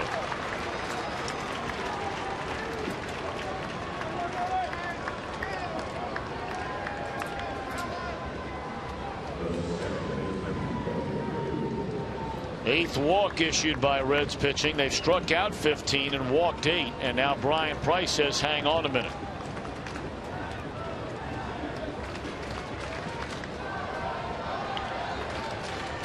I think Brian senses right now he needs to give his right-hander a little bit of a breather after that extended at bat. You're right, Tom. That was an awfully good at bat by Blanco. Really seeing a lot of pitches there, making J.J. Hoover work a lot. But if you're Price right here, you just want to give J.J. Hoover a little breather. Regroup. Start anew here against Tony Abreu.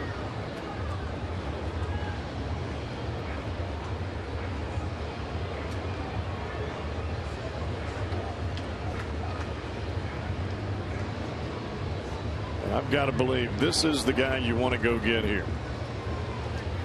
Posey standing in the on deck circle. I believe I'd much rather make Tony Abreu swing the bat than I would face Buster Posey with the bases loaded, knowing he's got to get a strike.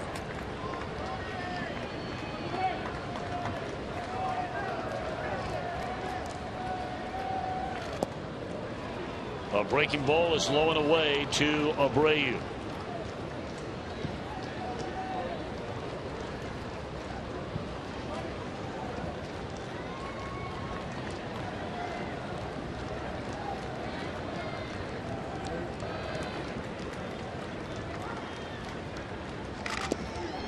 That breaking ball spins in there for a strike.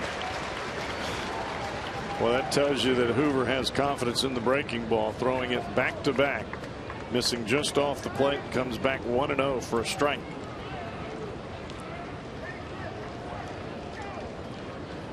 Two on, two out, 1 ball, 1 strike to count on Abreu, and a high pop up into foul ground behind the plate and out of play.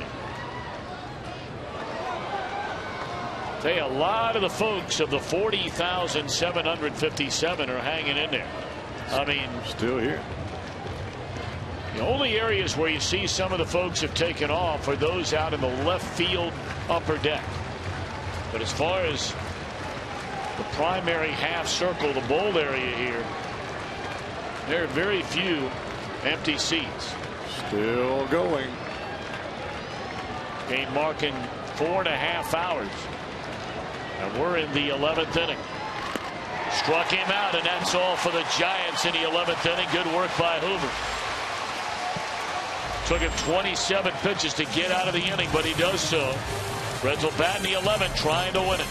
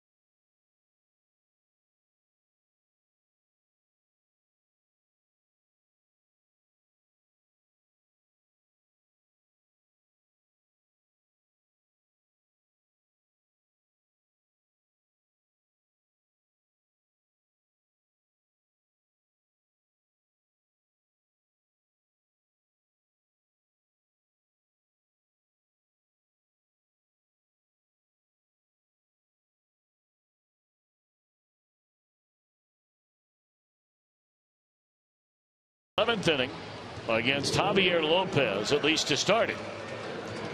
Remember, Sergio Romo is the only pitcher the Giants have left in their bullpen.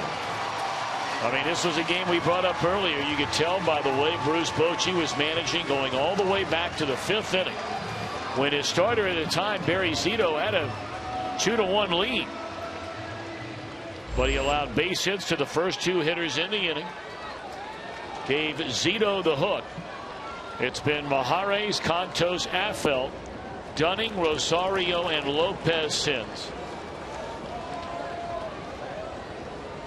And he's managing this game, as you touched on earlier, Cowboy, or at least did so earlier.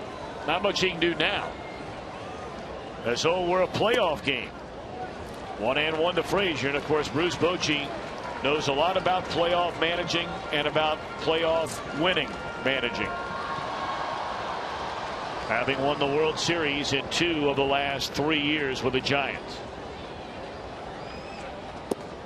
3-0 to Frazier. Well, if the Reds can come back and win this ball game, it would really put a hurting on that Giants ball club to be able to manage the game this way and not be able to pull it out. Extra inning losses are tough enough. But after getting no hit, could be a punishing blow. I tell you, give this Giant bullpen credit, because they are running on fumes right now. They have not had a starting pitcher 2 times through, the last 2 times through their entire rotation, outside of Madison Bumgarner, that's given them more than 5 innings, 6 innings. And that's been the story for the Giants from day one. Starting pitching has just not quite been what it's been in the past. Of course, they got bad luck when Ryan Vogelsong, one of their very, very talented starting pitchers, while batting, had a pitch hit him on the finger, requiring 5 pins going into that finger. Boy, and here we go with the Reds and trying to bunt. I mean, I know you can look at the fact that they lead the league in sacrifices. Maybe it's just lately, it seems it has been a very difficult task to accomplish. Well, when you're struggling offensively, you play small ball more because runs are a premium. And that's when bunting and executing comes to a head. Heisey gets it down nicely. Very nice job. Heisey got around earlier that time. He bunted the top half of the ball. The ball spins right out into the grass. And even though the pitcher Lopez got off the mound in a hurry, there was really no play for him.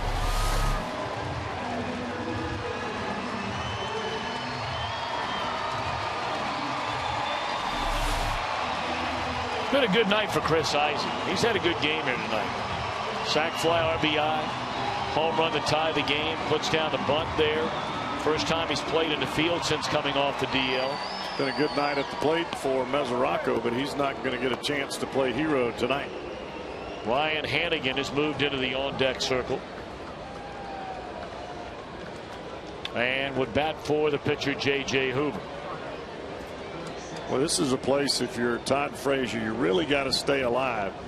That last ball from Lopez almost went to the backstop. Not every pitcher is adept at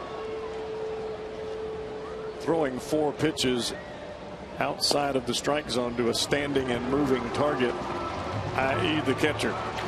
Hannigan, of course, missed all that time on the last road trip after injuring his ankle in Arizona. Did not start another game. Was back in the lineup to begin this series. Had an infield hit, scored a run, had a double, and drew a walk. Saw over 25 pitches in 3 plate appearances. Got the start last night and was on base 2 more times. 1 for 3, had a single, was intentionally walked. And now he has a chance to win it here in the bottom half of the 11th inning. Why not a little early 4th of July celebration? We're knocking on the door of the 4th of July.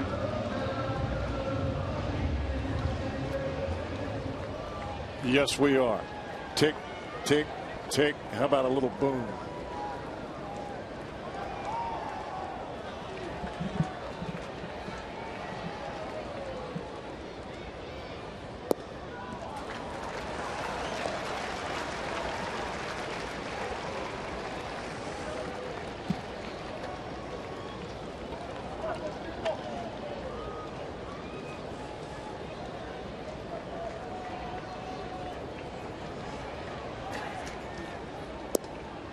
Off the outside corner, good eye by Hannigan. It's 2-0.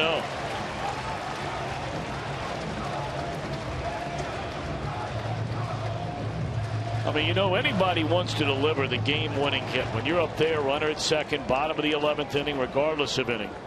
But if this guy's not going to throw you a strike, he doesn't throw you a strike.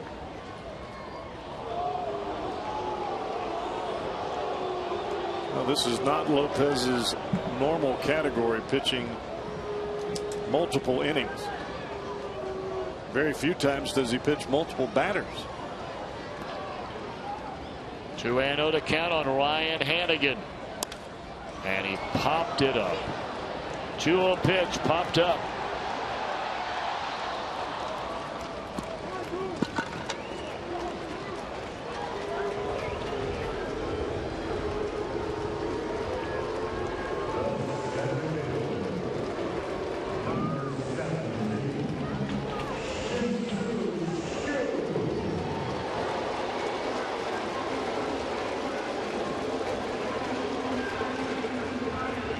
Well, it's going to take Shin-Soo Choo getting a hit off of a left-hander if the Reds are going to do it right here. Reds are 1 for 11 tonight with runners in scoring position. And we brought up earlier, this is a team batting in the 240s on the year. They're batting far less than that on the year with 2 outs. 178. Strike one.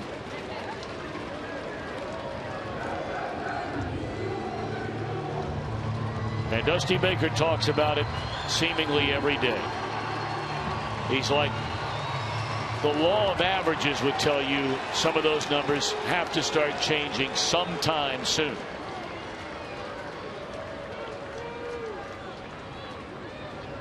And there's a base hit, and it turns right now.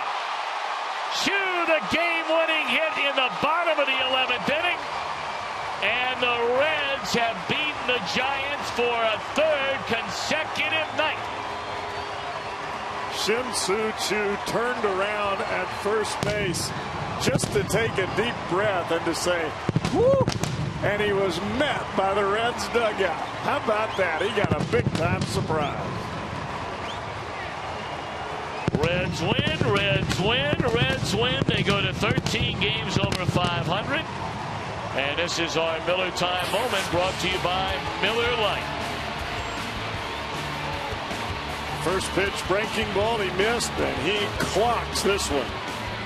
Lopez trying to get it in for a strike, and Shin-Soo Choo made him pay. Struggled all year against these lefties throughout his career, but not tonight. That is big-time hitting in a big-time spot, and the Reds needed it. The winner is Hoover. What a job Hoover did tonight. 2 innings, allows 1 hit, strikes out 4. And the Reds bullpen tonight was just extraordinary. Starting with Andrusik, LeCure, Simon, Parra, Chapman, Hoover. Do not allow a single run. Giants have been here for 3 days. They have 7 hits. Ouch. It is time now for Reds Live, the post-game version. Time to celebrate a win and celebrate Independence Day tomorrow.